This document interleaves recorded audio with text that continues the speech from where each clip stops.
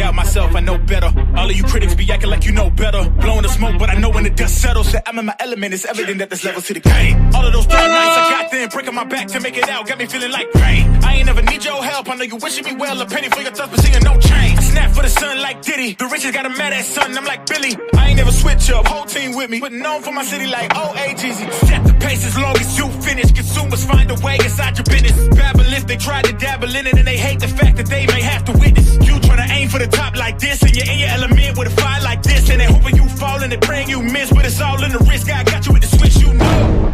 I'm in the zone. Give me the throne. One shot, that's all that you got. That's all that I know. Foot on the gas. 155 on the road. You can be a friend of me, an enemy. Keep that same old energy, cause I know I'm in my element. Ooh, yeah. I'm in my element. Ooh, yeah. I'm in my element. I'm in my element. Ooh, yeah. I'm in my element. Ooh, yeah. I'm in my element. Ooh, yeah. Keep that same energy. I'm in my element. Ooh, yeah. I'm in my element. Flow is like water. I'm forced through the fire. I'm feeling like gold. Gotta stay grounded, stay down to earth. Following God and you grinding. You do as you told. I don't work to make you like me, but I'm front and center. Word to Spike Lee. And God came in the nick of time. They think I'm crazy, but I might be. Let's run it up, run it up, run it up. We beating the odds just to sum it up. You know it's a rap, never waistlines, and I'm cutting the weight like a tummy tuck.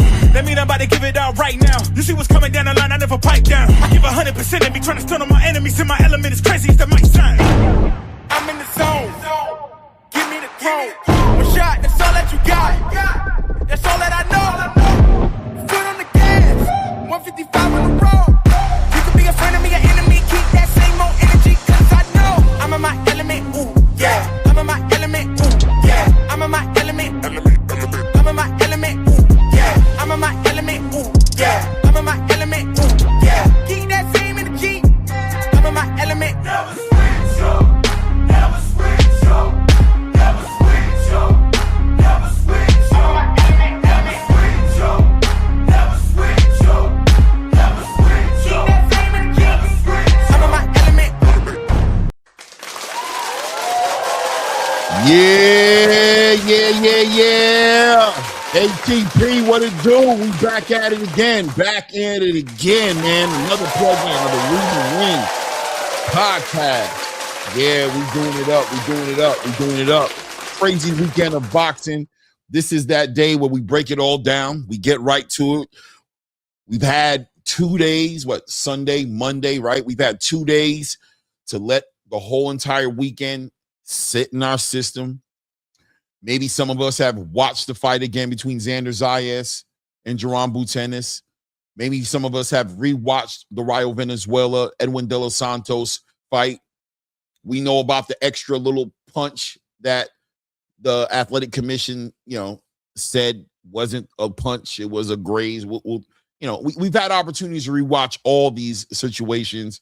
And of course, on the back end of such a great weekend, a lot of news is going to roll out, right? A lot of information is going to come out into the space. What's next for Jaron Ennis? I mean, Xander Zayas and his team have been relatively quiet, but still we can only speculate as to what makes more sense for Xander Zayas. We knew going into the fight with Jaron Ennis where Xander Zayas sat. We knew the possibilities of Xander Zayas going up to 160 or potentially, if you listen to Xander, there's plenty of options on the table. 154 can happen. He doesn't want to make any decisions on camera, but that's what we do here in the community. We talk about boxing. We break it down from the point of entrance, right? And that's why the name of the media space is ATP Combat Media, right? Which means at this point Combat Media. And that's what we're going to talk about it from. It's from at the point where we are right now. We have that to talk about. Interestingly enough, information on the back end of a performance like that from Jaron Ennis, which was an incredible performance, right? And Jaron Ennis continues to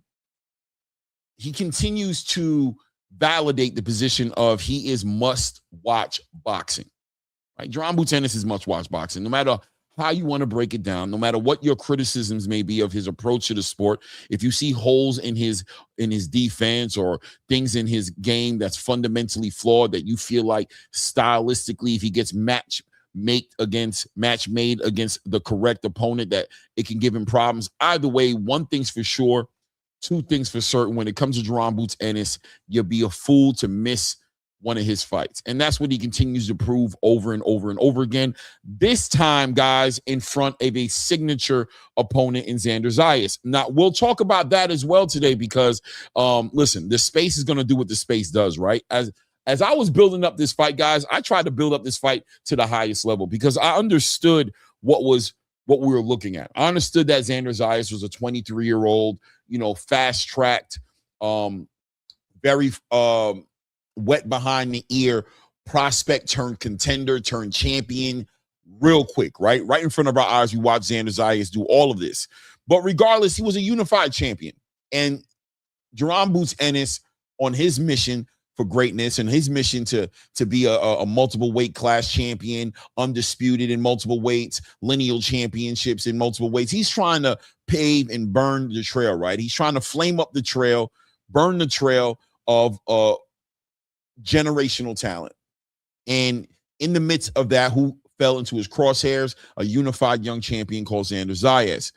When you think about Jaron Boots Ennis being 35, 35 plus fights into his career, the main complaint against Jaron Boots Ennis was always the fact that he had no signature opponents. People would say, Jaron's fought nobody, though. 35 fights, he's been propped up. He's fought nobody, right? So here was his opportunity. His opportunity is right here to fight Xander Zayas. And, of course, the criticism was going to come from the boxing space to say that Xander Zayas wasn't even ready for this. Yeah, he had 2 unified titles, but we know how the sanctioning bodies do. That doesn't mean anything. He's fought nobody. He's not experienced. Jaron is going to steamroll this kid. And what are we supposed to do? Are we supposed to give Jaron Boots Ennis all of the credit in the world for fighting a Xander Zayas who doesn't come in with that experience? And you leave it to me as I was building up this fight. Of course we have to. We have to acknowledge Xander Zayas for what he is, what he's done, what he's accomplished, and also for the challenge that he was willing to take that most of these experienced quote-unquote fighters who have fought the people did not want to fight Jaron Boots Ennis, right? We have to be honest about that, ladies and gentlemen. So Xander Zayas speaks up for himself and puts himself in a position of fighting probably the most dangerous fighter, most athletic, most rawest talent, the most gifted talent-wise fighter in the space. And you watch Jaron Boots Ennis in his last couple of fights, you can go back as far as the David Avanesian fight, right?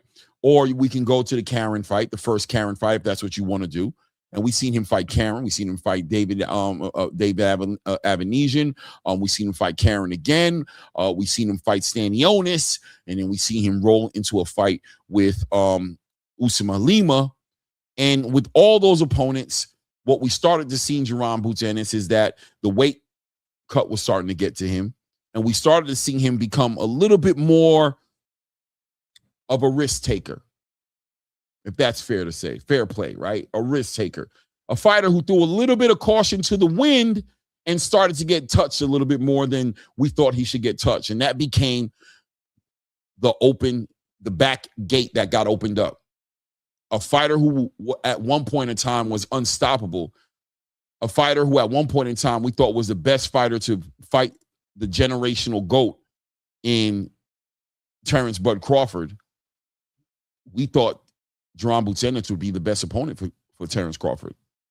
But once we started to see him throw a little caution to the wind, we started to question and say, hold on, are we seeing something here?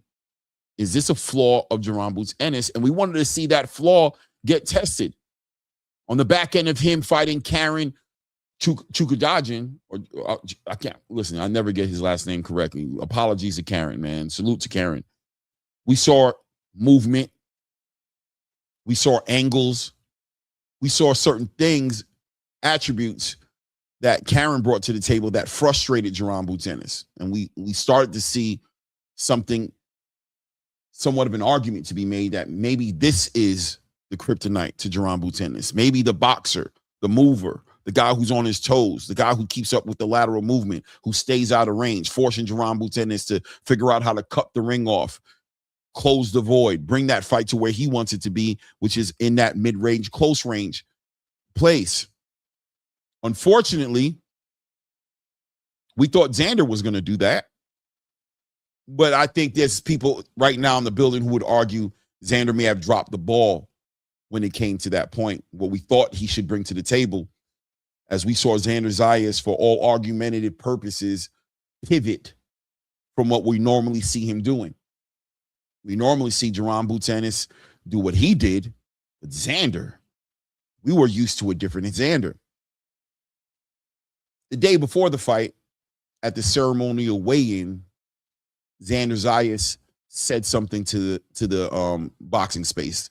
He said it in his native language of Spanish, coming from Puerto Rico, and then he translated into English, and basically, to sum it up, said, you were going to see something in me that you've never seen before.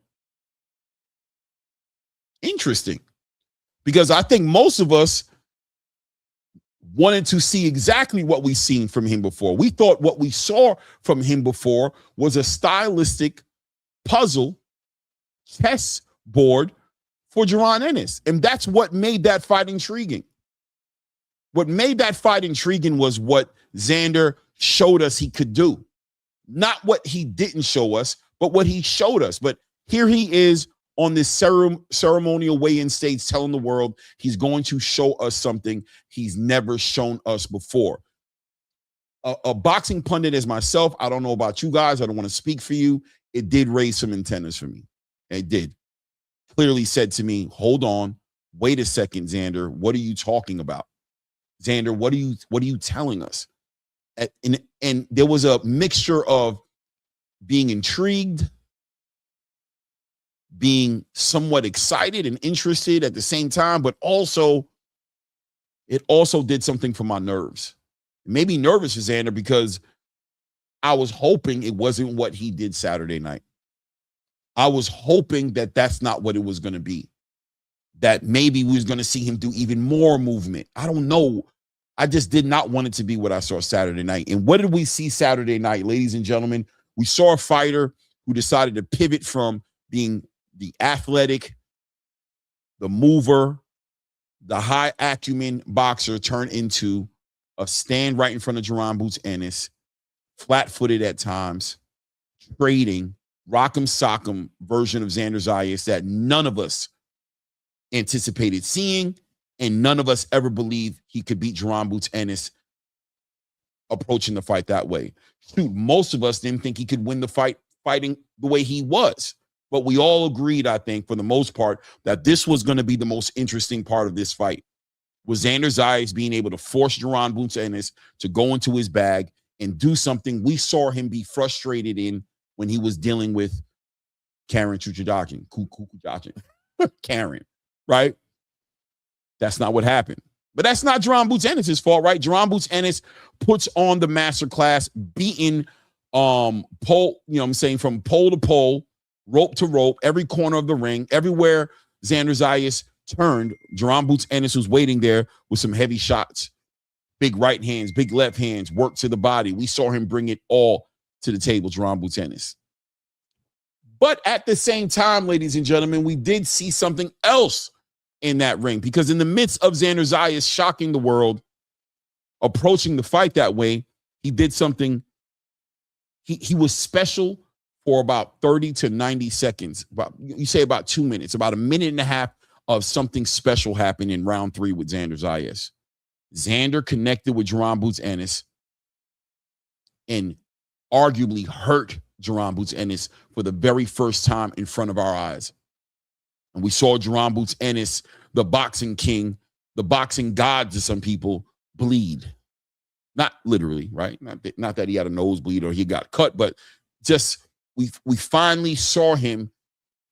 We finally saw that part of the game that we all thought he should tighten up on. We finally saw it be exposed to the degree that people didn't think it could be. Because a lot of the arguments coming from the boxing community was that Jaron Boots Ennis does get hit at times, but he never gets hurt.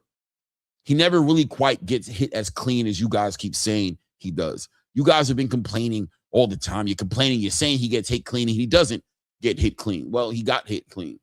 And we saw Xander Zayas have Jaron Boots Ennis arguably hurt. The crowd went crazy. The building wilded out. We wilded out right here as we were calling the live. Shout out to Coach Bernard Hackett, who was co-hosting with me on that live. Even he had to say it. If you go back in the live, you'll see he said, Claymore, I'm going to tell you right now, Xander can lose the rest of this fight. He can get knocked out in the next round. Just off that third round alone, what he's done enough for me. That kid has earned my respect. And that's what we wanted to see Xander do as well. So we got to salute Xander Zayas, and we got to keep it real that he was never favored to win this fight for good reason, but he put it all on the line.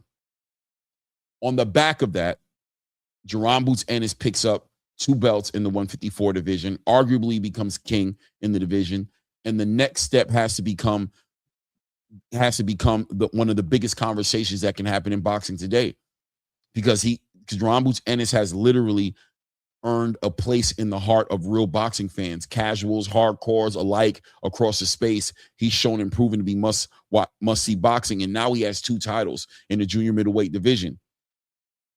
His peers, his fellow, his title brothers, you could say, in the space, in Sebastian Fundora and Josh Kelly, wait and await as the world awaits to see what these guys are going to do.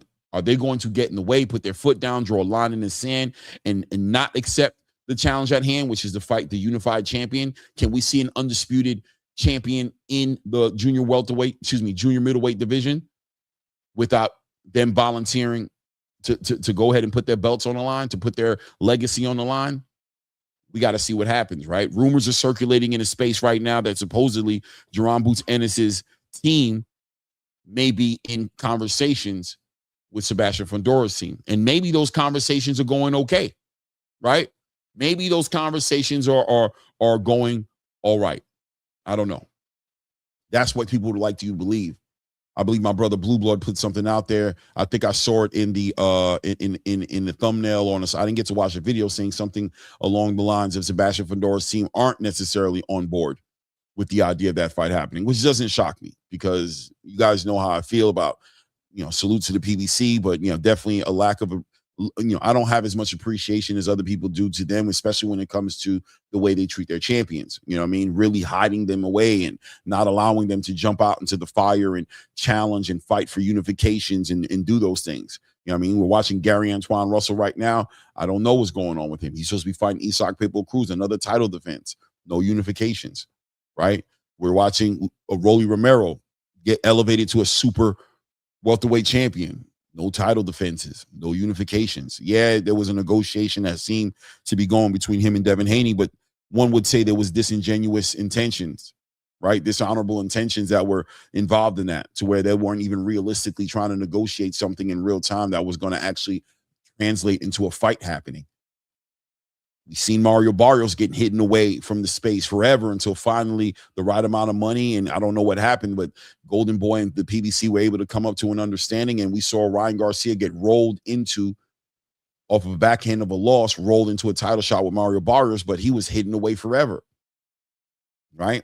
And now, even now with Conor Benn and Ryan Garcia, we don't know what's going to happen, but now we have Sebastian Fundora, champion, who's became a champion in a very unorthodox way, right? He too coming off of a loss on the back end of Keith Thurman pulling out of a fight due to an injury. He gets an opportunity to fight Sebastian Fundora, wins that fight in a very controversial way with all the blood and everything that was going on in that fight, and then took a year off of boxing and then rolled into a fight with Chordell Booker on the back end of that fight, being confronted with an opportunity to defend his title against Xander Zayas, vacates the WBO title rather than defend his title. Fights Tim Tszyu, a fighter who arguably hasn't been the same since the first time they fought. And we haven't heard from him since, right? He fought Keith Thurman, a fighter who was inactive, who hadn't fought, who fought about twice in 5 years. Now we're hearing rumors of him potentially waiting on the winner of either fighting Jermell Charlo or waiting on a winner between Errol Spence and Tim Tszyu, or if Errol Spence wins it, fighting Errol Spence, a fighter who's also been inactive in 3 years. So the PBC's been moving their champions very, very weird, right? Very counterproductive to a fan who wants to see unifications. But we'll see. Maybe Maybe they saw the hole. Maybe that moment in the third round shook up the space enough to where they see an opportunity where they can win, and maybe that'll convince them and give them the courage to go ahead and send the contract or sign the contract and make that fight happen. I have no idea, right? But on the back end of that as well, we've got Virgil Ortiz, who's also went directly to social media almost immediately after the fight was done. He threw his shots at Xander Zayas and said he saw him quit. But more importantly, from my point of view, looks like his situation with Oscar De La Hoya is starting to iron itself out flat. Looks like they're going to get past their differences, and he'll be back into the being active category again. And he looks like he wants to get right back in the conversation of fighting Jaron Boots Ennis. He believes he can stop Jaron Boots Ennis. He believes he's better than Xander Zayas, and being that Xander Zayas was able to hit him clean, he feels like he could definitely do it and believes it definitely will be a different outcome if his power gets an opportunity to be showcased in front of Jaron Boots Ennis. Fun for a boxing fan. We got to see how that turns out. But we'll wait. We'll be patient. It is what it is, right? Jaron Boots Ennis, it's his weekend. He's a unified champion. He did his thing, put on a masterclass performance. Really just dominated the young champion in Xander Zayas and may even be in conversations of getting on that top 10 pound for pound list for Ring Magazine. I believe he should be on there. I believe he arguably should have been on there already, but I'm not mad that he wasn't on there. I get it, but I think this fight right here puts him as a 2-weight class undisputed champion, 1-weight class lineal champion. I think that checks the boxes on his skill set translating through weight classes. And when we're talking pound for pound, right? He may check the boxes. I think he checks the boxes for me. And I would have him as number 1 right now in the 154-pound weight class division as well. So it is what it is on that note, right? On that same card, ladies and gentlemen, we saw Ben Whitaker show improve. Or did he show improve? I don't know. How do you guys feel about that situation? Early stoppage, one would argue, but still a stoppage regardless. And he was dominating the fight against Popeye Rivera. But it was his debut in the United States market in New York, right? In the Barclays Center. The crowd loved it. I love the performance. He's such a energetic, animated character of a fighter. You would think that this move right here would be the cherry on top of everything else that we've seen him, the potential that we've seen in him. But the big question for Ben Whitaker is always going to be what's next as he continues to walk through these opponents. But ever since he fought against Liam Cameron, we've had questions about something about Ben Whitaker. Did we get those questions answered when he fought against Popeye Rivera? Me personally, no. I won't even beat around the bush. I don't think he answered the question.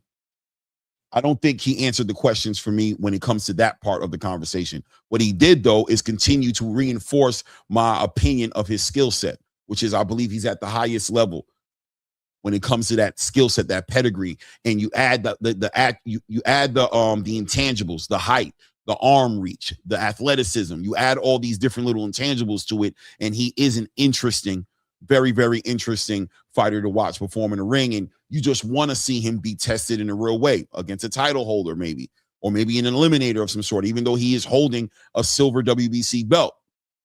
We know who holds the WBC title of the light heavyweight division, don't we, ladies and gentlemen? Of course, David Benavidez holds it, right?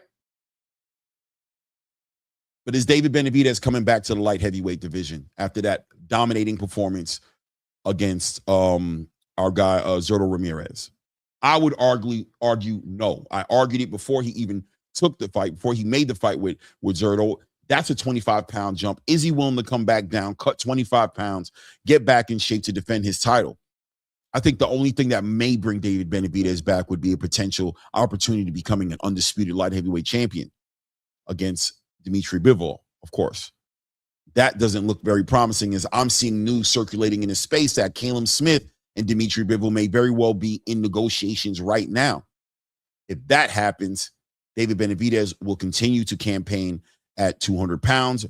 Rumors circulating. I don't even know if it's rumors anymore at this point that he may be in negotiations to challenge Noel McKellen for his WBC title in the cruiserweight division.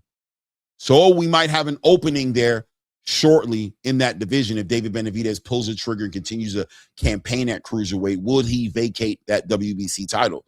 Would that be an option that he would take? And if he did, that puts Ben Whitaker in a great position. Bottom line is the light heavyweight division seems to be wide open. And the only thing stopping anything from moving forward in the light heavyweight division as far as the new guard from coming in and taking over would probably be the Dimitri Bivol unified champion, lineal champion situation. We got to see what Dimitri Bivol does. Would he give Ben Whitaker an opportunity? Is that too much for Ben Whitaker, right? How many more fights does he need before he can be in those conversations in a fair, reasonable way? I don't know. That Popeye Rivera fight didn't do it for me. I'll be honest with you. Who should Ben Whitaker fight next? Because we're on a mission to see Ben Whitaker check the boxes and make it make sense for us, right? We'll talk about that a little bit later as well today. We also got to talk about the ZUFFA card on Sunday. ZUFFA continues to deliver. We can't complain. I can't complain. They continue to do their thing. What a card that was. The main event did exactly what it was supposed to do. It entertained. In the little bit of 2 rounds that they went, Rayo Valenzuela was able to get his redemption against Edwin De Los Santos. Really showed that he stepped his game up. I saw him step his game up. I felt like the game got stepped up for him mentally, not only on the skill set. He was able to iron out a lot of issues in his personal life. He made changes with his management. We saw that very messy public separation between him and Jose Benavidez Sr. We saw him go through a hell of a beatdown against Gary Antoine Russell, right? We seen him just deal with the politics of the sport. ZUFFA seemed to give him that second gear, that second chance to go ahead and do his thing. And he needed to rectify one thing that happened in his career.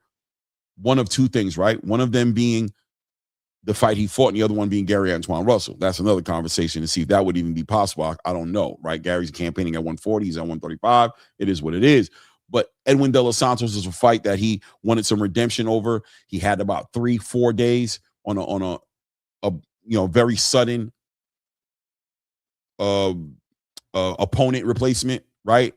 And Edwin De Los Santos was able to upset him a few years back. He got a chance to go ahead and rectify that. We'll talk about Rayo Valenzuela as well, because where does Rayo go at this point? He's calling out for Shakur Stevenson. Guys, we've been hearing about the rumors about Shakur Stevenson coming to ZUFFA Boxing for how long? I don't know. But we still can't get an announcement on that as we're watching public messy negotiations or dispute of the negotiation going on between Shakur and Devin Haney. And we've seen O'Shaquie Foster press Shakur Stevenson. We've seen so many different things come up on the Shakur Stevenson side of the conversation. We just don't know where he's going to land. But Rayo must have a bird tweeting in his ear. He must have a bird tweeting in his ear about where Shakur is going to end up landing as he's called out for that fight next. We'll see what happens with Rayo on that situation as well. We've got that and a lot more stuff to talk about, guys. So get your popcorn, get your soda pop, go to the bathroom if you got to. Get back over here. Like as you're stepping into the building. Hit the thumbs up on the like button. If you haven't subscribed to the channel, take a moment to go ahead and do that as well. I'm going to go ahead and shout out everybody in the room. No problem in the building says Zoo, been a lit 2026 of boxing, already on pace to being better than 2025. Yeah, man. I mean, it's a great year so far, man. Big fights. Queen Flo Hill in the building. Miss Van Houter, mother of Demazion Van Houter in the building. Salute. Warrior Class 9154 in the building says salute, Claymore. Salute to you, man. Good to see you in the building, man. The Radio Boxing Show 01 in the building says salute, brother. 100 for sure. Back at you, man. Hammer Unk in the building says great weekend of boxing. Salute. WP 3636 in the building with the deuces. I am just someone. If you somebody, raise your hand. Saying salute to Clay. Salute to me, man. Salute to you, man. Rings and Cages in the building. Salute. Wait a second. That name is very familiar to me, bro. Is that my brother? That might be my brother playing with me, playing with my emotions, man. Rings and Cages. That's very interesting, bro. That's very interesting. I don't know about that. That's kind of weird. Maybe that is my brother. Maybe it's not. I don't know. But salute, Rings and Cages. No, it's got to be because plus he's it's my brother. That's my brother, bro. That's my brother. He's a member of the channel, Rings and Cages. That's my brother. That's my brother. My real brother, like literally my brother. Literally my little brother. My little brother. VLM 919 in the building. Salute. Let me see here. Sam from Jersey says, let's get it. What's good, Sam? What's good? Let me see here. WTF Media 77 in the building says salute, Clay.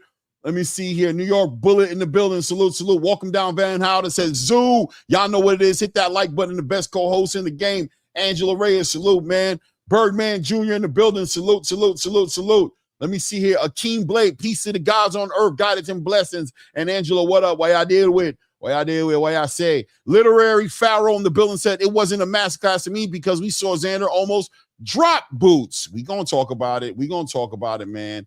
We gonna talk about it. Mark Alt in the building. B4G says Josh Kelly will beat Boots. Man, listen, people are really getting optimistic about the possibility of Boots losing. I mean, and it's kind of crazy. We'll talk about it because it was really just one moment for the lion's share of that fight, clearly. And I think I'm saying an understatement. He was literally beating the brakes off of Xander Zayas. But that's all it takes, right? That's all it takes, man. That's all it takes. Flexing and stepping in the building says Big Philly in the building. Big Philly in the building. Salute, salute, salute. With my brother Ness on the thumbnail. What's good with you, man? L Roby 619 says facts. No doubt, man. Let me see if I'm missing anybody here. Raider transplant Angelo Ray is in the building, letting y'all know the right thing to do. Take his advice and do the right thing, letting y'all know to hit the like button as we're stepping into the building here. Let me see. He give me some props here. Say, Clay, you spitting this. You spitting right. This is why this is my favorite channel, no doubt, man. I appreciate you, man. The Butcher in the building. What up, what up, what up to the Butcher, man? Dr. Carbon, Dr. Eugene Edwards in the building says, yo, hit the like. Do the right thing, man. Do the right thing, man. Let me see what he said. He said he wants all the smoke just like Boots. They ducking and dodging. Oh, Lord, child. Oh, Lord, child. We're going to talk about it. We're going to talk about it. Let's see here. Let me see if I'm missing anybody before I go on. Sabone 4681 says, bro, keep cooking. I'm locked in with the non-biased commentary. No doubt. I appreciate you, man. Sabone, I appreciate you, man. Let me see here. Zuffa should just drop De Los Santos and sign Gary Tron. Let's get back for Rayo. No, let's not drop Edwin, man. Edwin doing his thing, man. He do need to listen. He had some inactivity, man. It is what it is, right? Mr. Big Play Bray in the building. Salute, salute. Said, what's good, boxing family? Salute to you, man. Dragonfly Jones in the building says, tapping in with the Rain Man and the chat. Salute, salute, salute. Guys, get your popcorn, get your drinks. If you got to go to the bathroom, go, get back. Don't miss on it. We about to build on this boxing. Before we move forward here, I'm going to remind you guys to subscribe to the channel, hit the like button. I'm going to bring them up for you. My guy, Angelo. Hey.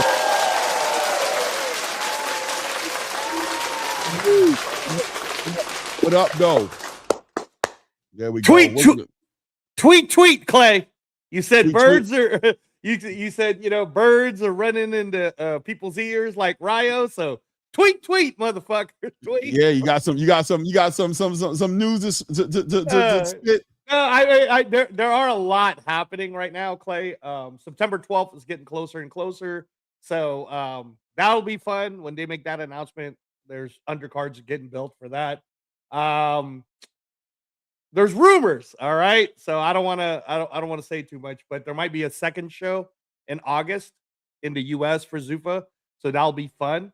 Yeah, man, Eddie Hearn got on a plane, Claymore, like an hour ago.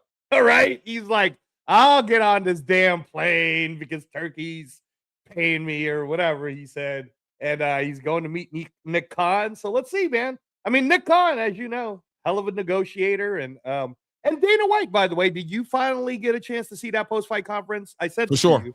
Okay. For sure. So you heard him. He's like, I ain't got no problem with Eddie, man. I ain't got no problem with Eddie. They don't got no problem with each other. People with money can't have no problems with each other, bro. It is what it is, bro. I mean, they could, especially people in the public space in front of a camera. There ain't no problems. What problems are we really talking about? What problems are we? We two big businessmen. We're making too much money. We're in the same space. Ain't no problems, man. Ain't no problems. It's just about negotiations. It's just about understanding. And that's it. Communication. And then we can get right to it and do what we're supposed to do, which is continue to make more money. You know what I mean? How can you with Turkey Al-Sheikh having that being the common denominator? There's no time for no real beef. So of course I expect him to be on his way to go see Turkey Al-Sheikh and Nick Khan, and they're gonna figure it out. Yeah, absolutely. And again, with what Dana and I'm gonna bring it full circle for you guys so we can start on subject one. But with what Dana said about how, hey man, all you reporters keep asking me this question, but what I'm trying to do, my competition is the NBA, the NFL. I'm trying to get that money from TV, and I'm trying to get those numbers, right? because he always talks about the NFL losing out on $8 billion. And he always says, look, I'm taking credit for this, that the reason why the NFL is doing Tuesdays, Wednesdays, they're doing all these different games now is because they saw us take that $8 billion, and the NFL was sitting there going, how the fuck was there $8 billion left that we didn't get, right? So that's really the bigger picture to this. And my full circle to all of it, Clay, is take a look at this weekend.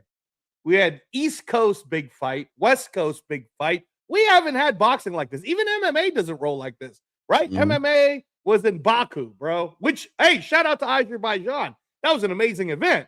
But in America, we had packed house in Barclay, East Coast, packed house in Vegas, West Coast, right?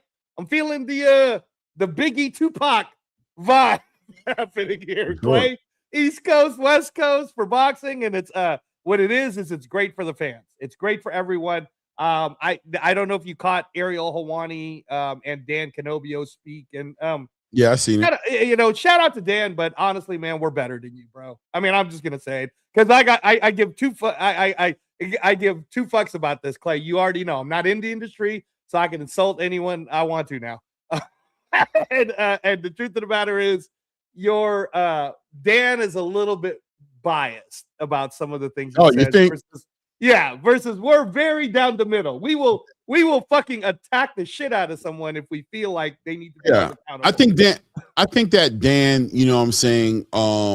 Listen, man, yeah, he's definitely on a certain side. He's on one side of the street, you know what I mean? And I think it's difficult for people to some people just operate like that. They're on one side versus the other side. I was talking to my wife about this earlier. You know what I'm saying? I don't have it in me to be, I'm not a fanatic of anybody. I just genuinely don't have it in me to be that way, right? It's just not part of my DNA. I'm a big Terrence Crawford fan. I can't sit here and lie about that. Be a meat holster for Terrence. I just can't do it. You know what I'm saying? I just gonna give him his respect, tell the world how much I admire his skill set, tell the world that I think he's the best, those type of things when those conversations are appropriate and it makes sense because he's in the topic for some reason or another. But after that, I'm done with it. I don't have the itch to overindulge in celebrating anything so much. You know what I'm saying? And this is why I am who I am, you know what I mean? As far as people, I've been on the side of celebrating Devin Haney. I've been on the side of criticizing him. I've been on the side of celebrating your favorite fighters. And I've been on the side of criticizing him as well as just part of the game, man. Nothing personal. I know none of these boxers personally enough to be having a personal issue with any of them, right? Even when it comes to the ZUFFA conversation, I'm very laid back about it. You know what I mean? Listen, I like what they're doing. I like the fighters over there. I'm supporting all the fighters over there, the Jalil Hackett's, the Julian Rodriguez's, the Tony Hirsch's, the Robert Merriweather's, all those fighters who I believe are getting an opportunity right now that they weren't getting in the traditional space. But if something were to come out, they were to mess something up, they're going to be held accountable accordingly as well. I'm not here to over celebrate anybody. Shout out to the Zone.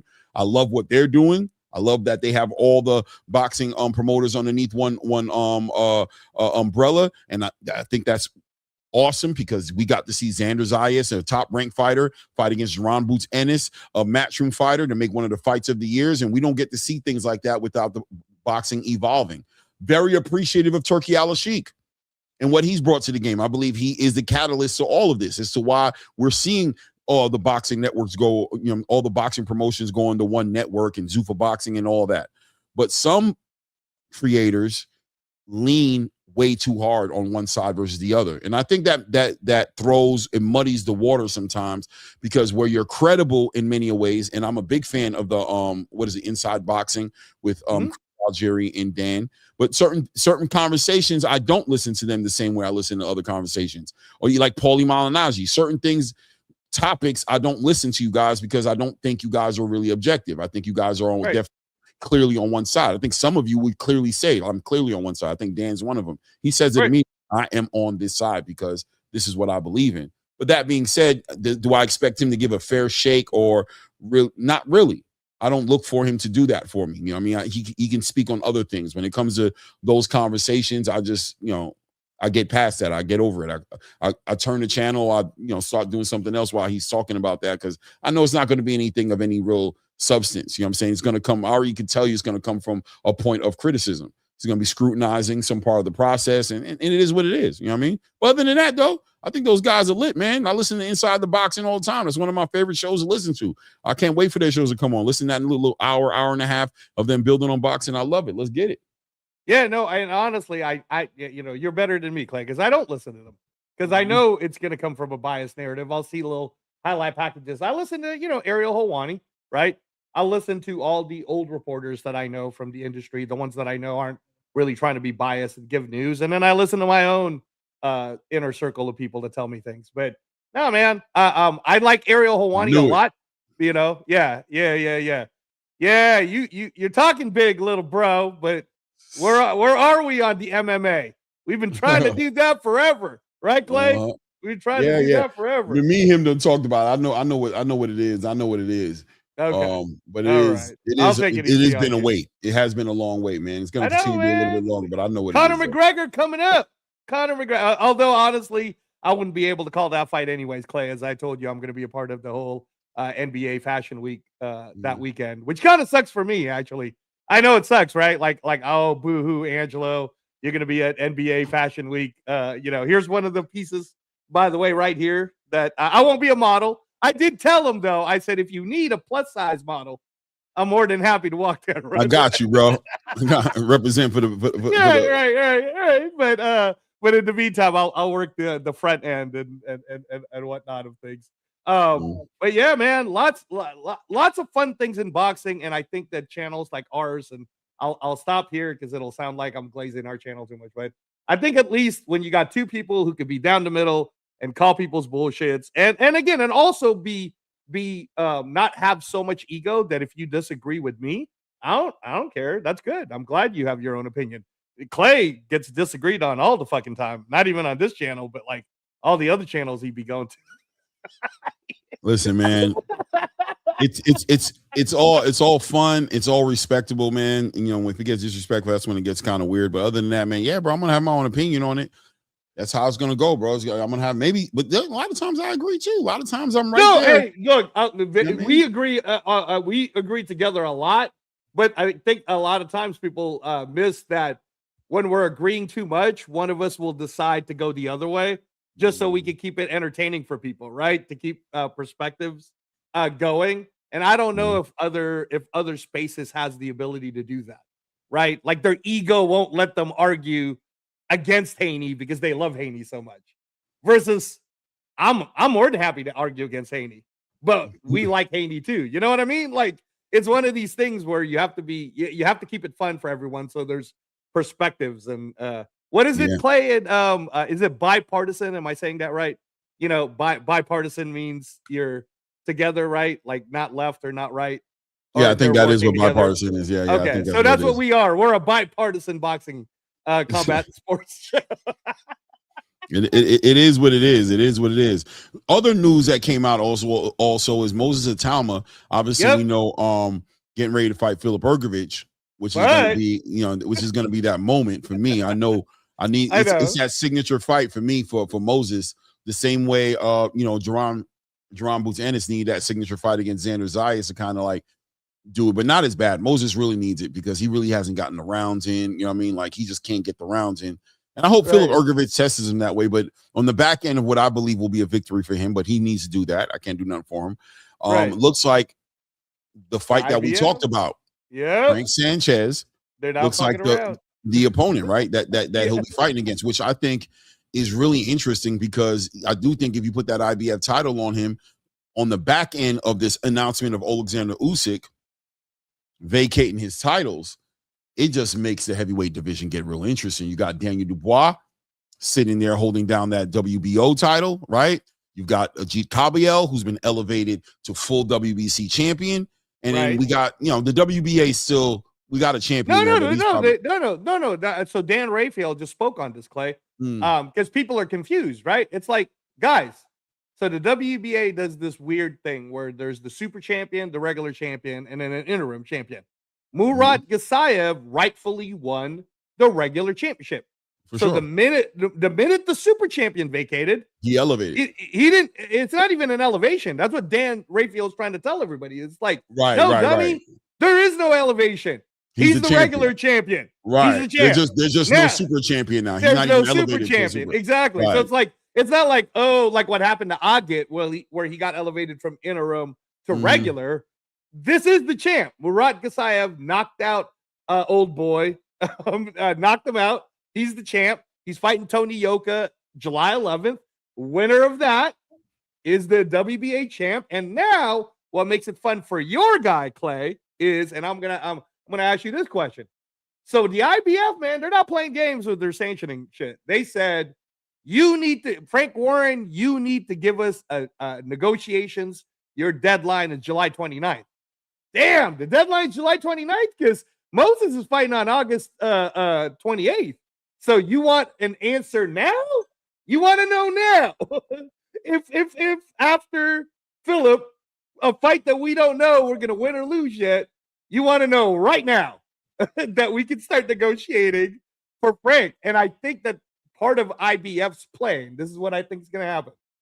I think Frank's going to say, well, you can go fuck yourself. And then he's going to fight Philip Ergovich. And then the winner of Tony Yoka, Murat Gasayev, will be Moses Itama's next opponent for the WBA. Because Frank wants to keep it in-house, right? Frank Warren. He wants to keep the money in Queensberry. He doesn't care about Frank Sanchez. Frank Sanchez is with TGB, right, Clay? Am I wrong? He's with Louis PBC. Right? Yeah. So I think that this will be interesting because who do you think Frank Sanchez will end up fighting? Because it won't be Moses. So who do you think it'll be? No, I don't think he's fighting Moses. Obviously, I mean, I know it's not going to be Moses. I don't know. We got. I mean, that's something that I got to really think about. I could think of who would you want? Who would you want him to fight? That might be a better question. He knocked out Richard Torres. I don't know. I'd have to think about it. It is what it is. But let me go ahead and do this, and let me bring up my guy Ray Davis, who's in the back. Man. All right. You know what I'm saying? We can get talking about this weekend because there's so much stuff going on this weekend. I'm saying my guy Ray Davis, man.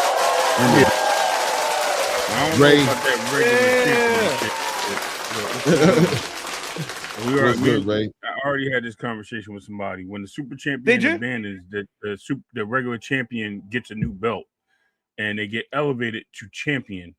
There's no more regular involved, so they get elevated to champion, world champion. The regular champion stands behind the super champion, who is the guy that owns that title in the WBA. We actually heard a champion asked to be elevated, and he said he wants to win it in the ring, and he was a recipient of another belt, to believe it or not. I'm not going to bring that person up because I know who it is. Yeah, I'm not going to bring that person up because that creates chaos in the world of boxing. Mm-hmm. But it has happened. You might get our likes up. But go ahead. No. Listen, you might get more views. I don't know about the likes.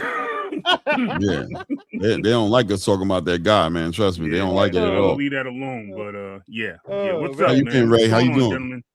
Doing good, brother. Doing good. We got a lot to talk about, gentlemen. We do have a lot to talk about.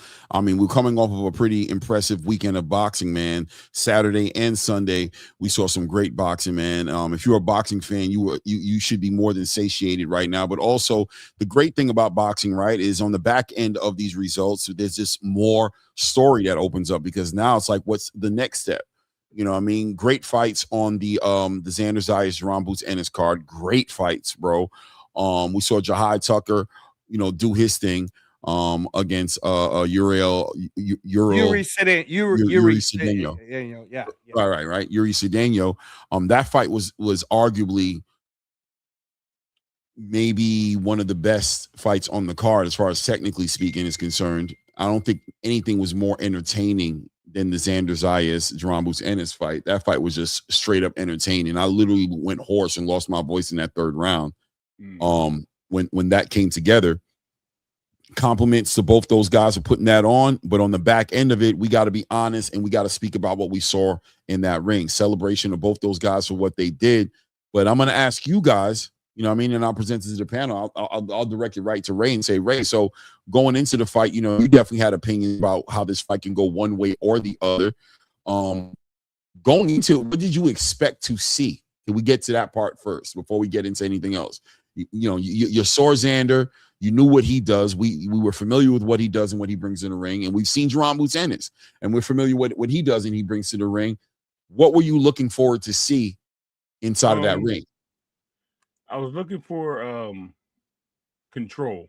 I thought Xander would have a little bit more control and be able to keep his distance and maintain it, making it difficult for Boots and making Boots worth more of a challenge, and trying to figure out Xander's flaws a little bit more, which he does have. But as far as Boots, I just thought Boots was going to be exactly as he was. I thought he was going to be front foot dominant. I thought he was going to bring his opportunity of hungriness, him being hungry for a title at the new division and getting that opportunity and try to take advantage of it. That's pretty much all I got. I mean, that's how it kind of went a little bit. It wasn't much, man. Angelo, what were you expecting? Angelo, what were you expecting going into the fight? So we've been talking about this the whole time, and as you know, Clay, I told you what would happen, right? The minute Boots does what he does, they're gonna try to act like. Don't tell me what happened. Tell me what you were. Tell me what you were expecting. I saw what what I expected is what I saw. You and I the day before said, I think he's gonna knock him out. I'm swinging knockout. It was under 9, which I thought it would have gotten closer to 9. And yeah, shout out to Xander. He said you're gonna see me do something that you've never seen me before. We did. We saw you come forward and try to go attack and work the body and high guard and do all of that. So good for you, bro. And by the way, let me land it on this, Clay. The fact that, and I just want to say this so that you could add what you're going to add. You guys need to stop fucking with Xander like he sucks. Because I think it's the triangle theory is what's happening right now. I still believe that if Xander stood on his own and he fought Josh Kelly, he'd beat Josh Kelly. Or like if Xander stood on his own, he never fought Boots and fought Virgil, I think that'd have been a hell of a fight. I don't know that Virgil could do that to Xander. And the Fundura, you already know how I feel about Fundura, Clay. I'm sorry I'm so hard on the kid, but the kid dropped the WBO, didn't want to fight Xander. Now he's playing games, bro. They were talking about fighting Boots. What did Samson do, Clay? Oh, no. You fighting Hardy Bijaj. I can't even pronounce the name. Hardy Bijaj next, no matter what. So now Boots is either going to fight Virgil or Josh Kelly. But anyway, sorry, brother. Go ahead. Yeah. I mean, for me, I'm going to be telling you guys, going into the fight, I expected Xander to box, move around, use his legs, and force Boots to go into his bag, cut that ring off, and build off of what he saw in Boots' most vulnerable fights, which would have been against the Karen fight, right? That would have probably been his most vulnerable fight that he was in. And we knew that, I knew in my mind that he could do that. I thought he was better than Karen when it came to that, and that he'd be able to really give Boots some looks that we were going to get to see Boots finally answer those questions. I did pick for Xander to get stopped inside of between 7 and 9, 7 and 10, I believe is what I said. That I expected him to get stopped, but based off of Boots showing improving on all those levels, be like, there he is. He can cut the ring off. He's back on his on being focused. He's back on being disciplined. He's not going to be like what he said, lazy. The reality is that Xander Zayas gave Boots the fight that Boots is used to seeing. It was nothing new for Boots. I think even Boots might have been shocked a little bit, like, damn, this dude's like stepping to me, bro. I thought I was gonna have to cut the ring off. But it is what it is. Xander decided to do that. I would ask you guys, what would you give credit to as far as what the hell was his team thinking? Was that Xander going rogue? Like, what in the world would make Xander Zayas believe that approach was an effective way to approach it? Because legitimately, this guy drank the Kool-Aid, right? Whoever gave him that cup of Kool-Aid and told him that this was going to be effective, he drank that whole cup and looked like he might have had 2 cups. You know what I'm saying? Like, fill me up again, and came in that ring. He thought it was up. And I mean, Ray, listen, man. What do you think? Like I mentioned, I thought he was going to try to take control of long distance and mid range and try to keep Boots at a distance and keep him measurable. Unfortunately, the speed difference was the factor. When Boots was able to close distance on a jab and then switch hands and do the same thing, I think Xander realized that no matter what distance he was going to be in for a fight. So I think the game plan changed. I think he adjusted into the fight. I think he realized dude, I can't just stand at this range. I have to get in there and box this guy. And when he put the pressure with the high guard, I believe it was more success for him. I think he was able to land more punches, attack the body a little bit, and frustrate Boots at times. I think Boots didn't expect that. I think when you're expecting, because I think Boots planned for him to be moving around. I think that was the game plan on their end, to not have a Karen situation again. Boots basically was stalking, and he made sure he was trying to get in the way of Xander, and did a good job doing it. But he made sure he controlled that mid range and that long range. Boots was able to do so. Xander doing what he did was, again, I believe, an adjustment. I believe he had no choice but to get into that phone booth, and I think he found great success and gave us a great performance at the end of the day. Yeah, I mean, let me ask you this, Reyes, Angelo. Do you think, because I'm wondering if him getting knocked down so early in that first round kind of forced him to fight that way because his legs weren't there anymore? You know what I'm saying? Like, do you think he just had to kind of like adjust and he didn't get a real chance to really get into his game plan because he spent, you know what I'm saying, a lion's share of that fight just trying to recover from getting punched on so much? Because Xander got hit with some of the cleanest shots. I mean, I don't know if it was the hairdo, but just watching this dude get punched in his head, just getting smacked left to right, up and down, Lord child, bro. I mean, so I'm just wondering if the athleticism went out the door the moment he got clipped. Did he just not recover? But, you know, I mean, what'd you think about, you know, the approach to the fight, and what the hell was that to see him stand in front of somebody who's got a 80+% knockout ratio, just came off of cleaning up Usman Lima inside the first round, getting him out of there. What in the world got in front of Xander Zayas to decide to, what it looked like from the outside looking in, pivot from what we know him to be? Well, the curse of the blonde hair. Angelo, you're on mute. The curse of the blonde hair, man. My bad, kids. I didn't want to mess with you guys. So from the coach's perspective, right, Clay? And I actually, and again, had a few of my coach friends tell me about this before the Xander fight, where they're like, "Hey, man, Angelo, don't be surprised if, you know, they're basically forcing Xander to do this fight, and, you know, Top Rank didn't have no choice." And, you know, a bunch of people were saying this narrative, and they were saying Xander's probably going to go in there, try to, you know, go forward, and then it is what it is.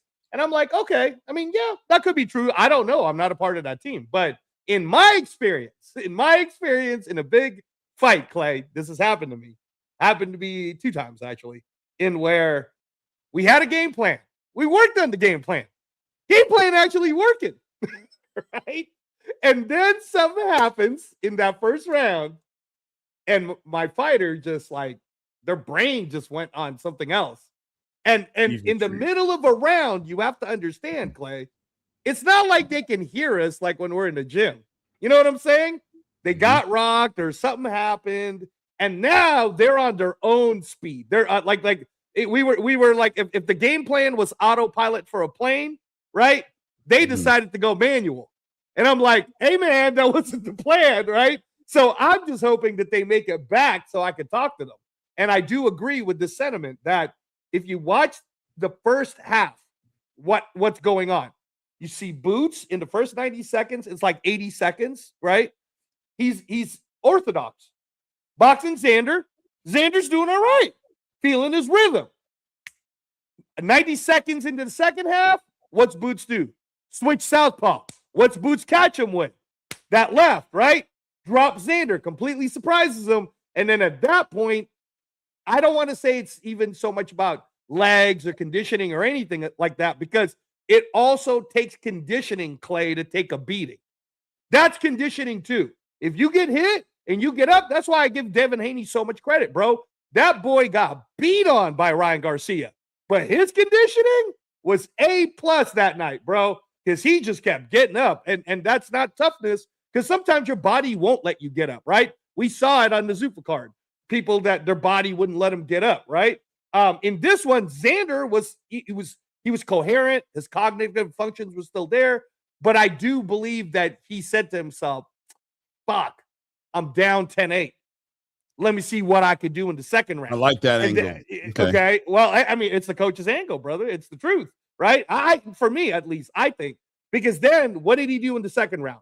He starts to paint the story of, well, let me see if I could work boots to the body too, right? And then it goes to that third round where it's like, they're talking a round of the year.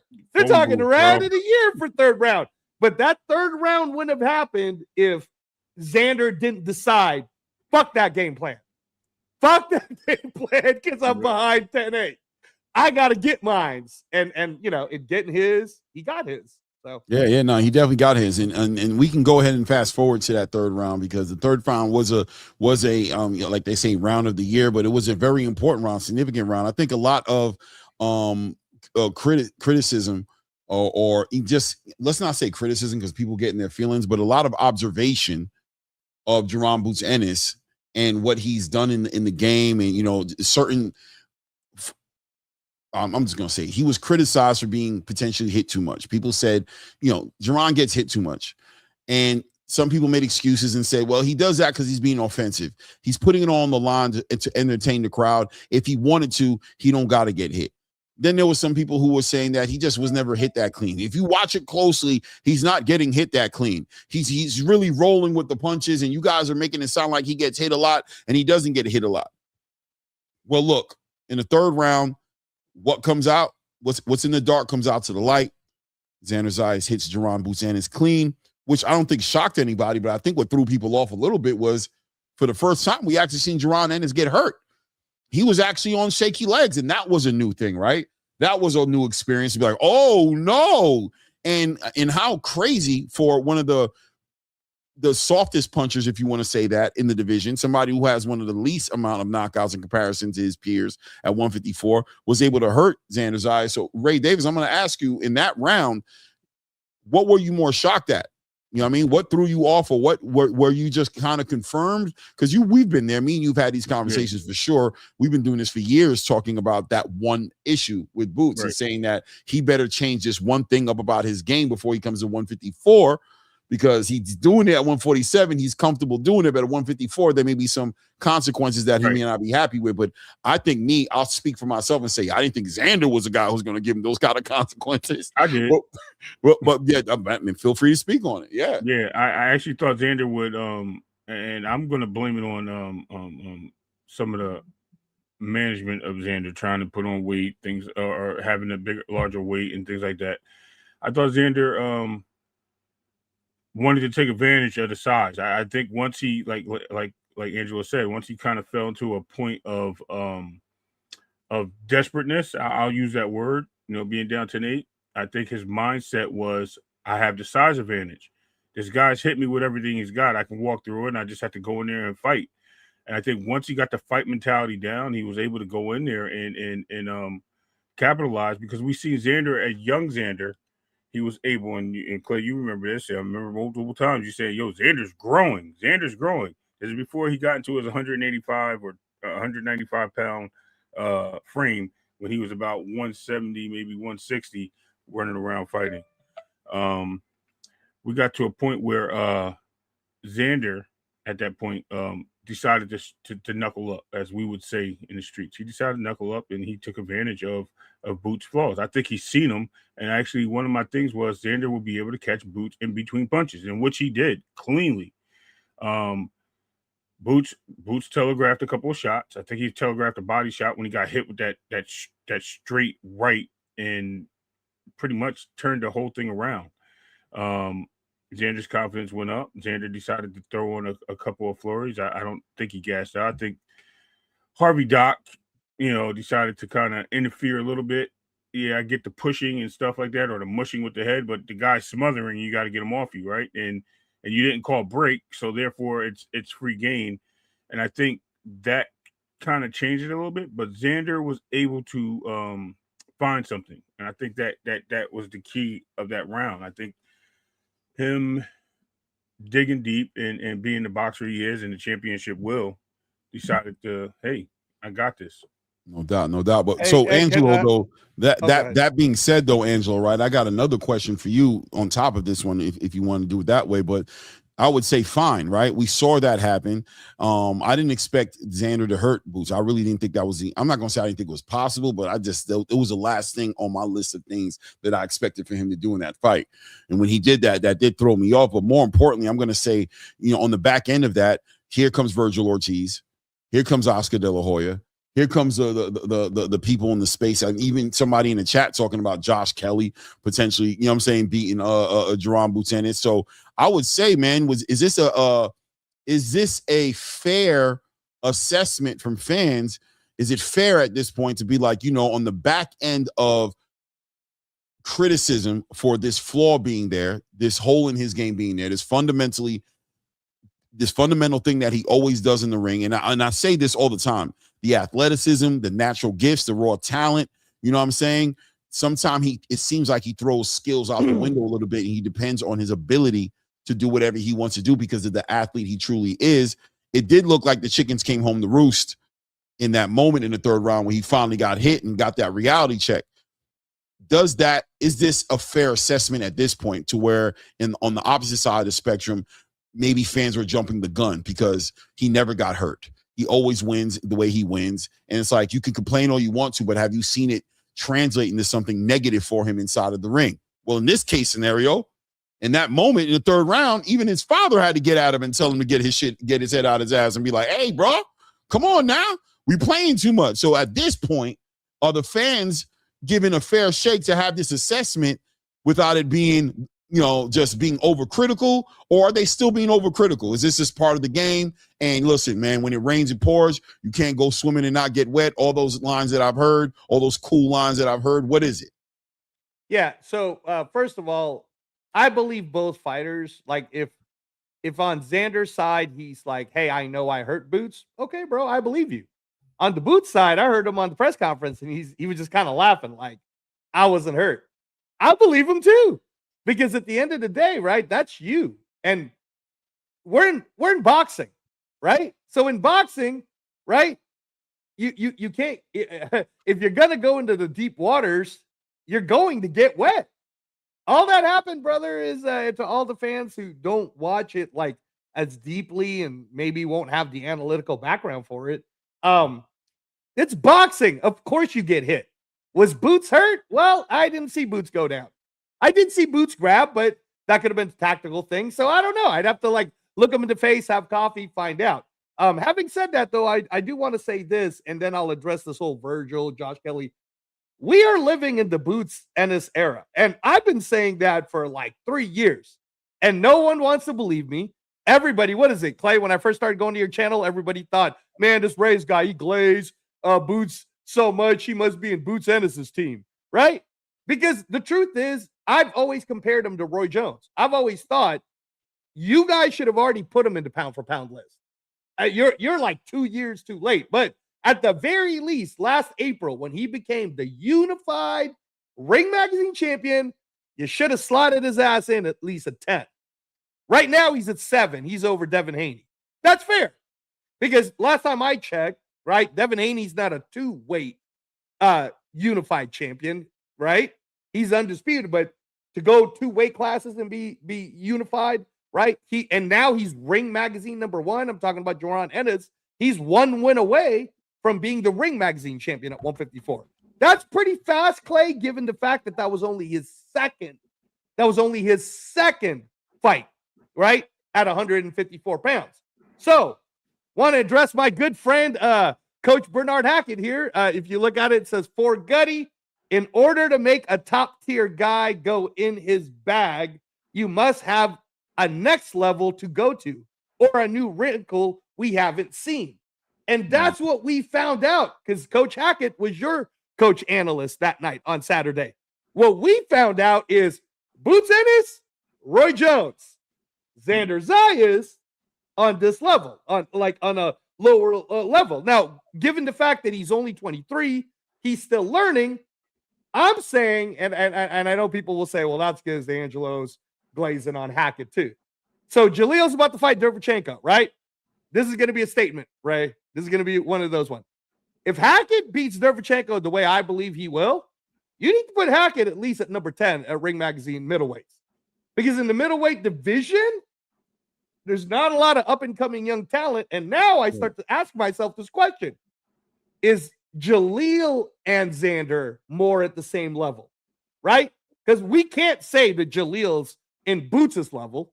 But at this point, and this is where I go full circle on to Virgil, how many times have you heard me on this show say, Clay, Virgil is not on Boots' level? You guys think that Xander got beat bad?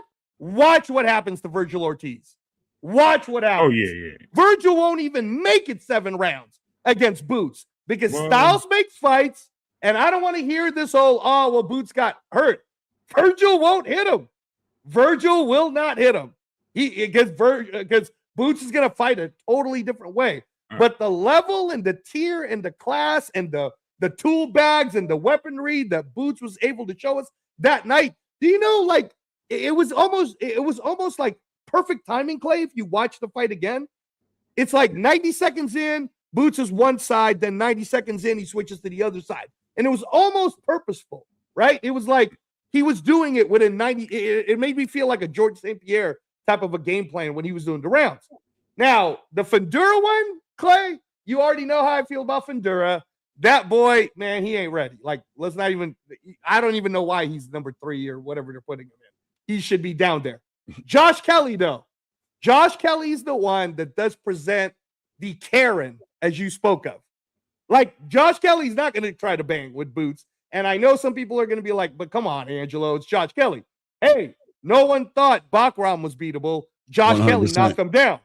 Josh Kelly danced around him. Josh Kelly survived the late knockdown.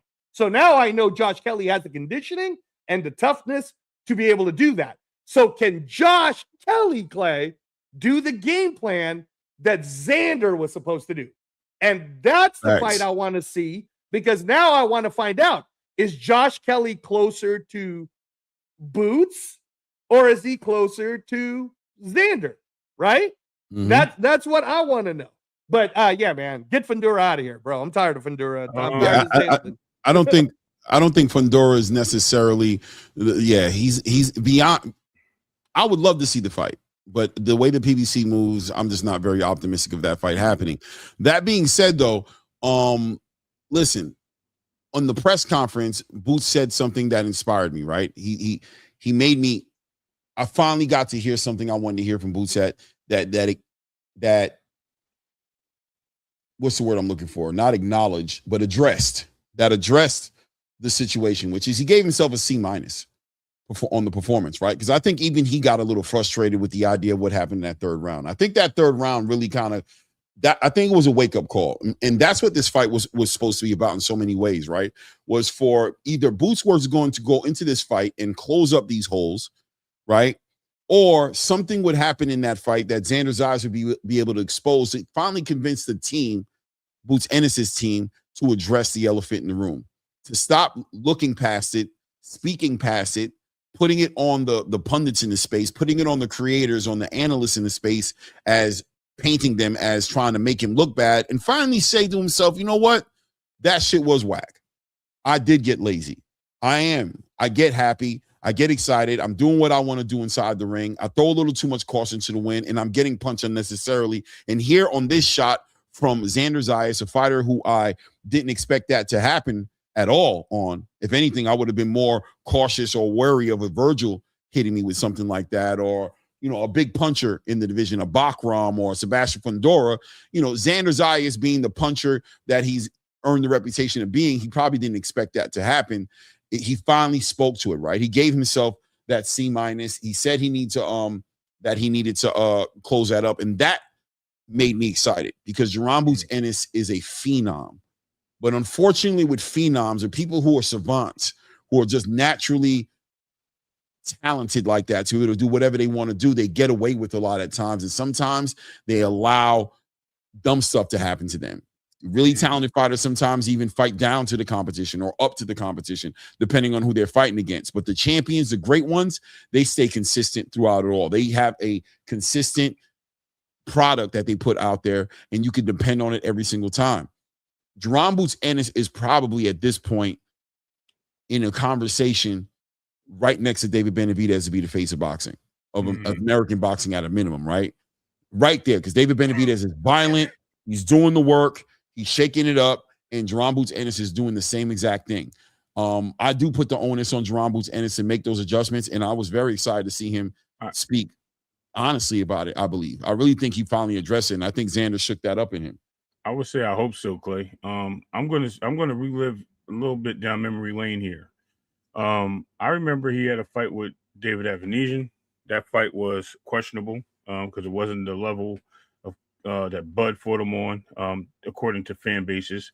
You know, he disappointed them. He had a year layoff. I'll give him the excuse on that, but he gave himself a C-. Then he had another fight against Karen Kukajan for the interim title and didn't expect it. Was a puzzle for him. Didn't figure it out, but was able to get the victory. And first thing he said was, I fought down to the competition, as you just mentioned. Basically saying, I only fight better when I have better fighters in front of me. We've heard this multiple times. Roman Villa was a showcase. Karen Kukajan, ditto.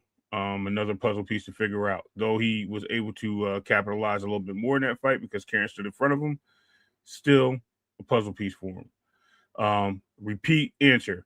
Oh, I should be going to 54, blah, blah, blah, blah, blah. I don't know if I'm going to be here.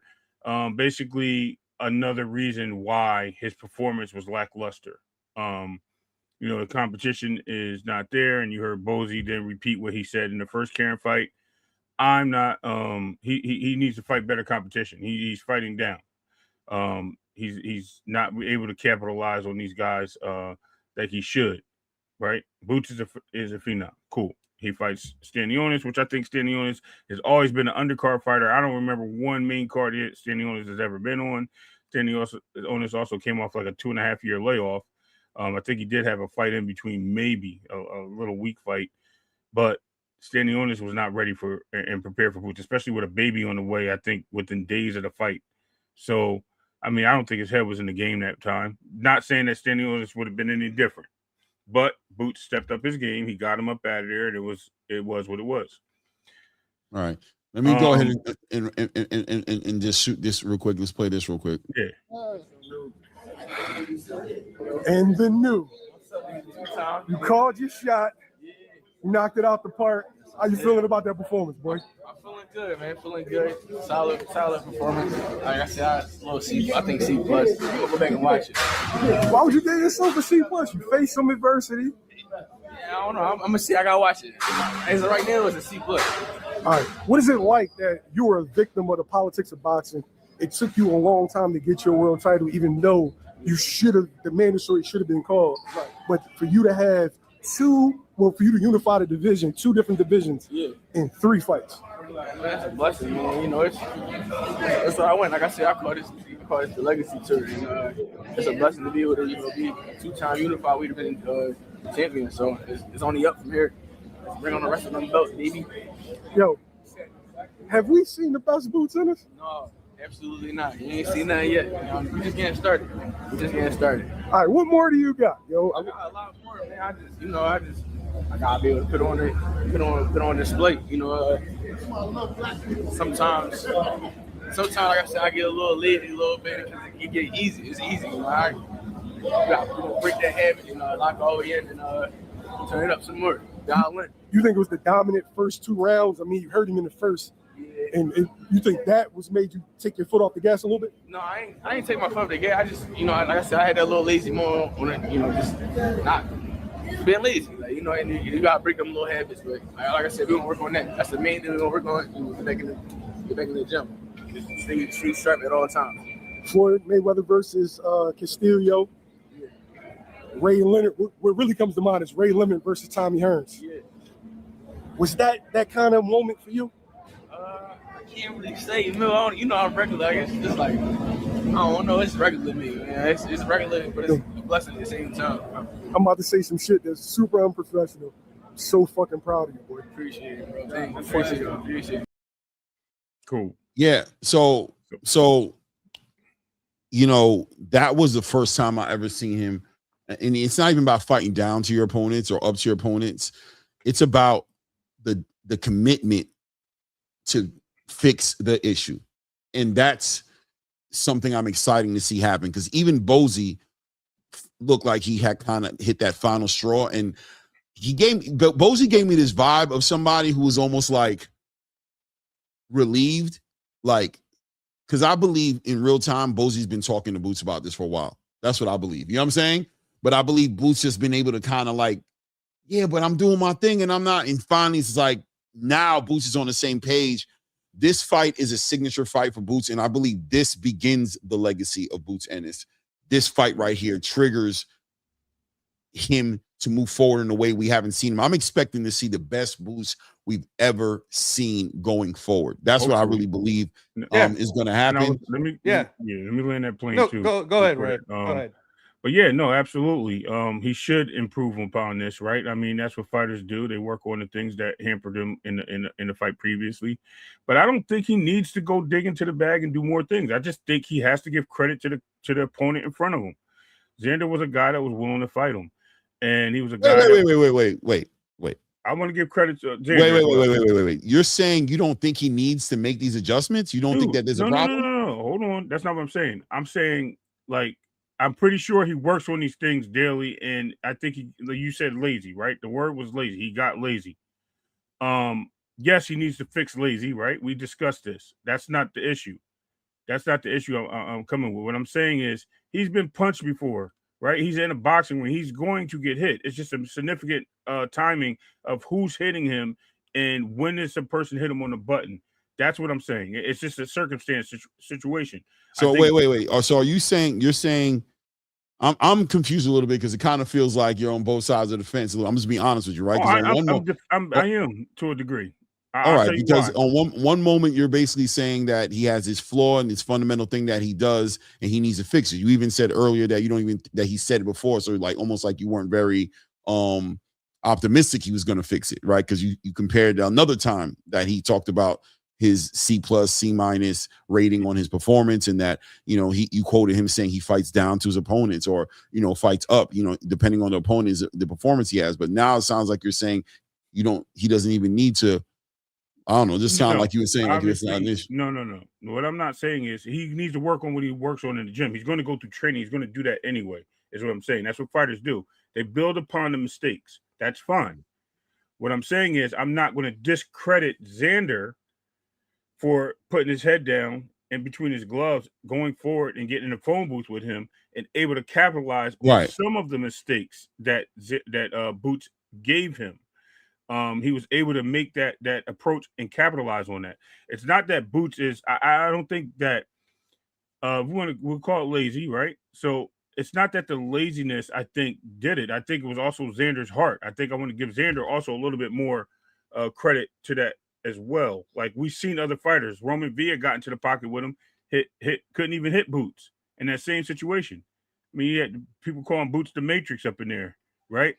Then you seen him with Karen Kajan, second fight, got in the pocket with Boots and was able to hit him. So what I'm saying is it's just a matter of, I think, the opponent being capable, plus Boots having a little comfort zone, right? We'll name it on comfort, because I think he got too comfortable with the way the fight was going, and it happened. We want to call it, like I said, we'll call it lazy. It's fine. Maybe he has to keep his head more into the game and capitalize on the situation, get his guy up out of there. That's fine. I can live with that. If that's what he needs to work on, that's what he needs to work on. But as you said, Bozy's probably been telling him this, like, yo, man, one day it's going to happen. Wake up. I can see that happen, and I'm not going to take that away from what Boots is on. I think there's a history. There's a history there of this being something, and like I said, I'm super excited and happy to see that he addressed it the way I finally wanted him to address it. Go ahead, Angelo. Yeah, no, I so first of all, Clay, I like that you played the video, and that I haven't seen that video yet. I liked all the things he said. I'm looking at it like from the coach's side, like I'm like, yeah, man, I like that look, because the thing about Boots, man, and why for so long, man, even when he was 23, and I got to see him here fight, I was like, this fucking guy is the next Roy Jones Jr. He really has all the talent, and it's all about the talent marinating into all the abilities that he could show, all the weapons, right? The sniper, the bazooka, helicopter, the tank. And in this fight, it was such a big stage that maybe he doesn't acknowledge that he wasn't quote unquote hurt, but he also acknowledges that, yeah, man, I think I am gonna, listen to my dad more now, and just because like that's why I'm saying, like, this Virgil fight, this is ridiculous that anyone will try to tell me, oh, Virgil got a chance. Virgil got 0 chances. Boachuk did Virgil dirty. All right. Don't try to compare. Like, you know what's gonna happen, bro? And this is gonna make me sad. And I wanna kind of land on this. Is everybody's gonna be so scared of Boots now that you already got Fundura running away. And I know it's the manager, Samson, but really, you gonna fight a pro box fighter next? That's who you're fighting? That's who you're fighting. Okay, okay, good job, Fundura. You must not like money. All right, cool. And then Josh Kelly. I don't want to say nothing about Josh Kelly because he's in a tough fight with Aguiarco July 25th. Winner of that, because of Eddie, will get a chance to fight Boots. So I'm more interested in that, Clay. But this Virgil talk, man, shut the fuck up, Virgil. All right. Your ass has been sitting there not fighting for your rights. If you really want this fight that bad, then take whatever percentage they're willing to give you and go get them. Otherwise, here's what's going to happen. You're going to do what Oscar says because you can't do anything else. And you're going to fight whoever they put in front of you. And hopefully that'll be better than who Fundura is fighting. But if you don't fight Boots next, bro, I don't want to hear you talk about nobody. You don't got a belt. You don't got a belt. All right. And stop making fun of Xander. You might be surprised. Xander might do you dirty, bro. Xander might do you dirty. So, I mean, but Xander's probably moving up to 160 at this point. Yeah, I honestly, we're going to talk about Xander next, actually. But I want to say this. Let me just acknowledge the super chat in the building. Shout out to Leonard Sterling supporting the grind, man. Leonard Sterling says illegal punch, dip his legs. A legal punch. Dip his legs. 138 minute. Fact, the punch which caused damage was a back of the head shot. Everyone going to land in the same spot. Boots is not chinny. I don't think Boots is chinny for sure. That's not what it is. And he's also letting you know that the WBO has officially ordered Haney versus Davis. Yes, that's a fact. That's finally part of it. Well, I don't want to keep going on that conversation. Go ahead, Clay. Go ahead, Clay. Go. So at the end of the day, you know what I'm saying, as far as Boots is concerned, he's committed to making some improvements. He understands the assignment. I'm super excited to see what Jaron Boots Ennis is going to do at this point on moving forward. I think we're going to potentially see the best Boots that we've ever seen. I just think the man is just so talented. It doesn't frustrate me, but it does give me concern because I feel like the one space he can get touched in, he kind of refuses to acknowledge. And I think for him in Bozy, it's an easy fix. It's just about him keeping his head in the game and dialing in. Other than that, the man is almost waterproof. You know what I'm saying? Like impermeable. The man checks the boxes on so many different spaces. It's why I choose to hold him accountable the way I do. Because I'm like, come on, bro. This is beneath you. This is something you can fix, bro. This is not something that's, if it was somebody else who I felt like that's what they do, that's the best they can do, like Rolly Romero or something, you know what I mean? I'm like, it's only so much he can do. He's limited. Boots is unlimited. He can do whatever he wants to do. And sometimes it frustrates me to see him just refuse to acknowledge it. Be like, these guys are making a big deal out of it. Like, no, we're not. I know some of your friends want to say it, but no, we're not. That's where it'll happen at. And for as good as you are, where it will happen bad to you will be because of that. And it'll be something that would be unfortunate because it don't have to happen because you're better than that. And you are. And that's why I respect him grading himself that way. Even in a victory where he dominated Xander for the most part, he still said C+, C- performance because he knows that. I really believe he felt like, I think that it bothered him. Like, damn, bro, that was about to be a perfect fight. You can kind of see it. Yeah, you kind of see it in his face. Right, right? He can't let it go. Like even shout out to my guy Jamil, who's doing the interview. Right, shout out to YSM Sports, whose media we use right there. But he was like, "Well, what do you mean?" He was like, "Nah, I'm just saying." He's like, "I just got to watch it back." He's tired of that shit. He's tired of it. And for the first time in his career, his legs were shaky. It was like, "Fuck." I almost like these people are going to talk about, and he's right. These people are going to talk about this third round more. They're going to talk about the other 6 rounds that I was whooping this kid's ass in. They're going to talk about this, and it didn't need to happen. It didn't need to happen. I could have been more disciplined. But that being said, Xander Zayas puts it on the line. puts his heart on his sleeve. What a character. High character.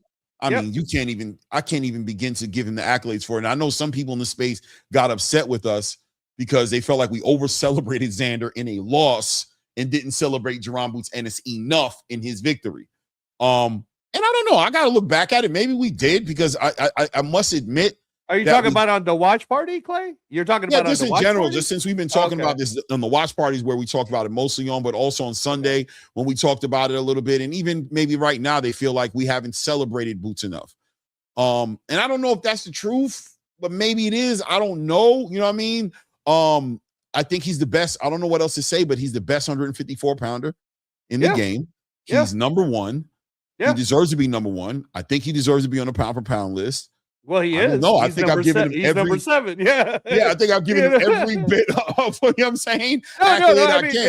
No, all I can add to that, Clay, is like I said, when I first started coming to the channel, everybody thought I was like either a part of Boots' team or I'm just like a Boots glazer or whatever. But I don't know. I don't know what you guys want us to tell you other than the way when I was at the casino, Clay, it was making me sad because everybody else around me did not know about the fight.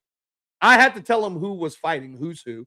And every time they asked, oh, that guy right there that's beating the other guy, who is that exactly? And I said, all right, he's the Sugar Ray Leonard of right now in 2026. And I say that to give the casuals a description of what they're witnessing. It makes me sad again that this wasn't on regular free TV so that everyone could enjoy Boots and who he is. And it also makes me sad, just like Blue Blood said, shout out to Blue Blood. He said there wasn't a lot of hype about it. And it made him frustrated that there wasn't a lot of hype about it over there in Brooklyn, right? So the promotion and the knowledge about these guys and Xander Zayas and Boots Ennis needs to be better. But Ray Davis, I know you looked at me weird because I know you got Sugar Ray's picture right behind you, right? Let me just say this, and I don't think Boots will do this. Sugar Ray Leonard, when he beat Duran, he got his title back at 147. His next fight, brother, was at 154, and he was fighting the Ring Magazine champion Ayub Kalule at 154. Does Ayub Kalule the same way Boots just did Xander? Then you know what made Sugar Ray so great? His ass went back down to 47 and unified the belt against Tommy Hearns. So, Boots, if you're listening, if you want to make super cash next year, Boots ain't come doing that, bro. Back down Boots can't make that weight no more. And get Haiti. He ain't making that weight. Come back down and get Haiti. He really ain't making that weight. But I'm gonna say this, right? I'm gonna say that as far as Boots is concerned, he gets the highest accolades from me. And I believe from the channel just in general. The man is a phenom. But unfortunately, with great powers come great, responsibility. So when I see a fighter like that showcase how multi-dimensional he is inside that ring, to see that one little thing there that I know is beneath him to fix, it's just like, fix it. Fix it, man. Come on, bro. Just fix it. That's all that is.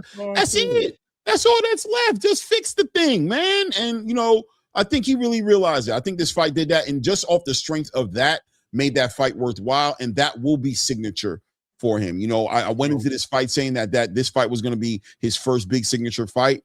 And it is a needle mover, and it is a signature fight because this is a fight that's going to get him in the pound for pound list. It's the fight that made him a 2-weight class unified champion. And it's the fight that made him address the elephant in the room and potentially make the adjustment to make him jump into his second chapter. Because I think his next fight is probably going to be his best fight. And people are going to want to say that's the needle mover. That's a signature fight in his career. But I argue with you and say, yeah, but that doesn't happen if he doesn't have this experience with Xander.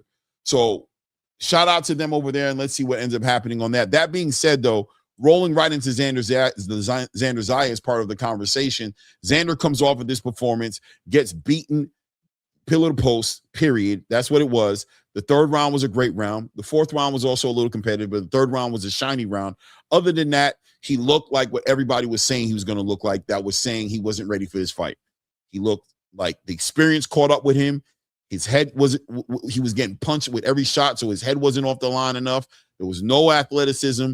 He made bad decisions in there that put him in a situation where he got one of the biggest beatings we've seen in boxing in the longest time. Some people are saying they don't even know. Shout out to Andre Berto, who says they don't even know if he'll return the same. They think this fight, they say that beating was the kind of beating that changes a fighter forever, right? On the other side, he's young, 23 years old. This is not like this is happening in the height of his career. Believe it or not, this is not the height of his career. This is the beginning of his career. Rumors are circulating that he'll go to 160 pounds. That's where they expect him to be. What makes sense for Xander Zayas at this point? What are you expecting from him? And also, do you think he's cooked, or do you think he's just beginning? Does this fight make him better on the back end of this? And I'll send this to Ray Davis to go ahead and put his perspective on this one. Yeah, of course it makes him a better fighter, right? Going back to the drawing board helps you get your skill sets back up, work on the things that you failed at in the ring, and make improvements. First of all, always believe the only way to improve is by losing, right? Because then you find your flaws, you find your weaknesses, you find the things that take you down and hurt you.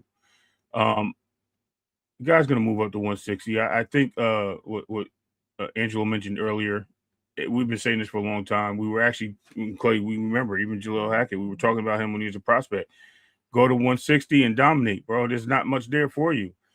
So I think even here, with this case, I think Xander can move to 160, possibly 168, and be a better fighter. I mean, we already seen that he could take a shot.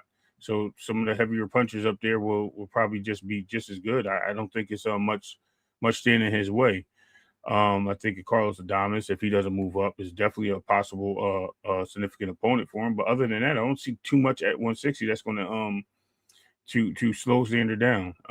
Jaleel, you mentioned earlier, will be a good competitive fight for him. But yeah, this is the best thing for Xander to do is just sit back, relax, drink some tea on the island, and let himself melanate on what he needs to do. I mean, meditate on what he needs to do.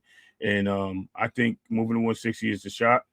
I think he proved that he's a good champion. And I think he can go up to 160. He can actually make that fight as well. Make them fights up there and reclaim a title and move the same way. He has a long career, man. He's 23 years old, and he already accomplished a lot of things that a lot of fighters haven't in their whole careers that are in their 30s. So, shout out to Xander for doing the things he did. No doubt.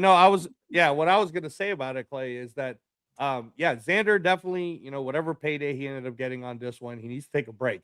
If there was a choice, but I don't think there will be, because, if there was a choice, but I don't think there will be a choice, because there's you either have to reenact your rematch clause, and if you bypass it, then with the guaranteed money he's getting on the extension, Top Rank's going to want to put him back in there again. So I don't think he's going to get like a long year layoff like he should. But moving up to 160, and then normally what you would do with a fighter like this is move him up to 160, but you can't let him fight at the highest level of 160. Mm-hmm. So you got to try to find something in the middle. The problem, though, is, and again, I'm just going to say it this way, if you're getting paid X amount of money, unless you're signed with a promotional company who's cool with you getting paid that money and you fighting someone way below the level, you have to kind of find somebody who's going to be in the top 10. And if Jaleel does his job, Ray and Clay, if Jaleel does his job, beats Derevchenko, I mean, like does him dirty. I'm talking about like performance of the night dirty. Mm-hmm. If he beats Derevchenko like that, Derevchenko is ranked number 7, right? He's up there. He's fought world titles. Jaleel gets moved up to the Ring Magazine top 10, and Jaleel has been calling out Xander forever. If you're Xander's side, why would you be afraid to fight Jaleel? Because that would be a step down fight for you to try out 160. And I say that to say this. Ring Magazine just did the rankings today, Clay. Jahai Tucker's number 10. I think Jaleel's better than Jahai Tucker right now, but we won't know until we see it. But Jahai Tucker if Jahai Tucker's number 10, these are the levels that Xander's going to have to fight at 160. The Jahai Tuckers, the Jaleel Hackett's for his first fight at 160.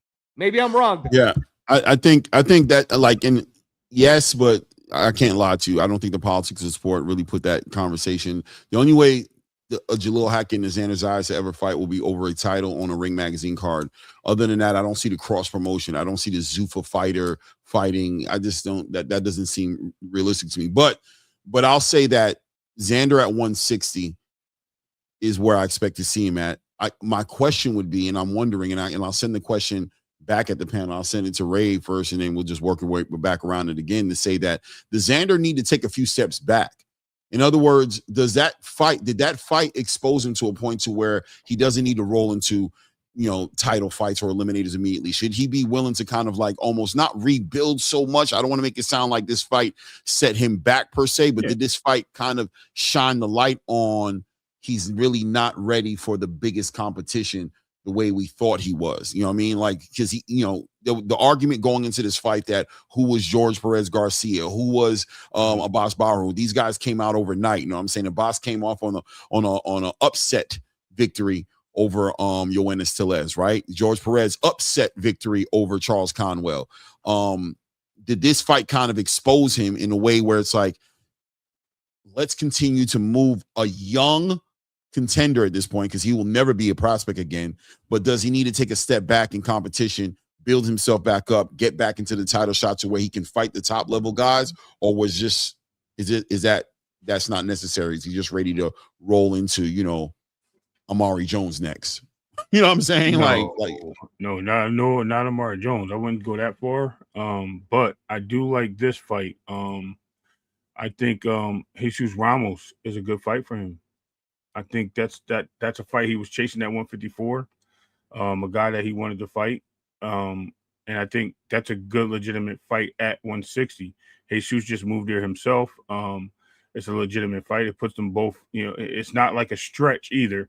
Jesus Ramos is not the perfect fighter. He's definitely a good stepping stone, if not a great contender to Xander to get his feet back wet. But he does need time off. Let's start there. He needs time off. He needs to relax, think about it. There's some other fighters that we could put. I wouldn't put him in a ring with Amari Jones. I think Amari Jones. I mean, we don't need to fight the opponent right now, right? Because I don't think that's real. I'm just saying, as far as his level on the back end of this fight, does it show that he's really not ready for the biggest fights yet? Because that's where there's an argument there that's where he should be. That circumstance put him in a position to where Charles Conwell gets upset by Jose Perez Garcia, that, Yoenis Tellez gets upset by Abbas Barrow. Like, he didn't fight. He never fought the top guys in the division. Boots was going to be his first top guy, right? And he got dominated. Like, he got the shit beat out of him. And there's an argument there to say that he showed he got his experience and who he is got exposed a little bit in that fight. Like, you know what I'm saying? Like, he didn't make the right decisions. You know what I'm saying? So it's like, does he take a step back, go to 160, of course, but take a step back, operate more where his level should be? Or is he a high level champion who deserves to be rolled into high contender, champion, damn near championship level type fights at 160? What do you say, Angelo? Yeah, no. So to be fair, again, this is where, all right. So I hear you, Clay, but at the same time, Boots is the peak of the mountain. Facts. He's the peak. None of these other fools, Virgil, Fundura, Kelly, Bakram, went to the peak. Xander went to the peak. Now I know, okay, you're at least like, I know you're not at that, but you're here, so let's find out. So why would it be wrong for someone like me to say, okay, because yesterday I'm watching the Max Kellerman show, and a question was asked, well, who at 160 would it be? And they couldn't even give an answer, right? It was like this thing of who the 160s are, because Mike Coppinger had said when Xander moves up to 160, it's a weak division, right? Now, I wouldn't call it a weak division, but let's talk about the levels that you're talking about, Clay. If Xander moved up to 160, Jahai Tucker and him, I think, would be a good fight. That's number 10. Jesus Ramos and him would be a good fight. That's number 9. I think he beats Eubanks Jr. That's number 8. Amari Jones, I could say the same thing about Amari Jones that a lot of people have been saying about Xander? Who has Amari Jones fought, bro? Who has he fought, right? Xander at least got 2 world titles when you try to do the argument of who has Xander fought. What's Amari Jones got? Now, what Amari Jones can have is he has an opportunity to fight for the IBF. He won that eliminator. He's got to wait for the winner of McKenna and Oliha, who's with ZUFFA. They're fighting for the IBF on August 8th. I think Xander McKenna and Xander Oliha, I'd probably favor Xander on those fights, right? Troy Isley, brother, who's number 4. I think Xander beats Troy Isley. That's the number 4 guy. So now I moved you guys all the way up to number 3, which is Lara. I don't believe Xander could beat Lara. Number 2, which is Yo-Yo Hernandez. I don't believe Xander could beat Yo-Yo Hernandez at 160. And Adamus damn ran out the division already. He doesn't even want to stay at 160. But I'll tell you what, based on what I just saw between him and Ammo Williams, Clay, and we called that fight, right? He beat Ammo Williams, but there were moments that Ammo Williams could hit him. I think Xander would have had a chance to beat Carlos Adames, which is why I think Adames is trying to run out the division now and go get paid. So come on, man. When we're saying levels, I still think Xander, I don't want to call it a step back. I want to call it what Mike Coppinger said. I'm not going to use the word weak. I'm going to say it is what it is, Clay. Xander has shown me enough to know that he could fight anyone from number 4 all the way down in the top 10 of Ring Magazine. I like it. And that's where I'm at with it as well. You know what I'm saying? But the conversation that's exactly where I'm at with it. I believe that 160 is a weak division. And I believe Xander, if we were still talking about 154, right? That fight between him and Boots did put me into perspective as to what he may have done with Sebastian or what he may have done with Virgil. I ain't gonna lie to you, you know what I'm saying? Because it's not that his skill set isn't there. It's that the decision making was horrible as far as choosing to fight that kind of a fight. I was like, come on, bro. No, you know what I mean? I feel like that was very amateur of him to fall for that, to believe that just because he was probably bigger than Boots, that meant anything. Like, nah, this dude Boots is a big ass punching son of a bitch. What the fuck are you talking about? This dude's gonna punch your head off, bro. That was lack of experience to take you down the road of making a decision like that. But that being said, on the back end of taking the consequences, you know what I'm saying, of approaching the fight that way, you know what I'm saying? You got to think that he's a more learned fighter right now, you know what I'm saying? And I couldn't imagine him approaching it the same way. So, yeah, man, I agree. I feel like, no, he doesn't need to take no steps back. I think at 160, he can go right up in there and get right busy at a minimum in the middle of the division, but hell no to be down at the bottom of the division. You know what I'm saying? Like even a Vito Milnecki, you know what I'm saying? Who by the way, hold on, Clay. Breaking news on that. September 4th. Yeah, no, that's not the breaking news. The breaking news is September 4th. He's on TNT. He's the co-main event fighting Ammo Williams. The main event is Andy Ruiz with a to be determined. I don't know why it's Andy Ruiz, and I don't know who the hell to be determined gonna be, but you know, TNT ain't playing around. They're not trying to get no duck against Andy Ruiz, but a weak opponent. But what do you think about that? Vito Milnecki against Ammo Williams, right? No, I think that's a great fight. I think Xander Zayas fits well in that division. I think go. I think he's going to be strong. I mean, listen, just because I'm asking question, don't mean that, listen, I got a job to do. I'm here to fucking, you know what I'm saying, ask the right questions. But if you're asking me my personal opinion, which is what you're asking me, no, Xander is good to go. Xander got that experience. He's going to be a better fighter for it. He's going to be, I think he's been cutting the weight a little too long. I ain't going to lie. I'm not blaming the weight cut on nothing that happened between him and Jaron Boots Ennis. I don't believe that was weight cut issues. I believe that was all choices. I think he just bad game plan, bad approach to fighting Jaron Boots Ennis. But I think he comes out of that a smarter fighter. I think he has a good team around him. And I think 154 is way more competitive than 160. I think 160, absolutely. He's going to go up there and do his thing, man. I think this experience catapults him into another conversation. And on the back end of that, I believe we see Xander Zayas and Jaron Boots Ennis run it again at 160. I believe he got that would be fun, Clay. That would be fun, right? Yeah, so now we're talking about I think now you're saying instead of, hey, we're not doing a step down, we're going to go right into the division, see where we mix. But if we mix and marinate Xander at 160 and he ends up the cream of the crop, how fun would that be, right? Now it'll we be got another one, and rematch. everybody will have this fight to reference, and they'll be like, yo, the last time it was a crazy fight. But also, Xander will be a way more experienced fighter, a lot more, you know what I'm saying, a lot more experience in the ring, way stronger. Boots will be older. Boots will be older. Don't be shocked if you see this fight pivot in front of your eyes. And this is what great boxing is all about, right? This is what it's all about, bro. That's why this fight was so ill for me, because I loved it. Because as much as I favored Boots, and I know people are they just can't. I know, man. I know. It is what it is. But I called literally. I was asked. I said between 7 and 10. Really, I said 7 and 9. I said 7 and 10 maybe, because I gave Xander a lot of respect and ability to be able to move around the ring. That's why I thought he would get stopped.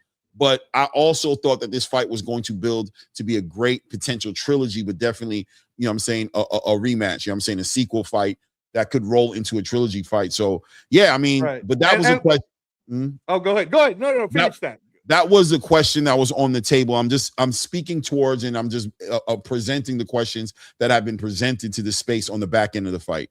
And one of the questions was Xander exposed in a way to where he should take steps back or anything like that? And no, I don't feel like he was exposed that way. No, and again, and my last thing too, Ray Davis, because you got Sugar Ray Leonard behind you. Let's keep in mind that when Sugar Ray Leonard did move up and he had that rematch with Tommy Hearns beat his ass, bro. Tommy Hearns just got robbed. Hearns got robbed in that second fight. No, it was a draw, right? So it is what it is. And Sugar Ray admitted that. I give you that. Listen, I agree with mostly what you're saying. I think it's easier. You know, we go into a tune-up fight at 160 and then get our feet wet. Like I said, making a case for himself. I did mention an opponent. We'll leave that opponent thing alone. But let's say this: I think Xander outgrows 160 within a year or two, within a couple of fights. I think he's just a growing kid. I think he's once he hits about 25, he'll be at 168 solidly. So I don't think we even see that rematch unless Boots decides he's going to move up within the next year. If he clears out this division within this next year or two, there's a possibility they can meet again at 160. But other than that, I think Xander's going to be at 168. I think that's where they meet, I think, for the rematch, believe it or not. That could be fun, too. That could be fun because Eddie keeps talking about... more, and I think that'll be more even, too. I think Xander would be more qualified to fight him. I don't think the weight cut plays an effect, and not that it did. We don't know. In my humble opinion, I think it did a little bit. Like I said, I think he looked sluggish. He didn't look as well rounded as he usually is. Like, you know, he looked like he took a setback on the speed and the movements. But, you know what I mean? That's my opinion. Yeah. No, at the end of the day, Ray and Clay, I think what's fun for us and what's fun for the boxing world is we have two guys who can be superstars, who could be, you know what I mean? Like even in the loss, Xander has a trajectory of still becoming a superstar. And Boots can now take this, like we just saw him on the clip talking about how that's C+. Well, shit, brother. If that's C+, I can't wait to see what A+ looks like. That's awesome. And that's what it comes down to. So, you know, I would like to see them both at their best in the ring with each other. That would be the most prominent thing for us to see as fans. I think Boots is just a phenomenal fighter, bro. I think he does have what it takes. I think that athleticism is overtaking his skill set a little bit. I think he likes to use that athleticism a little too much to box instead of using the skills that he has. And I think that will offset in time. I think Clay touched on that, you know, him dialing in, saying, look, I see what my dad is talking about now. So we'll get a good fight out of him eventually, or whoever's at the top of the game. So I'm looking forward to boxing. And I want to wait. We gotta move. We gotta move it. I just want to say to Coach Bernard Hackett that I that's the reason why I never said weak. I didn't like that Coppinger was using weak. I don't think 160 is a weak division. I do agree that it's a young division. But go ahead, Clay. All right. So also on that card, we saw Emiliano Vargas do his thing against Bryce Mills, man. You know, we didn't rate Bryce Mills to be that high of a competitive. We didn't rank him that high. We didn't see him that way. But personally, I did see Emiliano Vargas continue to show and prove that he's a fighter with a lot of possibility, a lot of potential. One of the key things that happened in that fight that was very interesting is he fought the whole fight southpaw. I didn't even notice it till the end that I had to remember, like, oh shoot, this kid is a orthodox fighter. He fought the whole fight southpaw and was able to stop Bryce Mills. He's ranked high in the WBO rankings. We talked about that going into the fight and about how we thought maybe the WBO was going to try to prop him up, was going to try to get these new young fighters an opportunity to become champions in the traditional space and have these guys all fight each other. This, of course, getting ready to go in here on the eve of getting ready to see Abdullah Mason defend his WBO title at 135 against Albert Bell. That seems like a collision course that's inevitably going to happen, being that they're both on top rank, and Abdullah Mason is a big 135-pound fighter. And in spirit of making the biggest fights possible, there's an argument there to say that Emiliano Vargas and Abdullah Mason would make for a great super fight at 140 over that WBO title if Shakur Stevenson indeed gets out the way and commits to this ZUFFA deal and vacates or is stripped of this WBO title. So there was a lot on the back end of this fight. Very important fight for Emiliano Vargas. And I think he showed up and he performed well. What did you guys think about Emiliano Vargas this weekend? And what do you think should be next for him after seeing what you saw? No, I'm going to credit Emiliano Vargas with taking advantage of the competition. The talent meets the competition allows you to do things like fighting southpaw a whole fight based on the ruling of that. I don't think Mills was there to be a threat to Emiliano Vargas. I think it was a guy that they was able to get into the ring, a decent record, decent background, but he was definitely not on the level of a talented Emiliano Vargas. Clearly, we've seen that. As far as him being fast-paced or moving the right direction, top rank, making it happen, I don't know if that's such a case yet. I think that you guys talked about this, about you see the play in getting the WBO for Emiliano, which is fine. I'm all for that. But when we look at what the next moves are for Abdullah has to do one or two things. He has to win or lose. That will dictate his future at 135, right? That'll dictate where he's going to move. If that fight's going to be even something to be considered on the table. I think if he loses, he may move up. I don't think he takes that fight right away with Emiliano Vargas. If he wins, I think he possibly will move up and possibly take that fight if Emiliano somehow gets that WBO strap and he use that WBO strap to negotiate a fight there.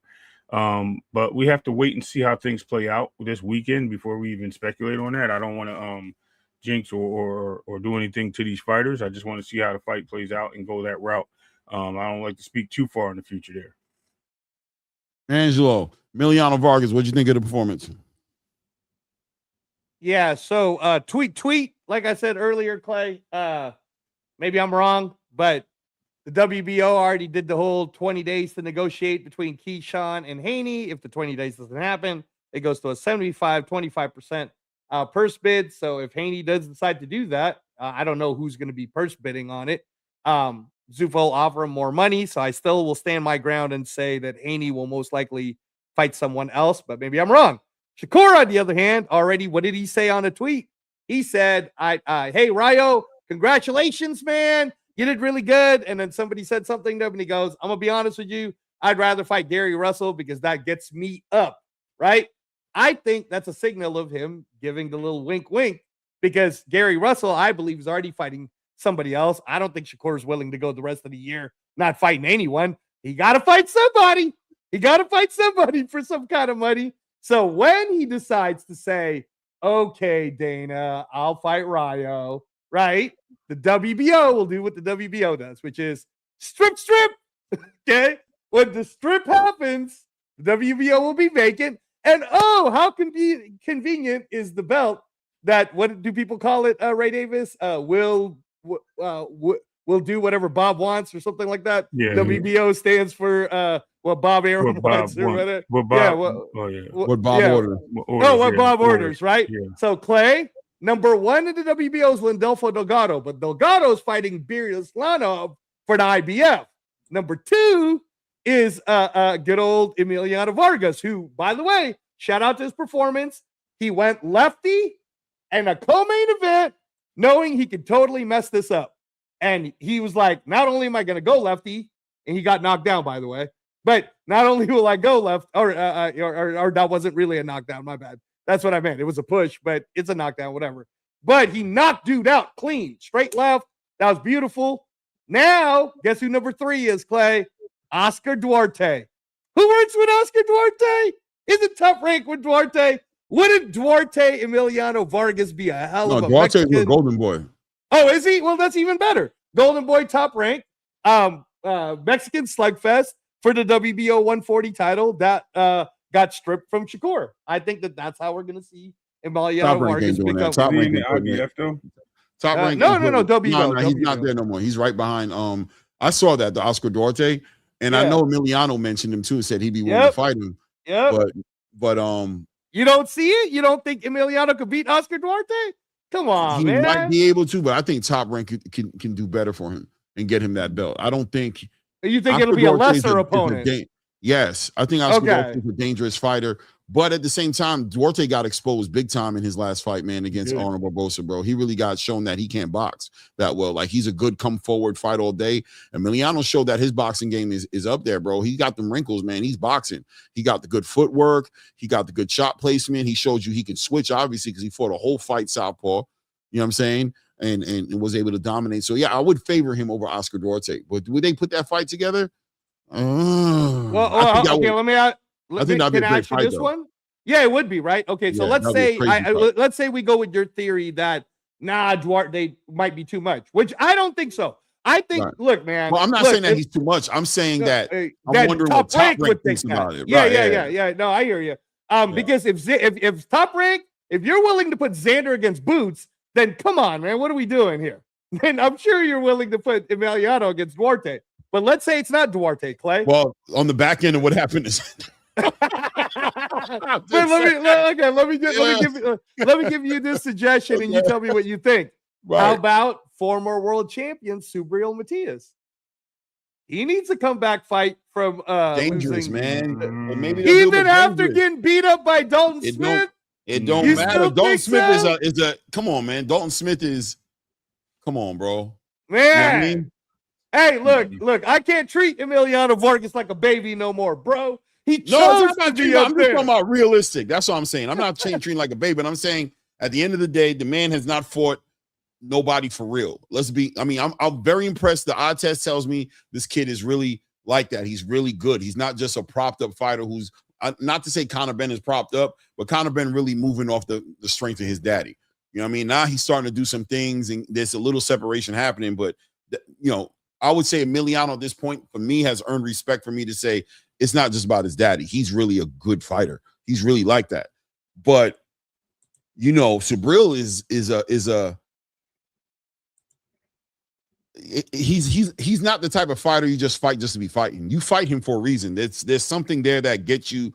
You know what I mean? I think Top Rank can do better for him. I think Top Rank could put him in position to fight somebody, to pick up that WBO title, or at least an eliminator of some sort. I think Top Rank is thinking about Abdullah Mason coming up to 145 million. Oh my God! I believe that's what they're thinking. I'm telling you. Well, it makes sense. It makes sense when Albert Bell beats him, Clay. That would make sense. No. On the back end of a loss, I don't see that happening. You know what I'm saying? So it's important that he wins his fight this weekend.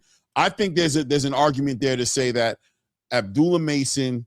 I'm telling you, the last 2 times I've seen this dude hit the scale, he was butt naked.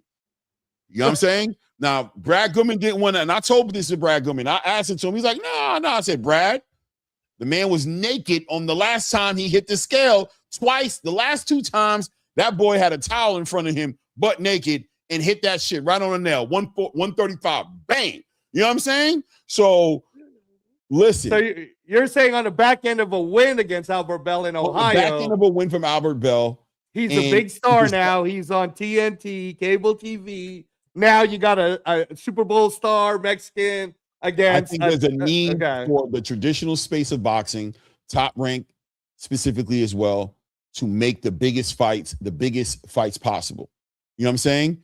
But I think they want to do that, but they don't want to do nothing crazy. They don't want to throw they just did it with Xander. And that's why I said on the back end of what happened with Xander, I think they're going to be reluctant to just do that, right? To just throw their stars in there with seasoned punching veterans. They don't want to do that.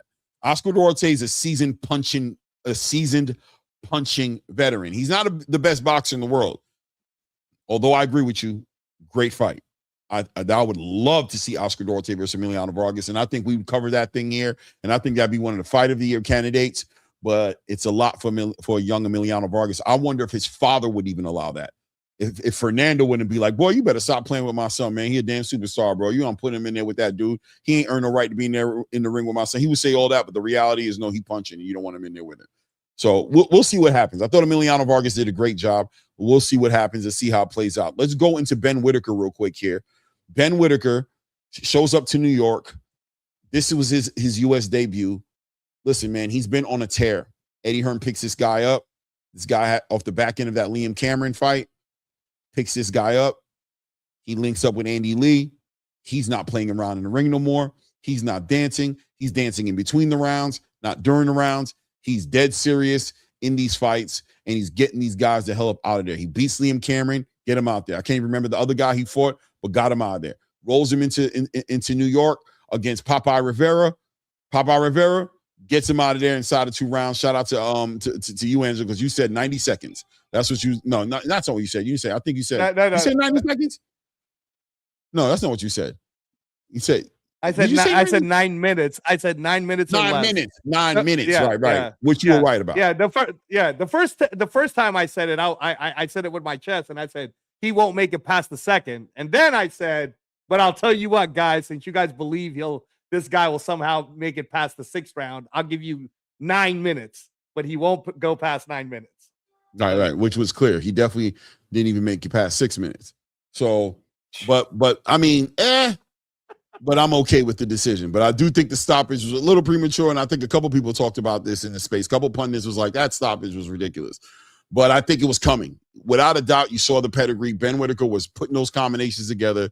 He was touching them at will. He was doing whatever he wanted to do, and he showed the world how athletic he is, how explosive he can be, and with that height, with that reach, with that patience, with that laser-guided missile, his hands was like laser beams, straight shots, great counterpuncher, capitalizing on every bit of real estate Popeye gave him.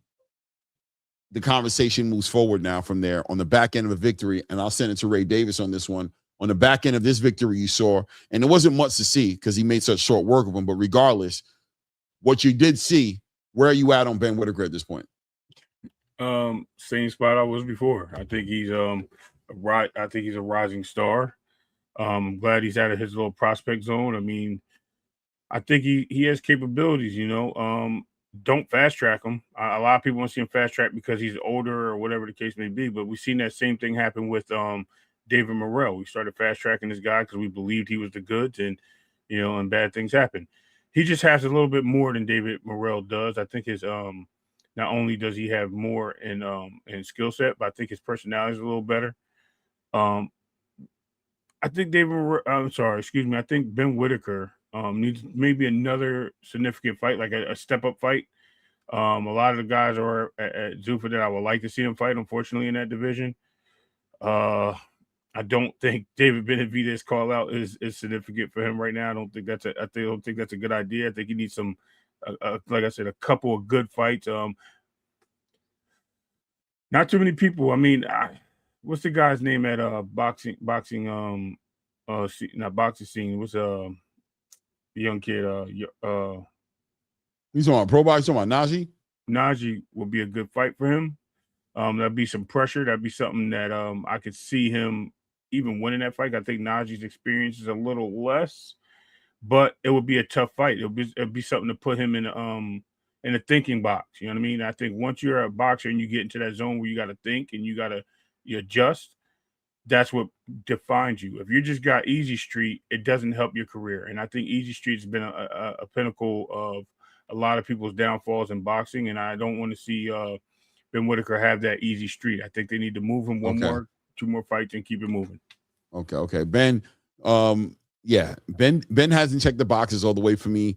He's checked a lot though, but he hasn't checked all the boxes, and that's one important one. And you guys know which one it is for me. And it weaves right into what you said about the thinking box, right? The adversity. We've seen him get presented with some thinking box issues, and we've seen how he deal with it. WrestleMania. You know what I'm saying? That's how he dealt with it. So So do I get a turn to talk no, about I'm my about to guy? send it. Oh, No, okay, I'm about to send it to you. Right. I don't think that, you know what I'm saying, he's ready for a real fight at this point. And that's what it's all about at this point for him. I don't think it's a title shot. I don't think that's the next move for him, but it should be a real fight. Maybe a Willie Hutchinson. Maybe, I mean, I think even with Jack Chelly, if Zach Chelly gives him that fight, that would be I would say that's a great fight. But if he gets dominated, because look, Jack Chelly upset David Morrell. David Morrell was supposed to beat on Zach Chelly. Zach Chelly was supposed to be a stepping stone for David Morrell just to get him across the line to get him back into the conversation fighting Caleb. So I don't know who Zach Chelly is for real still. Like I seen him, but I still don't know who he is for real because there's a part of me that also looks at David Morrell like, motherfucker, you kind of. So, you know what I'm saying?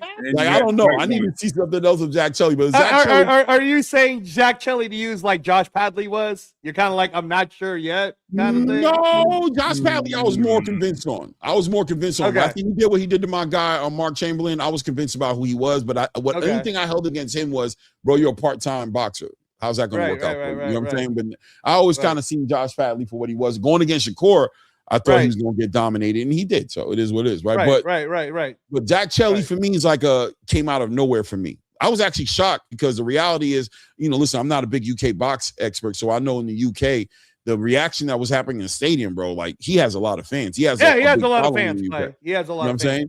So people have been watching Jack Chelly for a minute. If he gives Ben Whitaker a great fight, so be it. I heard Caleb is in the negotiations right now, potentially to fight Dimitri Bivol. That's what I'm hearing. You know what I'm saying? Yeah. So that being said, it could be Zach Chelly, but I think at the end of the day, Ben Whitaker, it's time for the step up. That's what it means. It means when you dusting off opponents the way he just did in his last 3 opponents, you got to step him up. You got to get him 5 to 6 rounds. You got to get him active in there, not because it starts to look like you're just kind of serving him, you know what I'm saying, some cherry pie. All right. Go ahead, Reyes. Well, chat, this is the part of the program where you get to go, man, Reyes is hella glazing on Whitaker because I've been on this kid since the Tokyo Olympics. Again, for all of you who keep saying he's not ready, he was beaten up on Kataev in the amateurs. So he can fight that guy, which Eddie won't do because Eddie is also half promoter of Kataev, right? But yes, if you guys are happy, if Ray Davis and Clay Moraine is happy that it's going to be Zach Chelly, great, because there's this whole thing, Donnie956. I know you keep talking about it because you call him Ben Whitaker. That'd be a great storyline, right? Let Zach Chelly talk about how he dropped Ben Whitaker in quote unquote sparring. But let's see what happens in a real fight, right? Because we want Zach Chelly at his best. We want him comfortable. Because when Ben Whitaker puts his ass away, I like Zach Chelly, Joe. Because Zach Chelly did David Morrell dirty. So I'm going to give Zach Chelly 7 rounds, Clay. I think within 7 rounds, Ben Whitaker will do him dirty. But guess what? Ring Magazine did the new rankings today, and Ben Whitaker's number 10, baby. The number 10 best 175-pound fighter in the world is my guy, Ben Whitaker. Call him what you want to call him, but what you ain't going to call him is unranked. Because my man is in the top 10. And guess what, Clay? Anthony Yarde sitting there at number 3. Love to see that. You got, hold on, my bad. They were talking about, some people said Najee Lopez, but you already know that ain't going to happen. Man. Not unless Najee wants to get out of the pro box contract. That shit ain't going to happen. Dimitri Bivol has already said that he's going to do a surgery, bypass the Beterbiev fight. So Beterbiev is trying to put something together with Benavidez now, like close to a cruiserweight weight with the Russian money guy. So you're looking at Yarde, Buatsi, which would be fun, right? Buatsi would be fun. Buatsi's number 5. Hutchinson's number 6. And then there is this guy, Clay, who is also from the UK.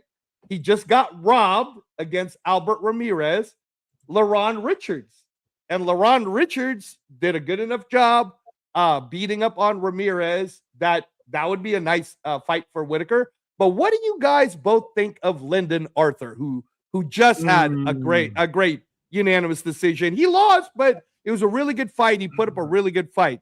Do you like That's Lyndon a great Arthur? fight for him. That's a great fight for him. I think, but I mean, look, there's a lot of great fights for him. That's why I don't really get into like matchmaking, because that's not the point for me. You know what I'm saying? I think that the bigger point for me is step up time. Yes. Okay. Championship. No, don't go into a title fight yet, because you'll be jumping the bridge, because it'll be an extreme jump going from Popeye Rivera to, let's say, Caleb Smith, which I'm just giving an example, even though Caleb's not available. For me, would be unnecessary. Like, why? What did he do? What he's shown is people love him. He's a good looking dude. He's super talented. He's a star. He's shown all those things, but he hasn't been tried true through the passage of fire, right? The rites of passage of fighting an Anthony Yarde, a Joshua Buatsi, a Willie Hutchinson. You know what I'm saying? Not even Ezra Taylor, even though Ezra Taylor I thought at one point would have been a good test, but no. He just give him Willie. Give him Willie Hutchinson, boss. Give him Willie Hutchinson, right? Give him, you know what I'm saying? It's time to step him up. We can't do this no more. And I think Eddie Hearn knows it. I was going to put a video up here because Eddie Hearn got a little testy with a reporter who asked him the question. They confronted him and they said, isn't it time to step him up? He was like, oh, you guys are always looking to make a negative thing. You try to find a reason to complain, this and that. And it's like, whoa, Eddie, why'd you get so defensive? Why would that be your promoter? You know how this goes.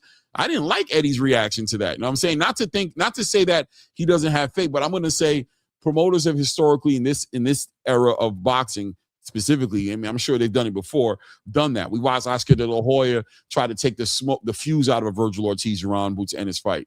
We've seen him try to take the fuse out of the fire out of a Floyd Schofield Shakur fight. We've seen him try to take the fuse out of a Ryan Garcia, Devin Haney 2 fight, or Ryan Garcia and Tank Davis fight. And we've seen Eddie Hearn move weird with Diego Pacheco. You know what I'm saying? When he thinks his fighters ain't ready, he becomes very like, eh. And he acted kind of weird in this interview. He got in his feelings when he was confronted with the step up in competition. I don't think that's the case all the way. You got to have faith in a fighter like Ben Whitaker. You see what he's doing. Andy Lee is a great litmus test. Andy Lee's those type of trainers. If he pulls you into an office and says, that motherfucker ready, you should believe him. He's a good test of what it is. And I think that's what Andy Lee would say, is that he's ready for the big show. So, but it's a step up time. Yeah, no, Andy Lee, by the way, Clay, Andy Lee did say it. Andy Lee in the ring said he's ready for the big show, but it's whatever's whatever, right? I think I agree with you in some facet of it, but I think in that particular moment with Eddie Hearn, that guy's been like fucking with Eddie with Boots also. So I think that's why he kind of came at him like that, because that's the same guy who was telling him that Boots ain't fighting nobody. So then he was just kind of like messing with the dude. It's 4 knockouts in a row, guys. He beat the brakes off Liam Cameron, who currently just lost his belts as the WBA international. So he knocked that dude out in the second round. And then he knocked out the guy that was supposed to be the tough test in Birmingham, and Benjamin Gavazzi. That was like a knockout of the year possible candidate last year. And then Suarez, Clay, that's the next guy he knocked out in the first round. Suarez took Lyndon Arthur to hell and back. And then what happened this week? Everybody kept saying, Popeye Rivera, it's going to be a real test. Going to take him to distance. I'm going to bet the over. Yeah, okay, do that. So at a certain point, we got to say it, Ray. It's not the Ben Whitakers fighting nobodies. He's just making them all look like nobodies. Y'all must have forgot. I mean, hey, I ain't mad at that. That's what you believe. I ain't going for that one. I ain't going for that. He ain't fought nobody, or he just ain't. Angelo, I have nothing to quarrel with you over that. I mean, if you believe that, that's what you believe. You know what I mean? I can't take your opinions away, bro. Yeah, I don't think so. I think it's real nice to say it. And listen, without a doubt, the eye test is just, you got to be at a minimum optimistic about what this guy can do. But ain't nothing to it but to do it. And when you do it, that's when we can really give it to you. Yep. I mean, how many professional fights does he have right now? He's 12-0, 1 draw, or 1 no contest with 9 knockouts. Right. But the amateur pedigree is huge, Clay, and silver medal. Yeah, I mean, amateurs, cool. That's what's up. Right. It's all pluses, but nothing negates fighting the fights. And I mean, he's in the same level as Keyshawn Davis, and you guys are talking about Keyshawn Davis. Keyshawn Davis is a champion. And he's I proven himself in that one. I have to digress and say we had the same situation with another amateur fighter and David Morrell, high amateur pedigree, got into the ring, fast track, got him into the big fight. And look what happened. Moved him too fast, got him in the championship fights, and it just fell down from there. Look, but he's gonna be my last question. He's gonna be my last question, you guys. I'm just saying that, you know what I mean? I think he needs a couple of big names on his belt. All right. Not like champions, but some guys that has some Yardy, former champions. So that's my question, though, right? That's my question. You guys just watched Yard last year fight Benavidez. Well, Anthony Yard happens to be ranked number 4, I believe. Oh, number 3. He's number 3. So Yard is number 3, and when they finally let Benavidez, it says right here, Yard is number 3. When Benavidez finally leaves because he's gonna stay at that 200 level, really, you're talking about Yard being number 2. The number 1 guy, which would be Caleb Smith at that point, is fighting Dimitri Bivol because Bivol doesn't want to lose his WBO. So Claymore, who do you think wins between Yard and Whitaker? Honest answer. I would say Whitaker. You know what I'm saying? Okay. So, but they got to fight. Then what are we doing? What are we doing? What are you guys doing? He got to fight. No, I'm just saying. You guys are already saying that the number 2 ranked guy is somebody who Whitaker would beat. So why? I mean, but I'm gonna be honest with you. Yardy just came off of a treacherous beating that could have changed that could have changed his whole entire career. Listen, man, I've seen too much. I just don't do it. I just don't do the triangle theory nonsense like this. My whole thing is go beat him up. Go do that. And then we'll talk after that, depending on the performance you have with him then. Because, look, Yardy didn't just get beat up by Benavidez. He got beat up, but I'm saying, like, he didn't just fall away. He stayed right there. He's durable. But so that'll be a great fight. Make that fight happen. Styles make fights. You know what I'm saying? But there's a lot of other fights to be made up there as well. Pick one. If Anthony Yardy is going to be the fight. But at this point, on the back end of what he just did with Popeye Rivera, no more of those. No more of those fights where Popeye came off 17 months inactivity. You know what I'm saying? I mean, let's get him in there with somebody. Let's just put him in there with somebody and let's keep it real. It's time for him to step up. You know what I'm saying? That's all it is. That's all we're saying. All right. I agree. Okay. So let's move forward and go.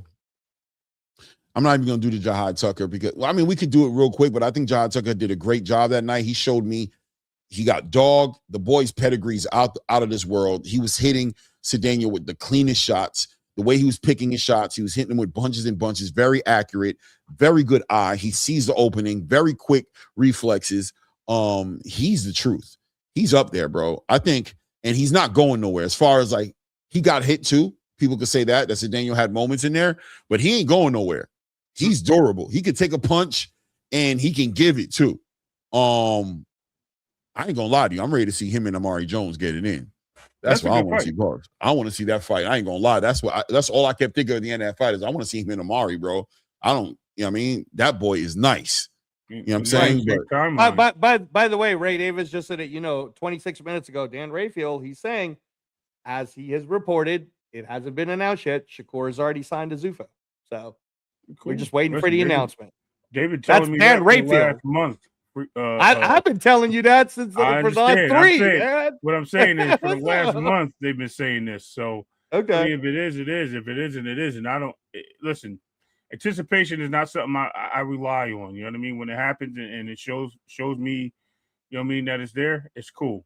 I'm just gonna live my life like I do. I don't care when it happens. Yeah, I think it's coming. I think it's coming, but when it comes is when it comes. I agree with Ray. It's like I'm not going to see him get amped up over that shit. Like this at this point, it's not about I told you so. That's not what this is about. This is about it being announced. You know what I'm saying? Enough people, Dan Rafa, enough people have spoken on it. Shakur's been bad about covering it up in interviews, smiling and weird smiles. He's terrible like covering nobody's sitting here even falling for that. It's about it being announced. And I think that's the most important thing because on the back end of it being announced, now we kind of get an understanding of the fights that are possible and the fights that they're probably looking to make and how real those things come together. Let's go to the ZUFFA card right quick. I want to speak specifically on Brandon Lee versus Kane Sandoval, and I want to speak on Rayo Venezuela shaking up 135. in doing what he did to Edwin De Los Santos. And we can start off with Brandon Lee. I'm going to send it over to Ray. Me personally, going into this fight, I felt like Brandon Lee should be the one that's favored. I felt like he is a fighter who should be that guy.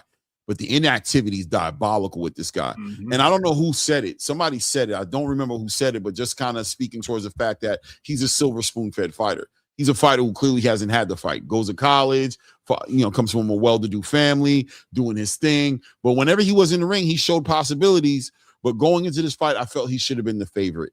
I ain't gonna lie to you, man. I don't know if I was more disappointed in Brandon Lee or more impressed with Kane Sandoval, who decided to box and move around and do things that I didn't see him do before. And I was like, damn, he's showing these wrinkles to his game. But so what'd you think about the fight, and what'd you think about going into the fight?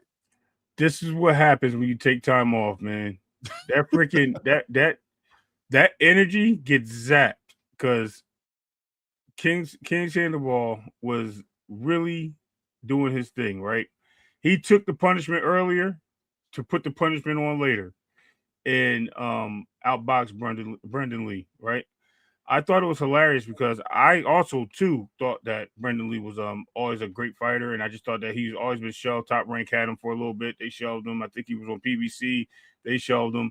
He's always been getting the ill end of the stick, but he also had school as his priorities. I think he did a little acting. I think he played Bruce Lee in one of the films. I'm not sure, or did something in one of the movies. Yeah, go check it out. But at the same time, he's always had something outside of boxing, basically controlling his career. More important than boxing, right? Right. And I think it took away. And the guy was a great fighter. He still is a great fighter. I'm not going to take he was, but he still is a great fighter. He just with the pavement meant the road right there, and I think that's where he was stopped. Right, his tracks had failed. King came in there with a game plan, and I think the game plan was make this motherfucker move. Make him punch, make him drain his energy and zap himself out so I could take advantage of this guy later in this fight, drag him to deep waters, as Clay would say. And that's what happened. He was able to go blow for blow. I think in the second round, he even hurt King. He backed him up with a nice monster shot, halted him a little bit and stopping him from punching. So, Brandon should have took advantage of that a little bit, but King kept his grind on and kept pushing. Yeah, Brandon is hopefully this is not the end of him with Zuffa because you get up there, you're the star, and you just get beat by a guy that's already been beat. What's a tough opponent to say the least, but he's got his mojo back and you gave it to him. You're an undefeated fighter. It says a lot, but hopefully he bounces back as well. I would like to see his career take a nice twist as well and keep that division competitive, excuse me. But yeah, man, it was a great fight. In my opinion, it was a great fight. Both guys. Angelo, what'd you think about it? Well, get ready, guys. If you are, and shout out to everybody. I think we almost got 300 likes for our watch party for Zuffa. So thanks for that, guys. That was pretty awesome. For all of you guys who are really paying attention to what's going on with Zuffa, you're watching it on your Paramount Plus, you're watching the replays. Get used to this for the next 3.5 more years. This is how you make ZUFFA Boxing look like the UFC. If you're a fighter and you still need to be built, don't come to ZUFFA. But if you're a fighter and you want to test yourself at the level that you're supposed to be tested at, then feel free to come to ZUFFA because what they want are people that are willing to fight. So anyone can say what they want to say about Brandon Lee, but what he did do for 10 rounds is fight. He didn't give up. I didn't see quit on the kid. He's been laid off for a little over a year. Yes, you guys are right. He was focusing on college. So shout out to you for getting the degree. Shout out to your parents for pushing you on that. You just got beat by a better person, right? You got beat by someone who's supposed to be at your level, even though you're 30-0. And I think what Zuffa has consistently shown in the 8 events they've shown you is if you were built up, we're going to find out how real you really are. The ones who we are watching live time, like Brady Ochoa versus Serrano, hell of a fight. Draw the first time, good fight the second time again. Both 6-rounders, Serrano wins, right? You're seeing a Zokarov getting tested, but scoring a knockout, right? Tony Hirsch, bro. Nobody knew who the hell Tony Hirsch was. And then he beats Robert Merriweather, then doubles down and knocks out an undefeated Freddie Roach fighter, right? Welcome to ZUFFA. That's what it's like. So Brandon Lee, welcome to ZUFFA, brother. That's what it's like. You opener on the main card. They paid you well. You're 30-0, undefeated, 23 knockouts. You got out game plan. Because I'm sure you didn't think Kane Sandoval was sitting there. He's going to be on his back foot, moving around, some Olympic style, right? Doing some boxing. And even still, Ray, one judge scored it a draw. One judge scored it 95-95. Another judge had it scored so close, it was 96-94. And then the final judge had it the same way Clay and I had it, 97-93, right? So for sure, there's no question that it was a great win for Sandoval. Shout out to him. Shout out to Brandon Lee, though. Brandon Lee is at least in a promotion now in where would you be mad, Clay, if his next fight is Sriracha? Sriracha lost by knockout to Salas. Salas is getting a chance to fight Hitchens.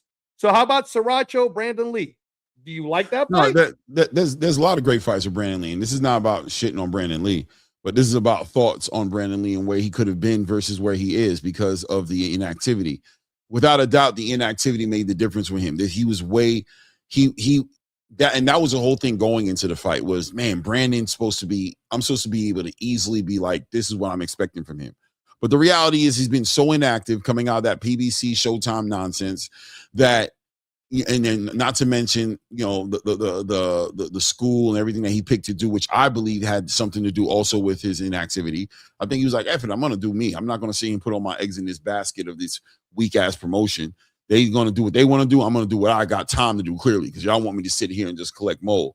So, he went out and did all those things. But like Ray Davis said, I think he got in the habit of making everything else more important than boxing. And I think it suffered. I think it culminated into he wasn't able to turn up a gear. His hands were in his pocket in that fight from what I saw. I think I watched it from round 4 on because I went to the bathroom and came back and it was like I was at round 4. His hands was in his pocket. He put his hands back in. He took his hands out of his pocket like around 7, 8. He started to feel the pressure and realized he needed to do something. But at that point, he needed a knockout. Very impressed with what Kane Sandoval did. Very impressed. For him, not taking anything away from him. But yeah, Brandon Lee, hopefully he's into boxing right now, but hopefully he's into the activity. Let's see what happens with him. But that's what I thought too. When I saw the fight, I was like, damn, bro, inactivity, bro. This is what Ray said is what I felt. I was like, damn, inactivity, motherfucker, bro. No, and that could have been a compounding interest to some of the issues, right? I did watch the whole fight because you had to go and I was calling it, right? In the first 3 rounds, it was a swing close enough that you could have given the first 3 rounds to Brandon Lee, right? But I'm telling you, his game plan got thrown off because he thought Kane Sandoval was going to come forward. Then when his dad was telling him, because you got to rewatch the fight, his dad sitting there telling him, man, you're behind. Well, by the time you were saying round 7 on, he's just trying to plant a knockout. He's trying to sit there and get a knockout because his dad told him he's behind like 3 rounds. He just needs a knockout now at this point, right? I say this to say, again, we watched Clay live time, cash flow, Floyd Diaz, 14-0. He's doing well. He's winning. He's doing good. And what did I tell you about Tehran? Shout out to Tehran, who trains with Mozzie over there at their gym. Tehran got that man strength. He bid his time. He did his veteran thing. Knocked him out. So the fact that Brandon Lee didn't get knocked out is a good thing. It ended up being fight of the night. They both got 50,000. And yeah, let's see what Brandon Lee looks like before the year's over. But I do agree with you guys with like the Showtime screwing him and PBC and all that shit. But I'm not going to shit on the kid either. I'm not saying you guys are, but I'm not going to shit on the kid either for trying to get a college degree. I think that's a good thing. It is. Nah, yeah, definitely, man. You do what you got to do. But I mean, I think 2 things can coexist. I can completely resonate with you doing what you got to do, but I can also resonate with boxing not getting boxing time means boxing don't get as good as it could get if you gave it boxing time. You know what I'm saying? That's just how it goes. If you put the effort into it, it comes out different than when you giving it, I got you, I'm going to do this, but hold on time. You know what I'm saying? Wait, I'm good. I'm working out. I'm still a good athlete, but I'm not boxing like I usually boxes. I got to study for midterms. Respect. But on the other side of that comes these other shit too. Like you hung your hat on being a professional, so that says something as well. That's to say the least. But like I said, Angela, and I'm glad you touched it. 7th round, this guy's getting told he's behind. And he's trying to lay the knockout punch. His power was there, I think, in the first couple of rounds. He was able to buzz. I think, like I said, first round was definitely a swing round. I think Brandon won the next 2 rounds easily. I think second and third round he won, and he was hitting him with good shots. He was hitting him with powerful shots. Because Sandoval hit him with a clean shot, and then he turned up. And I think that at that point he started getting zapped. I think the power went away. I think it just didn't have the zip that it had later on in the fight, and I think it was a part of his inactivity, and I think that played a part. I just think that but Ray, real quick though, would you say what also played a part is the fact that Kane Sandoval's game plan was to work him in the body early? Do you think that also played a part? You know what? Okay. Yeah. Hey, either way, Kane Sandoval gets celebrated without a doubt. That's why I said in the beginning, I said, I don't know what to be more impressed with, Kane Sandoval or to be disappointed in Brandon. You know what I mean? Because Kane did something. He looked great. The conditioning was great. His body, he looked like he was clearly, working that PX. He came in great shape. I didn't know he had it in him to move the way he was moving, to box and control and work behind that jab and put his punches together. That was impressive by Kane Sandoval, 100%. Right. You know what I'm saying? But, multiple things coexisting in the same space.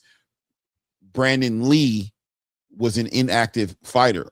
He sucked at being active, bro. When you look at his if you go down his record, he's going like 15 months, 12, 13, 14, 15 months in between fights. Like he's not fighting, you know what I'm saying? So at the end of the day, it's just like, fuck. And like I said, I resonate with Ray's point of view as far as this is what it looks like.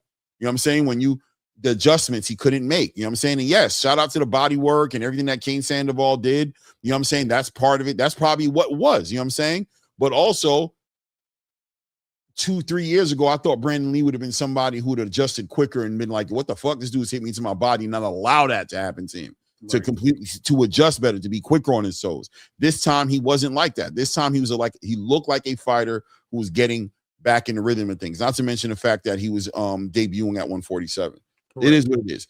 I want to shout out to Tony Hirsch. Man, Tony Hirsch is showing up and showing out right now, man. He's really putting in that work right now. Wow, bro. I'm very impressed with what he's spectacular, man. Yo, he's a nice ass 135 pounder. He turned out to be very impressive at 135. Right. Get him on the show, bro. Go message him. Get him on the show, Clay. Some tweaks here and there, but he's very consistent. Like he's a very consistent boxer. And I was watching him, the Merriweather fight, and I watched this fight, and I'm like, listen, man, this guy's like literally reading his opponent. He's downloading information. He's not getting punched on as he's doing so. He's being consistent, and then he figures it out. And when he figures it out, he goes for the kill. He goes for the fight, and he shows that he has talent. He shows that there's an ability for him to be great in this division. A little bit of a beard, right? He's got punched a little bit and was able to absorb some of those punches. But he's so clean. Like his work is clean. He's not a funky fighter, to say the least, right? There's not many scratches you can take off the paint on this guy because he's just such a sharp fighter, and I got to give him credit for that. Yeah, man. Yeah. No, that was fun to watch. It's fun to watch. Again, it's fun to see someone who was in the regular, as my colleague here, Claymore, always calls it the traditional space. I like to call it the sanctioning body space. In the sanctioning body space, where would Tony Hirsch be? Probably be, if he's lucky, if somebody picks him up, at best, he'd be Brandon Lee, right? Eventually get to 30-0 at some point, just to end up finding out maybe you're not that good. In the ZUFFA space, though, they tested him right off the bat. They threw him in there with Robert Merriweather, who was, what was he, Clay? Was it like minus 1,500 favorite or something like that? It was crazy, favorite. Right? Right? Super favorite, yeah. And then he comes back and gives the first loss to a Freddie Roach fighter, bro. Come on, man. You got to give yourself a big... Oh man, Bay Area superstar, baby. Bay Area superstar. Yeah, right I like what I'm seeing from him, man. I want to see more. I mean, I'm not going to get too much deeper on him because, we just got to see more. But damn it, I like what I'm seeing so far, man. I want to see more. That's all I can say. I want to see more.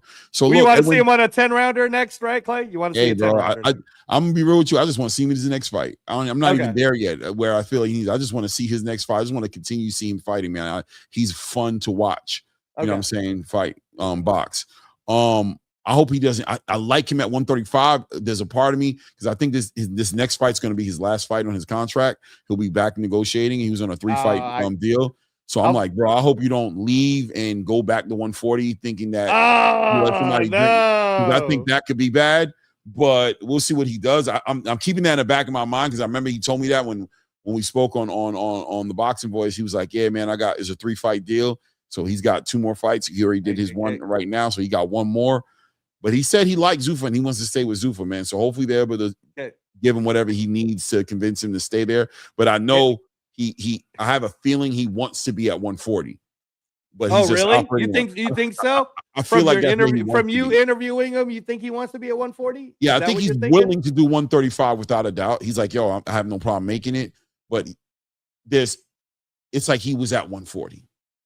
You feel me? So we'll see. If he doesn't mind staying at 135, he'll renew his contract. If he wants to be at 140, I think if he leaves, it's going to be because of the 140 thing.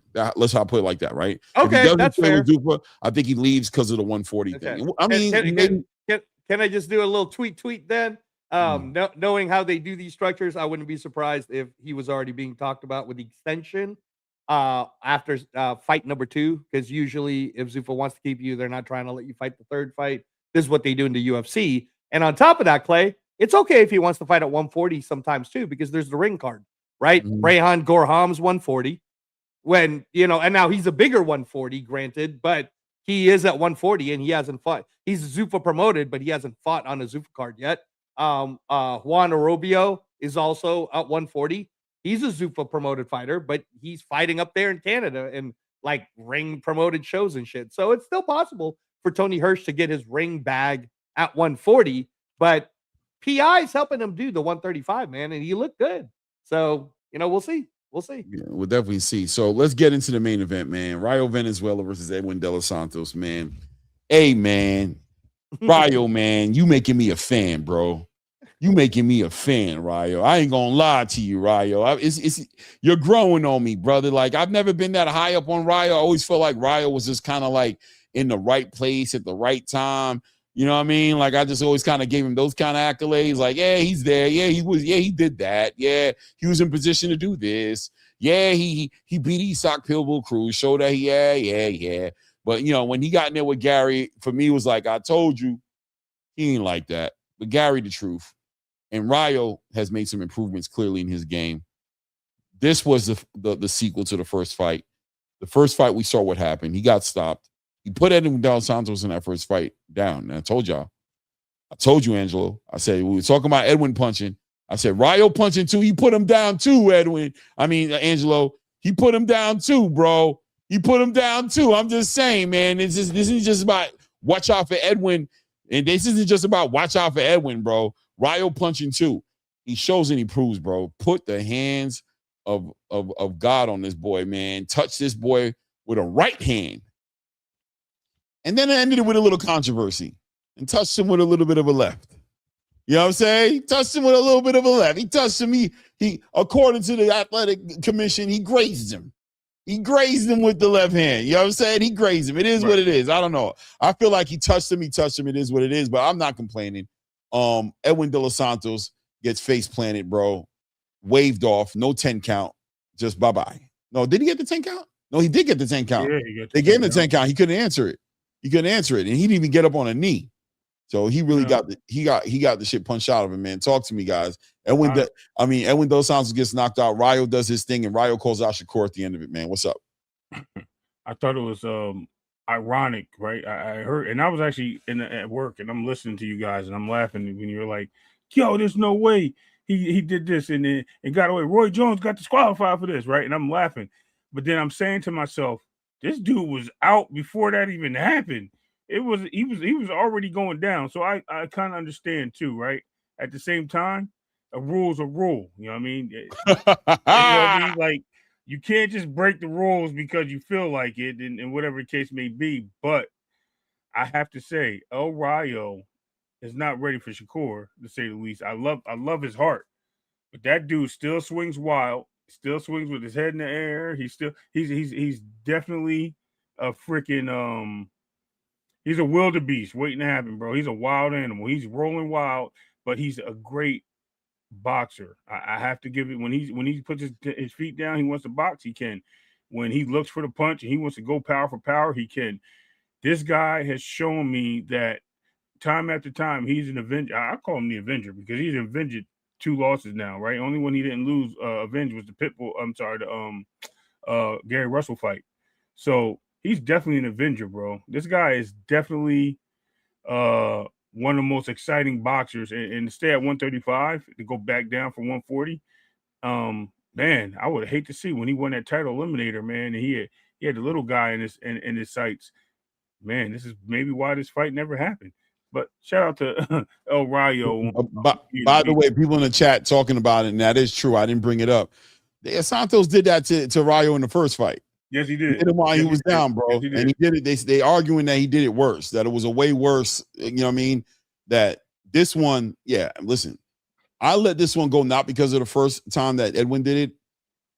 Rayo had him gone on the right hand. Out. Yeah, he was the right hand, he was already done, bro. You know what I'm saying? That left hand was almost like, I think Rayo would have kicked himself in his ass if he got disqualified.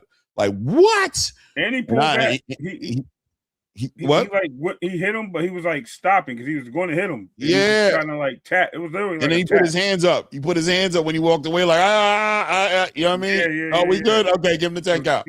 But you know what I'm saying? Count. Don't look at me. Look at him. 7, 8. Come on, 9. But go ahead, Angelo. What do you think, man? No, I first of all, man, everybody's standing ovations. Everybody got propped up. Like after Kane Sandoval and Brandon Lee, everybody was doing the standing ovation, and then Jerwin Ancajas and Omar Trinidad, they kept the crowd pumped up because that was a greght fight, right? Mm-hmm. Again, Omar Trinidad calling out Angelo Leo. So welcome to ZUFFA, Angelo Leo, whenever you're ready. And then everybody's so hyped at this point. I'm with Clay I didn't expect Rayo to do that, Clay. I didn't expect Rayo to because I was feeling pretty good, especially in the 90-second mark. Remember, Edwin hit him with a big left. And I was like, oh, Rayo in trouble. Edwin's looking sharp. He got that jab going. He already hit him. And then in the last 20 seconds, man, I was like, uh-oh. When he hit him with that left on the way out, it was like, oh, come on, Edwin, get it together. He didn't hit you that hard, Edwin. Come on, bro. Tighten up. I'm good, Angelo. I'm good, bro. I got it. Where the corner at? I got it. I just need some water. You're like, damn it. Now here's the part where we spoke so much about Brandon Lee's inactivity. Let's speak on Edwin De Los Santos's inactivity, man. That's it. I was literally going to say. Come on. You got it. Let's talk about it. You guys are murdering this dude. He's only 26 years old. Rayo murdered that dude. I know. I'm talking about the chat. No, I'm not talking about you two anyways. I'm talking about the chat. But for the chat who's like murdering Edwin, oh, man, I hope ZUFFA keeping him. Have you guys lost your minds? This kid is 26 years old, power punching, fun to have, knows how to promote. ZUFFA ain't getting rid of this guy. If anything, they're going to make sure that he's okay. Hopefully, he stays in Vegas, does all the recovery. Usually it's a 90-day suspension, so I'd like to see him back, if possible, by November. But if he wants to go a little longer, then that's fine. But at the end of the day, man, this guy, that was a hell of a fight. Clay, you always say it takes 2 to tango. Well, they were tangoing. So it was like a gunfight. They went draw, and Valenzuela's hook landed before De Los Santos' hook. Ain't nothing wrong with that, man. Ain't nothing wrong with that. And it was still a thud from De Los Santos' punch. So that just showed me that it was a legitimate, like you just said, it was like a showdown what a corral, whatever it's called. But right. Hey, and so like I said, as long Edwin's gonna be fine. He's gonna get a chance to grow at 26 in that ZUFFA system. And I wouldn't be surprised if Edwin gets a big win on his next fight.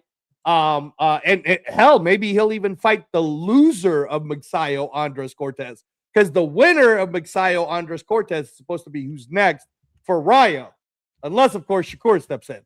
And at that point, let me get it right back to you guys, right? So now the inactivity's over.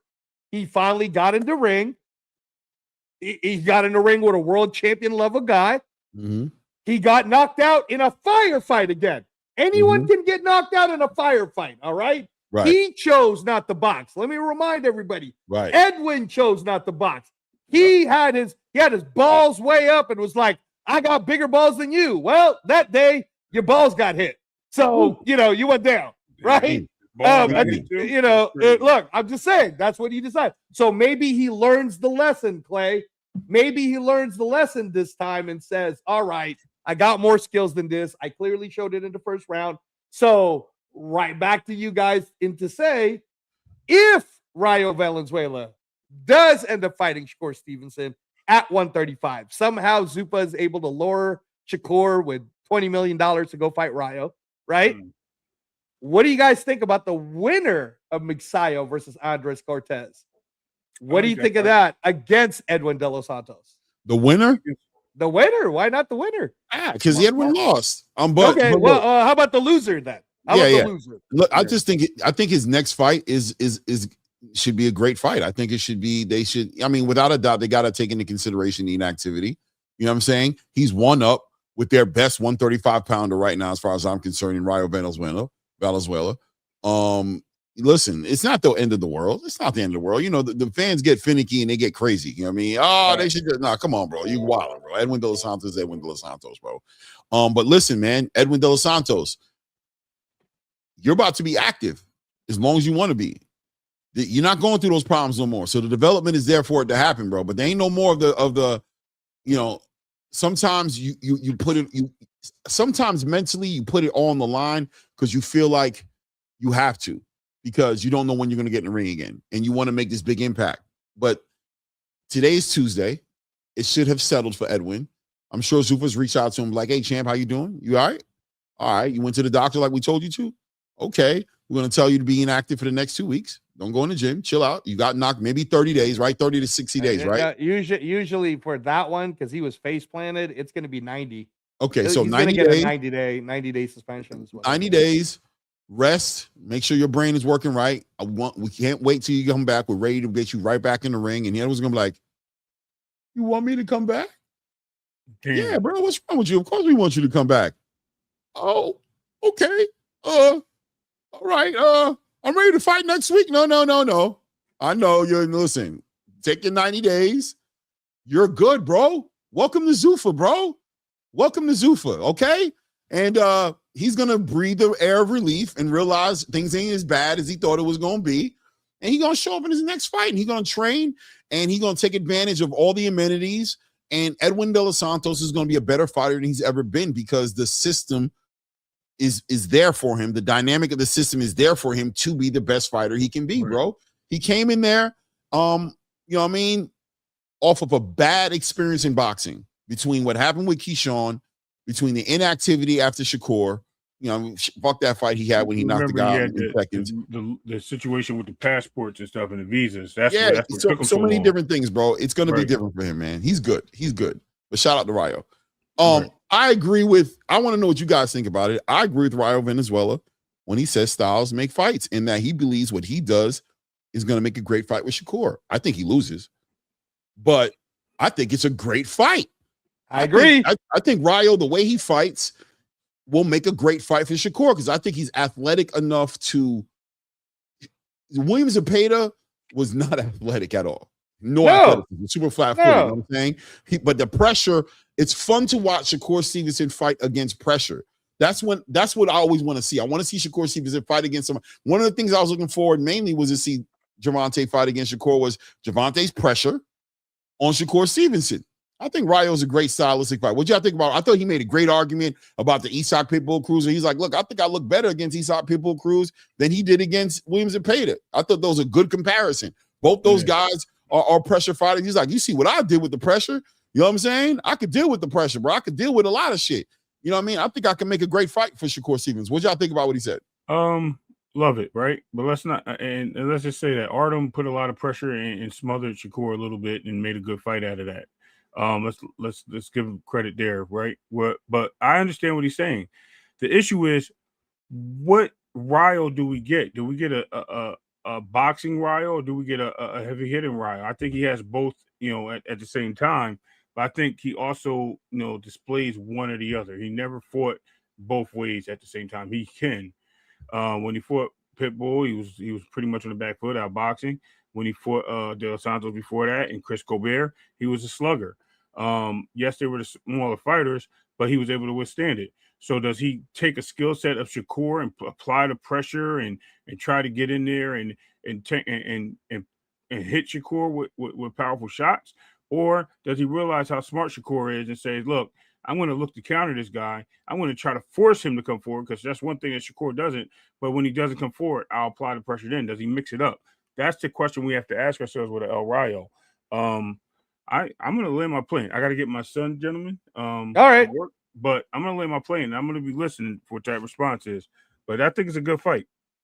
I think it's a great fight, Ray. And shout out to you and your son. Get out of here. You don't want to be late. Clay, I'm with you, man. I'm tweet away. Shakur signed that contract. Let's make an announcement. Shakur Stevenson, Rayo Valenzuela, the return of Shakur Stevenson to 135, his rightful place as number one ranked at 135 right now, right? Willing to come back down, like Sugar Ray Leonard came back down from 54 to 147. I love the fight because chat, start thinking in your head. Someone who is a Rayo Valenzuela type, southpaw, tall, can box, and has power. Who in Shakur Stevenson's entire resume of his career has he fought that checks all those boxes? Anyone? I haven't seen it. Anyone? I haven't seen anyone? It. Bueller, right? Okay, so that's what I'm saying. Of course I'm picking Shakur to win. Of course I am. Of course you're picking Shakur to win. He's pound for pound number 3, goddammit. Like, of course none of us is going to pick against, but why not him? Why not Rayo is the question I'm asking. Why not? Let's live in this world. Let's live in this Paramount Plus, probably CBS or Netflix. Shakur Stevenson's next challenge is the best ZUFFA 135-pounder, a former world champion. Someone who lost to Gary Antoine Russell, but at a higher weight class, but also someone who beat Isaac Pitbull Cruz, who's one of the more exciting come forward power punches. If we're okay, look, all I'm trying to say is if you guys were okay with Teofimo Lopez stylistically fighting Shakur, why are you not okay with Rayo Valenzuela fighting Shakur? Am I bugging, Clay? Am I bugging? Are we bugging? No, you're not bugging at all, man. Shout out Coach Hector Bermudez, man. He says, that should have been a no contest. Why you hit my boy like that? He was on his knee tying his shoes when Rayo hit him like that. Diabolical. Arrest that man. It is what it is, man. Hey, man, what's good for the goose is good for the gander, Coach. You know what I'm saying? Edwin don't got room to complain. I hope he wouldn't try to complain. You know what I'm saying? I hope that he knows better than to complain. It is what it is. But I think the fight is I think Rayo, listen, it's the ones you don't see coming that be the ones. You guys, in your mind, you guys believe that it's supposed to be a name person. It's supposed to be Devin. It's supposed to be T.O. It's supposed to be Tank. It's supposed to be these names. But sometimes it's a guy without the name who's just been working his ass off with a whole new mindset on life, who just comes out of nowhere all of a sudden and blue collars this shit. Like, yo, what are you talking about, man? I work hard, bro. Hard workers win too. Hard workers win too. And Rayo's worked himself into a position, big time revenge, and did that boy Edwin De Los Santos grimy a fight that Shakur went all the way into the, you know what I mean, to a decision with. Granted, his hands was fucked up, but I mean, look, we don't got time to play the semantics. I don't know, bro. I like it. I'm gonna tell you straight up, there's fights I want to see Shakur in other than that fight. That's not a fight that I want to see next Clay. like that. But if it does happen, it's a fight. No. My question though, Clay, is who's available though, right? Like, do you want to not see Shakur fight the rest of the year and go into next year? Because Haney won't fight him, or that I won't say Haney won't fight him. Sorry, guys, sorry. That fight's not being agreed upon, right? Shakur's talking about Gary Russell, but Gary Russell got someone else. So who is available? Claymore, who's available? Who's available for Shakur? Who's available? I don't know. I mean, Foster's always floating around as a possibility. No, he's not anymore because they're putting together the Navarrete fight. I know they're negotiating, but Foster said he's still looking forward to make like he still would do that. Like I think that's an option. I think if Shakur jumping in like, yeah, me and you, I think he would put that on the burner, bro. Okay, but who else? Who else? Not too many. He doesn't have a lot of options. You know what I'm saying? Gary Antoine is tied up. Dalton Smith got a mandatory to deal with, right? He's still got to fight Puello, right? With Puello, yep. Muratai's fighting. Muratai's fighting. So if you look at the ring top 10, you got Mason fighting Bell. Andy Cruz, bro. Andy Cruz just lost his opponent. Do you want to see Shakur versus Andy Cruz? Probably not, right? I wouldn't mind seeing it, but it's not. I wouldn't mind seeing that fight, though. Okay, Schofield's fighting Body. I don't know who Noakes is fighting next. I guess Cordina. Would you like to see Stevenson versus Cordina? Hell no. Who's ranked not number over, 10? Not over Rayo. Okay, how about Javier Herrera, the interim WBC champ, who's number 9? I mean, I did have a little smoke for Shakur. He said, I'm not no baby. I no bitch. I no baby. I kill you. I'm no baby. I kill you. Send me the contract. I know baby. You know what I'm saying? I know baby. I did Herrera like that, bro. Don't play with Javier now, damn it. He, you know what I'm saying? He ain't about being stepped over. But no, I like the fight. I think the Rayo fight's a great fight. I think Rayo made a good argument for the fight with the performance against Edwin De Los Santos. And, you know, I ain't gonna lie, man. Like I said, I'm becoming more and more of a fan of him. I think he's a great speaker. He's definitely in a better place, and I like it. He's an ambassador for the sport now. He's an ambassador for ZUFFA, you know what I'm saying? And I think he's the best 135-pounder ZUFFA has right now on their roster. So let's have it, man. Let's have it. It is what it is. You know what I mean? It is what it is. I love it. I love it. I ain't gonna lie, bro. I'm gonna throw the link up real quick, but we out of here soon, bro. Because I got to work tonight. You already know what it is, bro. I hate being like that. I'm trying to do better with rolling all this out. That's why I was rushing you guys a little bit through your right. No, I know. It's just that it was two big cards, right? Saturday and Sunday. It was a lot. You know what I mean? But that's why I knew that I knew with the two big cards that it was something that is going to require me to push it because there's so much to talk about. I just knew I had to push it. Yeah. You know what I'm saying? Don't know what the fuck he be talking about. Clay don't know what the fuck he be talking about. Okay, sure. Sure, man. That's one way to approach it. I guess so. Yeah. None of us know what we're talking about, bro. It's all good, bro. You know what I'm saying? Bro, it is what it is. Thank you. Hit the like button, bro. I don't know if you're gonna subscribe. I doubt you're gonna subscribe, but hit the like button, bro. You know what I'm saying? Show some love, man. It is what it is, bro. He's over here listening to me not know what I talk about. Yeah, I don't know, man. That's what it's like for me every Tuesday and Thursdays, and sometimes on Saturday, guys. Clay doesn't know what he's saying. I have no idea, bro. You know what I'm saying? Come teach me. I don't know shit. You know what I mean? Motherfuckers ain't got nothing better to do, man. Nothing better to do. He knows everything. Shout out to you, man. Everybody go subscribe to YT Colors Boxing channel. Oh, man. I respect Shakur's fist, but I'm off that Shakur train, man. It's draining. That Shakur train, man, is draining. Okay. Got real basic at 135. My brother HLD in the building, man. HLD, what's good, man? ¿Qué pasó, mi gente? How we doing? What's going on? So what's the topic at hand, man? I'll be honest, I'm one of these latecomers right now into the show right now. I just got. I mean, we talked about everything. We talked about everything. Boots, Xander, Whitaker. I'm looking at your rundown here. Lacks discipline. I think both Xander and Jaron lack discipline on Saturday. They both did. You know, the main thing that I think we always said about Xander is discipline, game plan, and bro, at the ring at the first bell, that just went out the window, man. I mean, everybody in that section I was in, the front row section there, in the ringside, we're like, what the hell is he doing?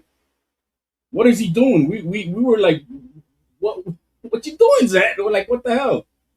Well, let me ask you, HL. Let me ask you this, right? Because I was asking this question a little bit earlier, so I'm going to ask it again while you're up here.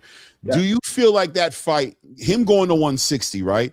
Do you think that fight between him and Jaron Boots Ennis was a fight that kind of exposed him to a degree and said, you know what, maybe we need to go a step back with Xander? Maybe we don't throw him directly into, you know what I mean, the top 5, top 10 in the division. Maybe this guy needs to be built on a little bit more, or do you think that, nah, bro, that was just an off night? Xander, we know who he is. And 160's light, let's get it. I look, what's really heavy on me with is that I did not see Xander Zayas boxing on Saturday. And so I could take this loss a lot better had I seen Xander Zayas boxing and get defeated at his best. And I didn't see that on Saturday. I mean, it's just right off the ding. Like, what the hell are you doing going toe-to-toe with this guy? Like, we didn't see, I expect, be on your bike. I'm okay with that.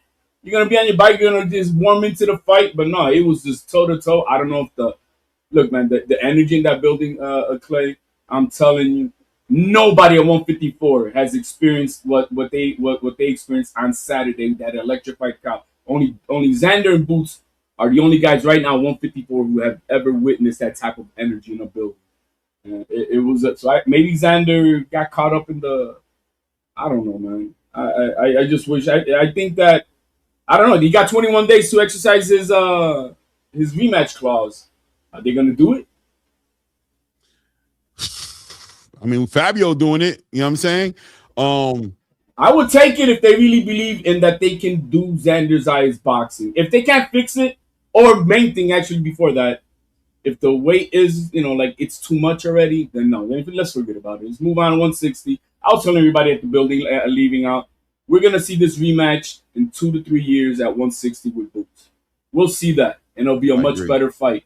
It'll be a much better fight. Xander will be about 26, 27.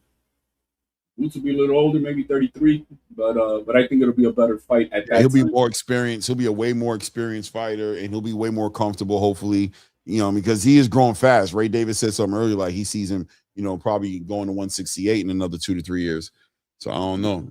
As far as Boots about it, you're not look. He's already the horse that he is, bro. He's that thoroughbred horse. You're gonna, he can't fix this. He is who he is, and I think we gotta accept it.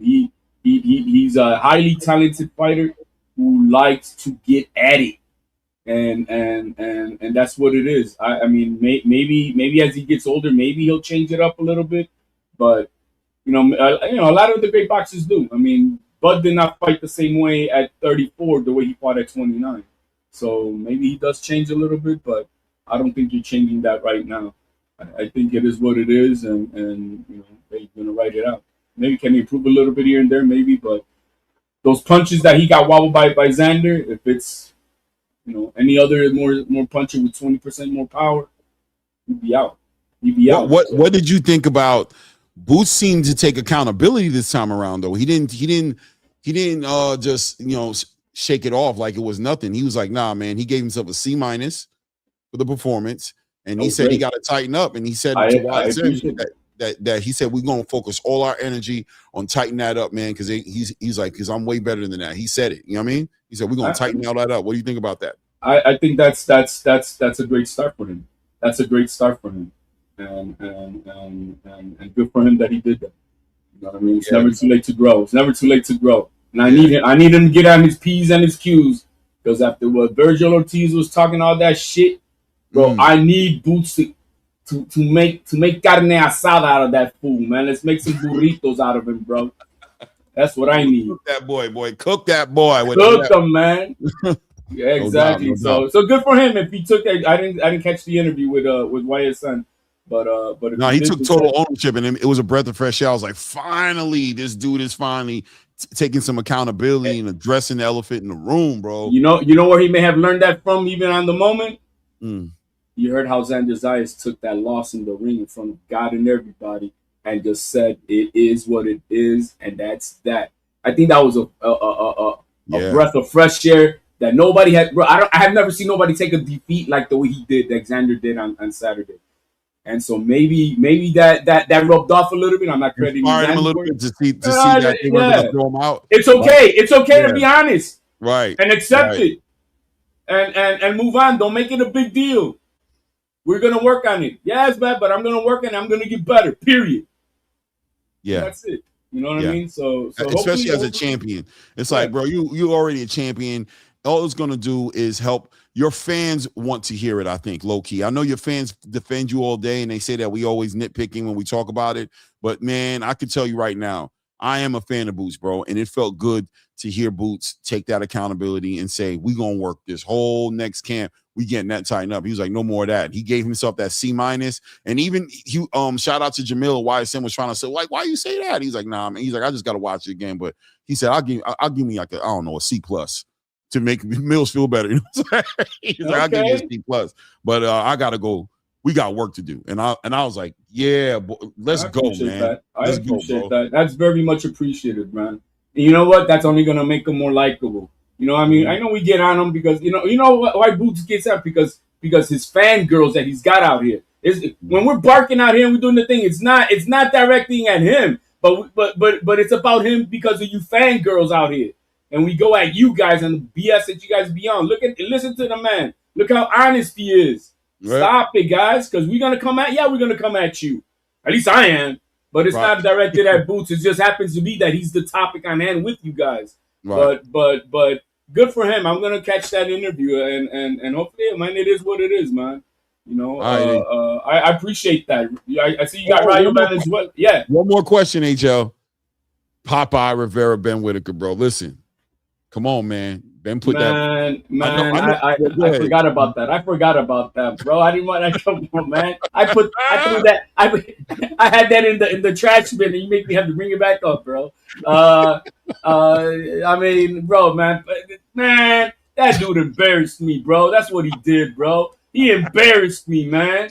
Come on, man. Like, come on, man. Like, it was the same thing. Xander did. He did the same thing like Xander did. Like, what are you doing, bro? You're supposed to wait on this guy. He's bigger than you. He's faster than you. You needed to wait on him to counter him. No, he wanted to go at him. Well, yeah, bro. Eat that lollipop because he gave it to you, bro. Damn, it was ugly. It was ugly. Are we getting more? Is Ben growing on you? I know he's Whitaker to you, but is he growing on you? Is Ben growing on you? No. This didn't prove anything to me at all. I'm not saying that he can't. Like, you know, but this was a lima beans. You know, this was lima beans. Like, what do you expect out of this fight? This was lima beans. But it wasn't lima beans going into the fight. Bro, it is what it was, and we saw that, and we were like, bro, thank God it lasted. Bro, we were quick. We were like, yeah, good, all right, bro. You're embarrassing us with all this Popeye stuff. At least prove yourself a little bit. Nah, bro, this guy collected a paycheck, and that was it. So Whitaker, look, man, we just need to see him versus. Morrell. I want to see him versus Morrell. I want to see that. I think he's at the level of Morrell. Morrell is at the level of him. I want to see that fight. He puts a beating on Morrell. But what if he puts a beating on the dude that beat Morrell on Zach Shelley? I'll take it. I'll take a little bit of that. Okay. I'll take a little bit of that. All right, HL, let me go ahead, man. I got a bunch of man. Appreciate it, bro. Man. All right, guys. Peace out. Peace. I am 444. What's going on, brother? Talk to me. What's going on, Clay? What's going on, Reyes?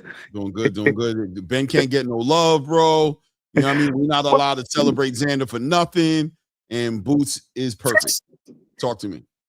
Well, I'm gonna continue to say this. I love the talk. I love all the dialogue. Mm-hmm. There's nothing wrong with being honest, guys. Xander was a huge underdog.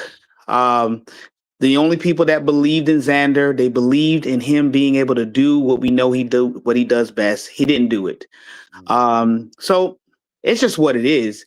And it's hard to accept it because to criticize it, it almost seems like you're violating Boots, right? Because we want to just give Boots the credit and all the adulation and this, and I get it. And that's fun because it was a fun fight and all of that. But at the end of the day, the reality is this. Xander just showed, and you made a very good point, Clay, as far as does Xander need to be dialed back? The answer is maybe Xander was really never elite. Maybe Xander was just a really great fighter. See, this is the problem that I have when fighters, and I hate saying this, but this is why rematches are important to me because it eliminates certain things. when these fighters have these lightning in a bottle moments and they can get away with a belt and then all of a sudden they can kind of just go in a different direction, it gives this false perception that they are really that. And that's what I feel. I feel Charles Conwell would not have lost a rematch with the fighter he lost the belt to. I personally do not believe he would have lost the second fight. Personally, I don't believe that fighter that beat Charles Conwell is actually better than Charles Conwell. Personally, but Charles Conwell lost. I attribute it to an off night, the reality check that some fighters need, and you'd be like, okay, cool. Let me go ahead and make my adjustments. I'll meet you again, and then we're gonna really see. Now I really know what you're about. The bottom line is this: Xander was not elite. Everybody knew Boots was going to majority win. It was not a question. Boots was able to, and Clay, let's not act like Boots don't say. Let me ask you a question. What did Boots say after the first Karen fight? Didn't he say that wasn't his best performance? Didn't he say that he didn't give himself after the second Karen fight? Didn't he also say that he blamed it more on like he couldn't get up for the fight? That's what he was blaming on. This one it wasn't that. This one it seemed a little bit more authentic and genuine. Like, no, I gotta fix that. So do you remember what he said after the Karen second fight? Do you remember what he graded himself? He graded himself also a low grade as well. Yeah, but once again, just to keep it real, he said it's time to leave the weight class. You know what I'm saying? Like he always had an excuse. Like he always gave himself the grade, but he gave himself a way out of it that was outside of getting better. It was always like, nah, give me a better opponent. Nah, give me a better weight class. Nah, but this one it seemed to be more genuine. Like he actually said they're gonna. He said we're going back to the gym and we're gonna focus on that. And we're gonna close that up. That's what he said. You know Understood. What I mean? Understood. I understand what you're saying too, as well. He definitely been down this road before, for sure. Yeah. I'm just looking at the fact that after most of his fights, he always has a. It's very interesting. I think it's very smart on his part though, because it actually he doesn't want people to focus on or highlight what the issues was in the performance. So it almost leaves that mystery, like that we're not seeing the best of Boots. So it's like, well, you know what? We're not seeing the best of Boots. You know what I mean? Even though you guys think that was great, hey, I can even do way better than that, which potentially he can. But we won't know until he's actually in there with some real solid competition, who's not going to make stupid mistakes, who understands the game of boxing, who has IQ, who understands their strength, who doesn't play into his strength and all that other stuff. This is the harsh reality. Okay? The Xander fight was great, but stop it. We have to stop. Okay, the Xander fight was great, but let's not act like Xander wasn't a huge underdog, and most people knew that Boots was going to kick that boy behind. We just thought, hey, if Xander can pull off what he's good at, it might get really interesting. Right. That's what we thought. We all knew that. There's nothing that happened that we didn't know. So he needs to get in there with Virgil Ortiz. I would say this is my fights I would like. A Virgil Ortiz fight. Forget the Josh Kelly fight. I don't care about that right now. Because he's gonna beat the living daylights out of Josh Kelly. I don't care because I believe Baccarat beats Josh Kelly in the second fight, personally. Because people don't understand how these things work. Because once Baccarat started to catch his rhythm and started to catch vibe, it was almost a wrap for Josh Kelly. But anyway, no problem. Props to Josh Kelly. Boots will beat Josh Kelly. The toughest fight is gonna be the Fundora, in my opinion, only because of the dimensions. But the most, I would say, even fight is going to be that Virgil Ortiz. I would say Fundora as the final boss, final test. And if you can't get Virgil Ortiz, if you can't get Fundora, what about a Charles Conwell fight? What about a Rashidi Ellis fight? A coming home party. Rashidi Ellis, Charles Conwell. I'll even take a Charlo, at the bottom. You know what I mean? Bottom of my list, like as a coming home fight. For Boots? Huh? For Boots? Yeah, as a coming home fight. If he can't get Virgil Ortiz, if he can't get Fundora right now. Get Charlo. If you can get Charlo, bro. Period. I'm saying if Charlo's available and there's no politics, fight him now.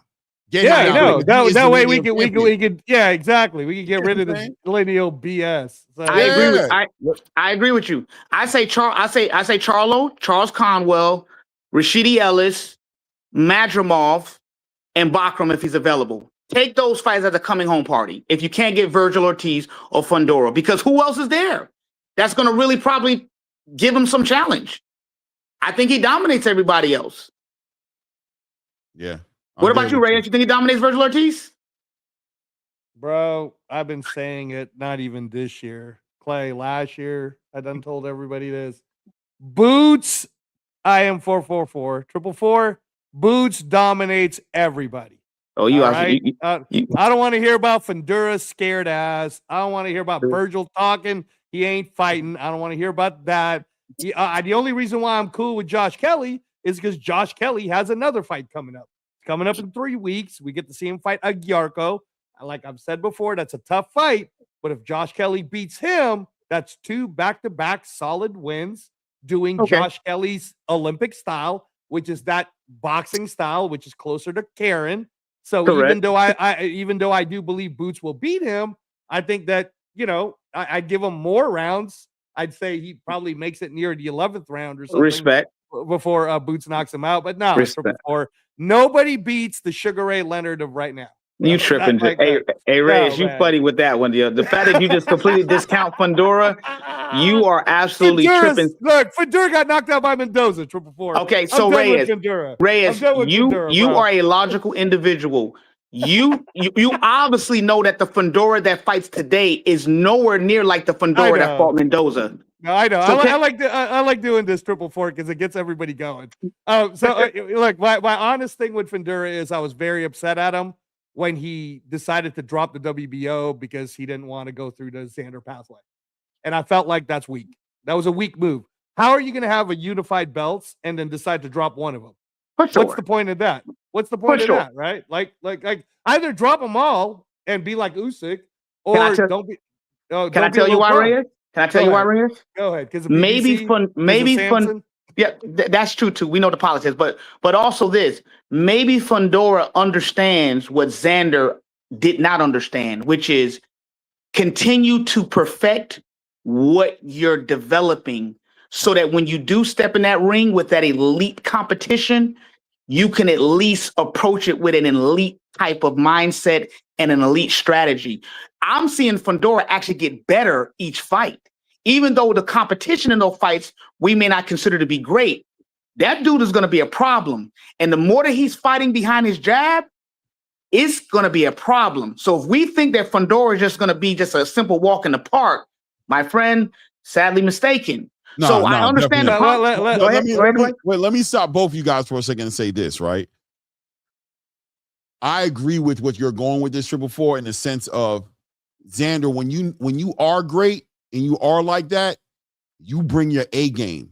You don't second guess yourself and pivot in the last minute. You do what got you to the dance. What he showed on Saturday was he's not all the way 100% dialed into. He hasn't bought all the way into what he does. He's still a fighter who's having a semi-identity crisis. And we saw Devin Haney go through that with Ryan Garcia. Yes. Devin Haney had an identity crisis in that ring. Who he was in that last minute, he pivoted. And it was like, what happened to you, bro? Why'd you do that? And it's because he didn't buy all the way in. He did not buy all the way in like we thought he did. We thought he bought all the way in. We thought Xander bought all the way in. We were like, Xander knows what he does. He knows himself. He knows what Boots does. He knows how to win this fight. And what he showed is that there's a part of him that wants to knock people out more than win fights. There's a part of him that wants to be Boots, that wants to be what everybody else was at 154 and who has not become content with a great boxer and a champion and a young champion. He didn't buy into it. Does he buy into it now, though? Good point. I'll say this and I'll jump off. I would love to see, I'll be honest with you guys, I would love to see Xander activate the rematch clause if he can make the weight, without any problems. If he can't make the weight without problems, then go to 160 and try to dominate there. And I don't think 160 is going to be easy for Xander. All that stuff about, he's going to dominate Lara. Come on, stop, guys. Lara has experience. Lara ain't no joke. See, we're already like we're going into cuckoo land. No, get there first. Let's see what you do. We get it. After what I saw with the whole Boots thing. Boots, we don't even know if Xander took extreme damage. We don't even know if Xander's even going to be the same, to be honest with you. I get it. He talks well. I realize he talks very well. We're going to have to see him first. We'll see what he does at 160, man. But yeah, that's my call, man. I'll listen to him. All right, no doubt. Talk to you soon, brother. No doubt, no doubt. Fight Sports Talk. What's good, brother? New Zealand in that building. What's up, guys? Two of my favorite guys to talk boxing with. What's up? Man, we doing good, man. We just trying to make sense out of it, man. That's all, man. We having a good time.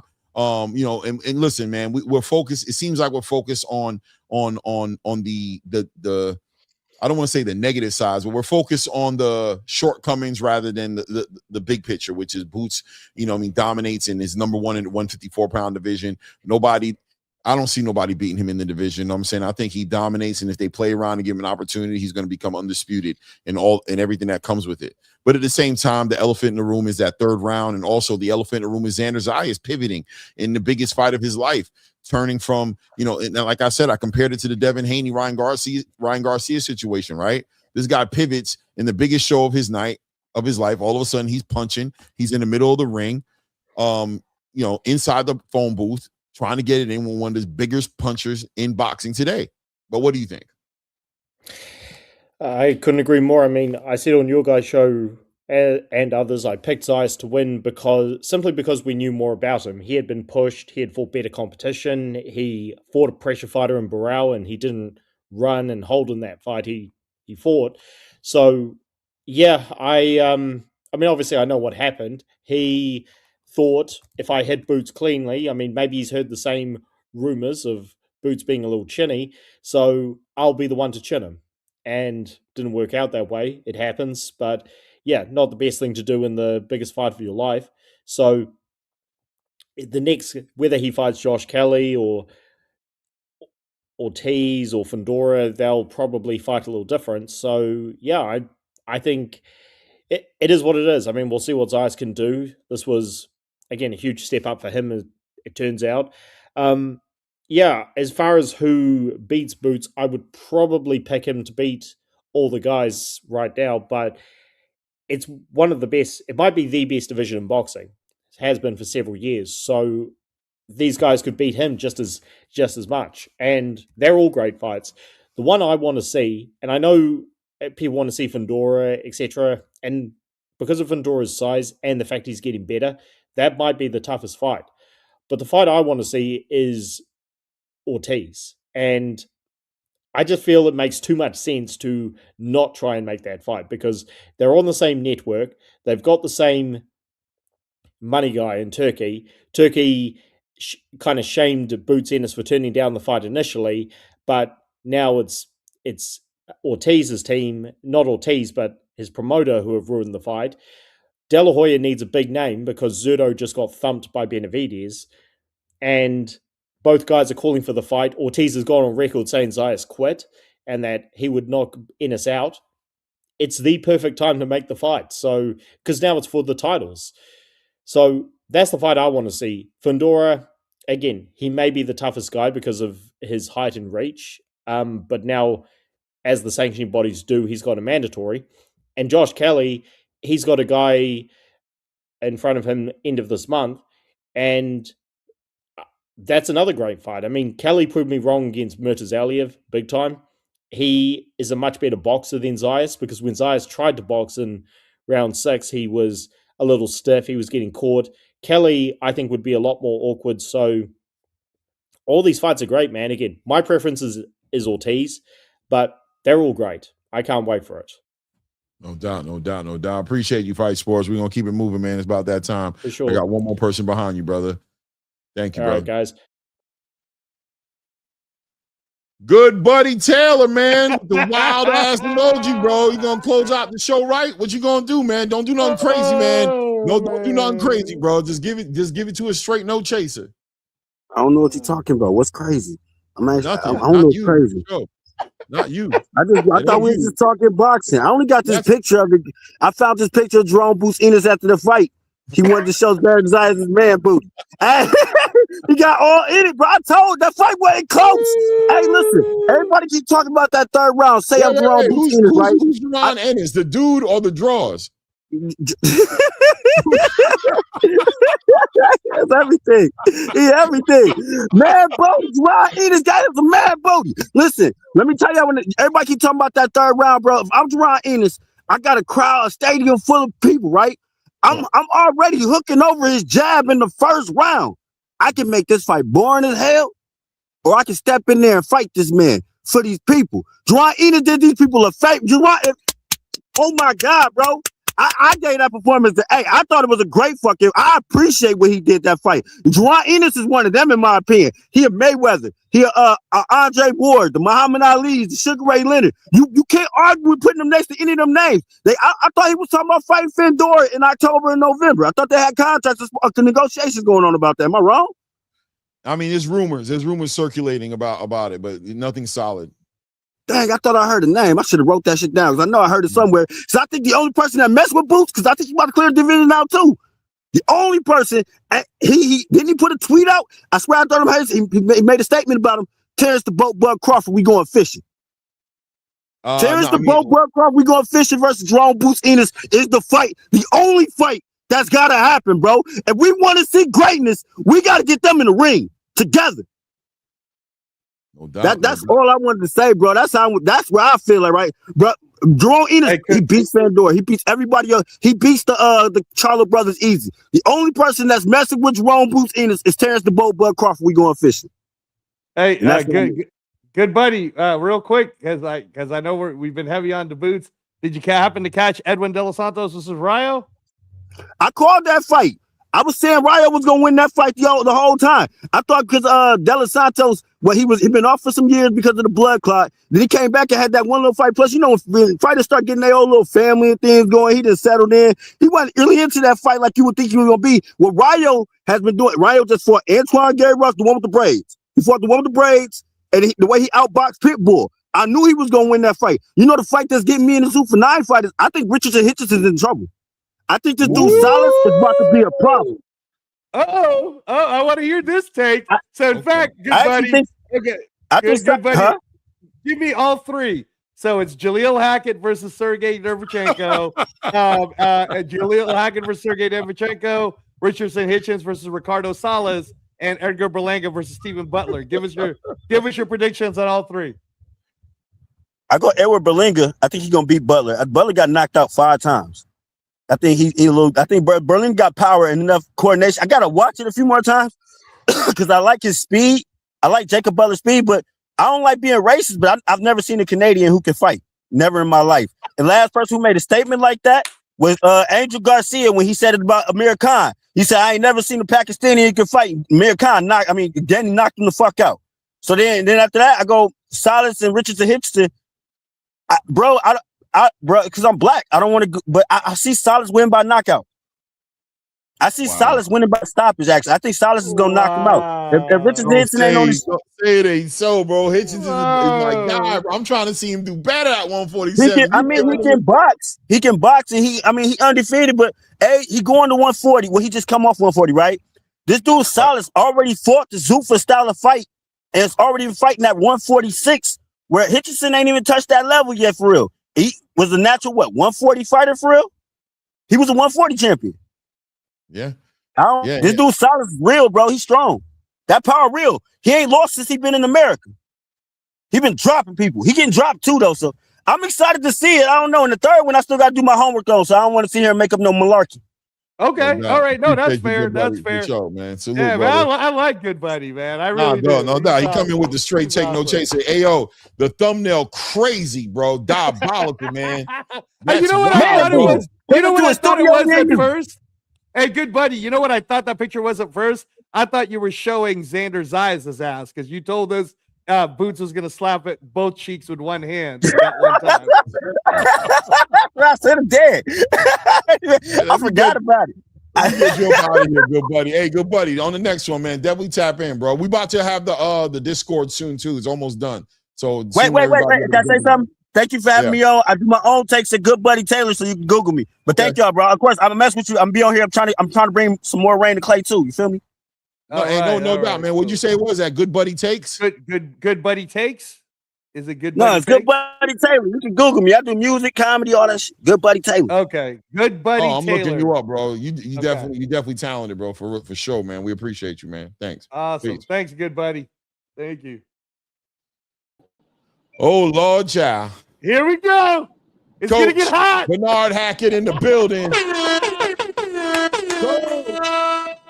What's on your mind, man? You're taking a drive right now. You hearing us talking all this malarkey, and I know you like, let me call in today, man. These dudes, I gotta call in. Talk to me, Coach. Man, hey, bro. I think y'all show always be good and always be balanced, but sometimes I think the balance be a little too much. I give Xander his flowers. I give them to him in bunches of roses for the night that he did what he did.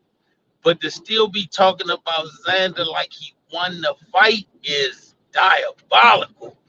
Man, We talking about him like we won. We talking about he got spanked. We talking about we don't know what he was thinking. We talking about still having that conversation. We still having the conversation. I think I listened to what y'all said. I think he went in there with the only way he could fight is save face. Because if he went in there and bounced around for 3 or 4 rounds on the great feet that he doesn't have that y'all wanted to say he had, on the size that it's so funny when I hear people, outside of boxing, I'll call it that. Size only helps you absorb the punches that are coming at you a little better. They don't make you punch no harder. You don't become a great puncher because you got size. You become a great puncher because you've always had the ability to punch. Size only makes it where you can absorb more of the power coming at you. Example, what Tyson Fury said about Deontay Wilder after the first fight. I'm going to get bigger. Not because I need to punch harder, but I can absorb it better. So I don't know. I just think sometimes it's really crazy or strange. I do understand we in the media world, so the media have to have some sort of back and forth to have, but some things don't have back and forth. I think the reason it wasn't a sellout because the Puerto Ricans knew he was gonna get his ass dusted, and they wasn't gonna spend their money to see him get fucked up in New York. But he did a great job. I think if you didn't have Boots as one of them guys, you still don't have Boots as one of them guys. If you had Boots as one of them guys, then it didn't enhance him being one of those guys. And I do agree with a lot of what you said, Clay. The only thing I do disagree with is it can't be a career-defining fight when you a 4-1 favorite. But okay, so when I said that, let me see if you agree with this part. When I said that, what I mean is, based on the press conference, Boots for the first time in his career, for me, I saw him completely take ownership of what we've all been speaking on for a long time, which is unnecessarily getting hit. I believe he gave himself a grade of a C- to a C+. And he said, listen, he's like, he said, there ain't no reason for that no more. Look at the YSM interview. He said, we're going to go in. He said, we fixing that up, bro. He said, we're going to focus on this camp and we're going to fix that up. He said, because sometimes I get a little too lazy in there, a little too complacent in there. And he took that ownership. And normally the conversation goes down the lane of, oh, I didn't get up for this fight like I would because I need to get up for the fight. Or I don't know, man. I think it's time that I go up in weight, man. I think this weight cut is getting too crazy. This is the first time I heard him say, I'm going to close this hole up.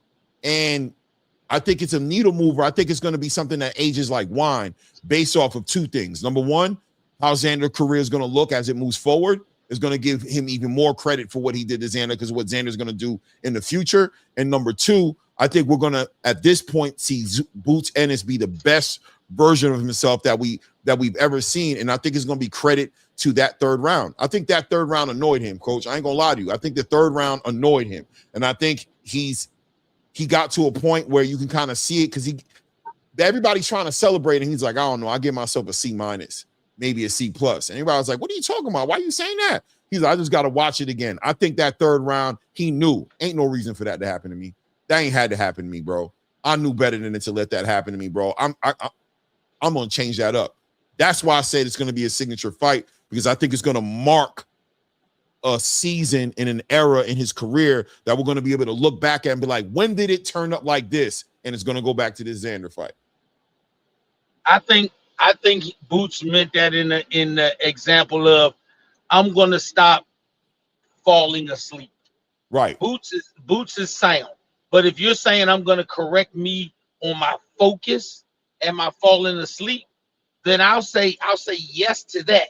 And that's what I mean, by the way. That's what I mean. I don't mean that he doesn't have a skill. I know he can do whatever he wants to do, but I think he's going to take the ownership of no more of that. No more becoming complacent during the fight. Okay. We're going to stay focused. Now, I like the way you said that. Now, that I can go with, because it's not that I'm going to fix something in my skill set. No. I'm going to fix something within myself where I get complacent and I go to sleep. That I can go with it. But the first I was hearing, you get hit. That's exactly what I mean, by the way. Exactly that, the complacency. If you heard me earlier in the show, I really expanded on it, and I said Boots can do whatever he wants to do. That's why I feel that there's the frustration there. He had the frustration. Me, as a fan of Boots, had a frustration to say, come on, bro. You ain't got to get hit like that. You better than that. You don't got to, even though you can, because you're athletic and it's not going to change too much, but eventually somebody is going to change it. If the wrong person hits you the way Xander did, it's going to be it didn't have to happen moment. For you to dominate 6 rounds of a fight like that and potentially lose because of complacency is heartbreaking. We don't need that at this point. We at the high game. We in the big leagues now. We talking about legacy now. We fighting nothing but killers now. We unified. We going for undisputed lineal championship. It's time to become serious, man. We ain't got to play all the time. Everything ain't about playing. And even Coach Bozy said that. Bozy said sometimes he get to playing, man, because he having fun in there, man. And Bozy had to be like, come on, man. Hey, man. Yeah. Come on, man. Let's do what we're supposed to do. I just think he's one of those special talents where I personally don't think he's going to get tested until he gets to 160. I think that's when we'll see the complacency go completely away. Because like I've said before, at 47, he was big, he was talented, he was skillful, and complacency was hard for anybody to take advantage of because his size and his ability. At 54, I do say this. He was smaller at 54 compared to Xander. And yeah, I'll give you that. Complacency, that's with a lot of fighters. The way he graded himself, 90% of the great fighters I know, they grade themselves on the hardest spectrum. So they'll have knockouts that are 5 rounds and they'll go back and say it was a C. But I think if we're talking about just complacent, then I'm cool with that. But when it comes to like Xander exposed something, I don't think Xander exposed anything. I think that Boots is at a different level. I think Xander is a high level, but not at the Jaron Ennis level. And he still didn't make Boots go in his bag. I can honestly say I seen Boots in sparring do more vicious stuff than I've ever seen him do in a fight.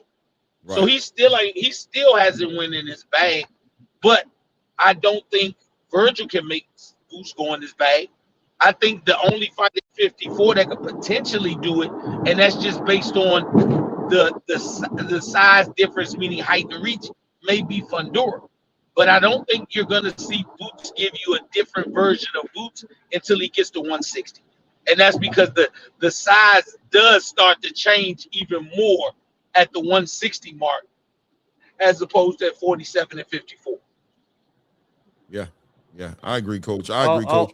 I think we'll see the best of Boots, and you'll see us celebrate. I mean, I think we celebrate Boots. I think people have a hard time with us, maybe me in particular, just speaking to the one chink. And I'm saying this is like, it don't, for me, it don't make no sense. For me, it's just like, bro, just close that up. Just stop doing that. Like, it's nothing. I'm going to be upset the night I see him get hit with a shot he wasn't supposed to get hit with and, lose or have to go through something. It's like, damn, bro, you better than that. You're way better than that, bro. But when I hear, man, you know what I mean? I just be having too much fun in there. Come on, bro. Stop, bro. I was just going to say real quick, Coach Hackett, because I'm trying to get the chat going with me on this one. You know what it is, Clay? It's kind of like when Sugar Ray Leonard fought Roberto Duran for the first time. Sugar Ray didn't need to do that, so he proved what he could do in the second fight. That's why Boots Ennis is the Sugar Ray right now of this era. Anyway, Go ahead, Coach Hackett. I mean, I'm going to say this. If we do, during the career of Jaron Ennis, we see him get hit with a shot that puts him down, knocks him out, or the shot that beats him, I'm not going to say it's complacency. I'm going to say that guy put the game plan together for that night. Because on another night, he might come back and beat him. But to me, when I look at boxing, yeah, you do got those fights that we know a shot in the dark and the guy just landed something that, was an unnecessary exchange. But for the most part, I'm going to give the flowers to Mr. Olympia, Miss America. I'm not going to give it to the ugly girl who was the runner-up because she had a beautiful dress on. I'm not going to talk about it 3 days later that her ugly dress made it where she almost couldn't. No. Because then to me, just to me, it starts to take away from the performance that I gave. If Jalil was in a position where he beats a Xander or Boots or anything of that nature, I don't want to hear, oh man, but did you see what Xander did? And we should applaud Xander for not taking this fight or taking this fight. I don't believe in that. I believe you took the fight. The fight ended whatever way it did. And the expression is to the victor go the spoils, not to the second place guy goes the accolades. That's where we started to get this participation trophy from. He did great on the night that he fought. I give him his flowers. But to be still having conversations as if Boots defeated Bud Crawford, come on, man. We can't do that to Boots. We can't do that to him. The boy went in there, he beat a champion. Heavy is the head that wears the crown. That's it. The boy had the crown on his head. He went in there to defend his crown. He came up a little short. It wasn't unlike anybody expected. No, he came up a lot short. Bro. He got. Let's say this. In the honest opinion of people, they thought Xander was gonna be gone by round 4. Just in all honesty, most people thought that fight was over. Yeah. And then I'm gonna be honest with you, when I saw him get knocked down the first time, I said, But when I saw him get knocked down the second time with the uppercut he didn't see, when he got back up, all my roses was there right then. He could have got knocked out that same round. All my roses was there. Yeah. The kid showed grit. The kid showed desire. I respect Xander more for getting knocked out the way he did and going in there and attempting to beat Boots from opening bail than if I would have seen him dance around all night, do a Kukuchin one, and lose a decision and talk about we had a great game plan. I respect him more. I respect him too, but once again, I ain't gonna lie, bro. I thought we kept it 100, and I think we didn't give Xander no flowers like that. We questioned what he was thinking. The only thing we gave him flowers for was having heart to take the fight. We questioned it. I mean, Angelo, am I bugging? We talked about. I even talked about whether or not he should take a step back. During the live. Yeah, you got to rewatch the live because your I was live like, yo, is he not who he said he is? Right. Did we overrate him? Should he take 2 steps back? Did he just was he a champion of circumstance? We didn't celebrate Xander. Fight night. No, I'm not talking about fight night. Fight night, I think it was everything appropriate. Okay. Every conversation after that. No, I'm talking about today's conversation. Oh no, today's conversation. I completely think we were acting like Xander won that fight. You know what it is, Coach Hackett? It's because you stopped listening when we were doing the Jaron part. We did a whole Ennis part, and we talked about how I even keep saying it because you can see it on the chat where people are like, "You're tripping, Reyes. Virgil's gonna give him a chance." I'm like, "Nah, man. Virgil's gonna get knocked the fuck out. It'll be easy." No, we gave him the flowers. We said he's look, he's the best 154 pounder in the world. No question about it. I think he beats everybody at 154. I don't think nobody can beat him. And on top of that, I gave him flowers for taking the ownership.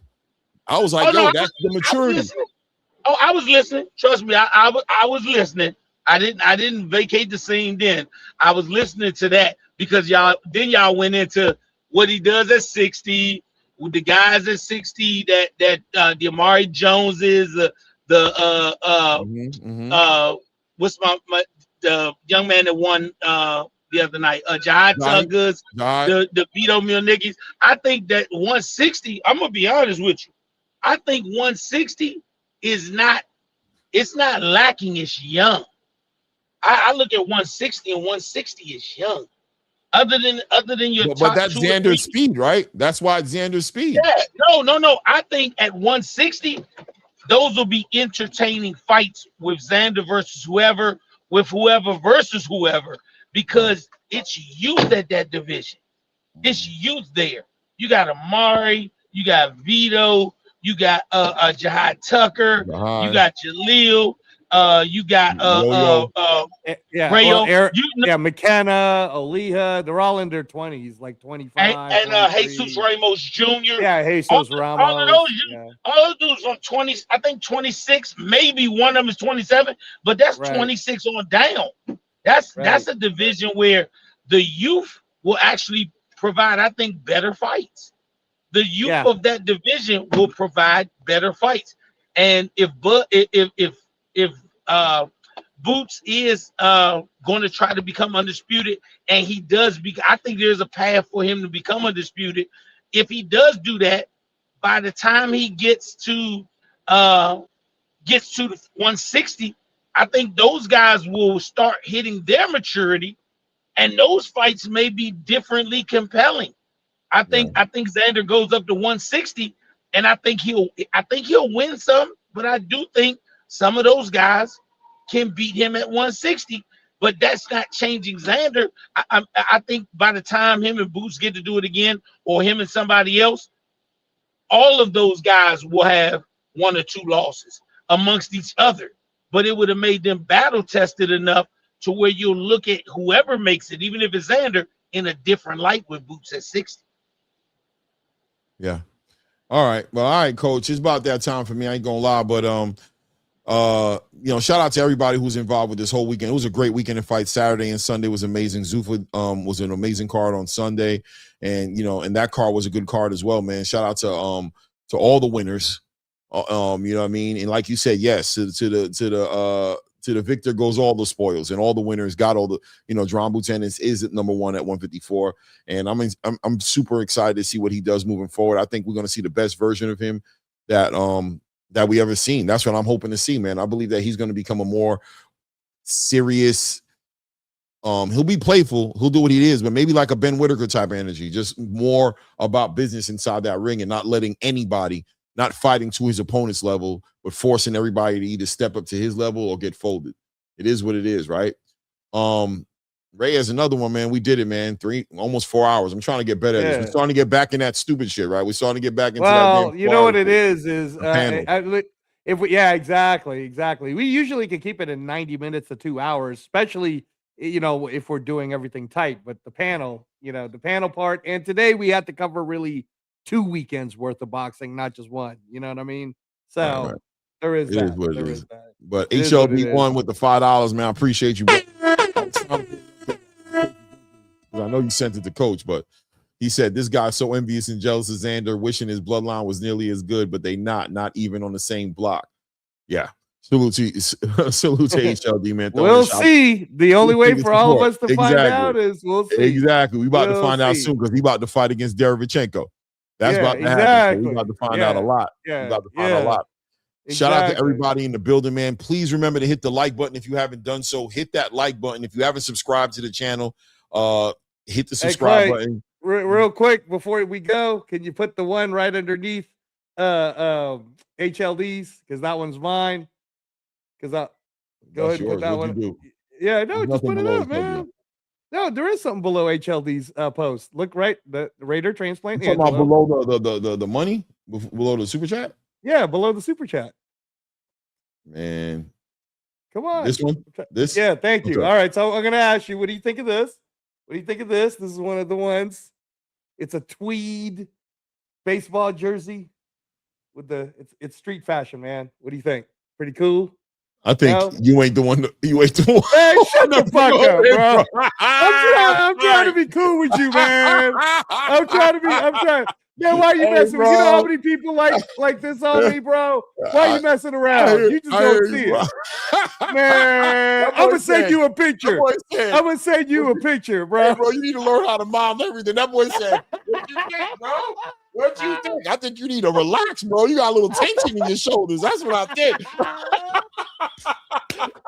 I think, man, shout out to Hearn Shop. You know what I mean? Hearn Wear. NBA Fashion Week in Vegas, July 9th through the 11th.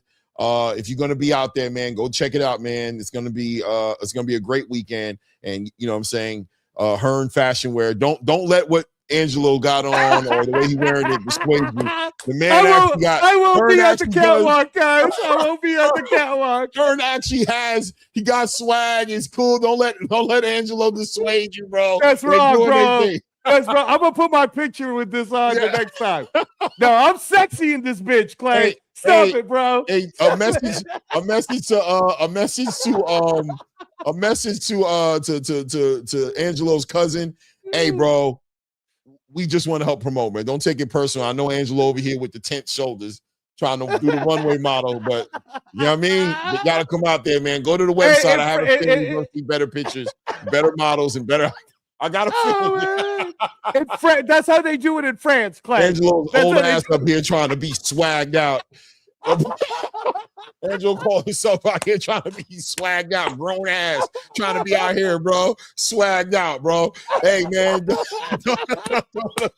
don't let him sell you wrong, man. Shout out to Shay BJ 5849 with the super sticker, man, with the $5 super sticker. I appreciate you. Thank you, guys, man. Salute, man. Good show, man. Good show. That was fun. Fun as always. Good job, Clay. Good job. Good job to you, Angelo, man. Good job to Ray Davis, and shout out to everybody in the building, man. Hit the like button, subscribe to the channel. Until the next one, y'all already know what it is. That ATP Combat Media. It's Read the Ring, man. At this point, we out.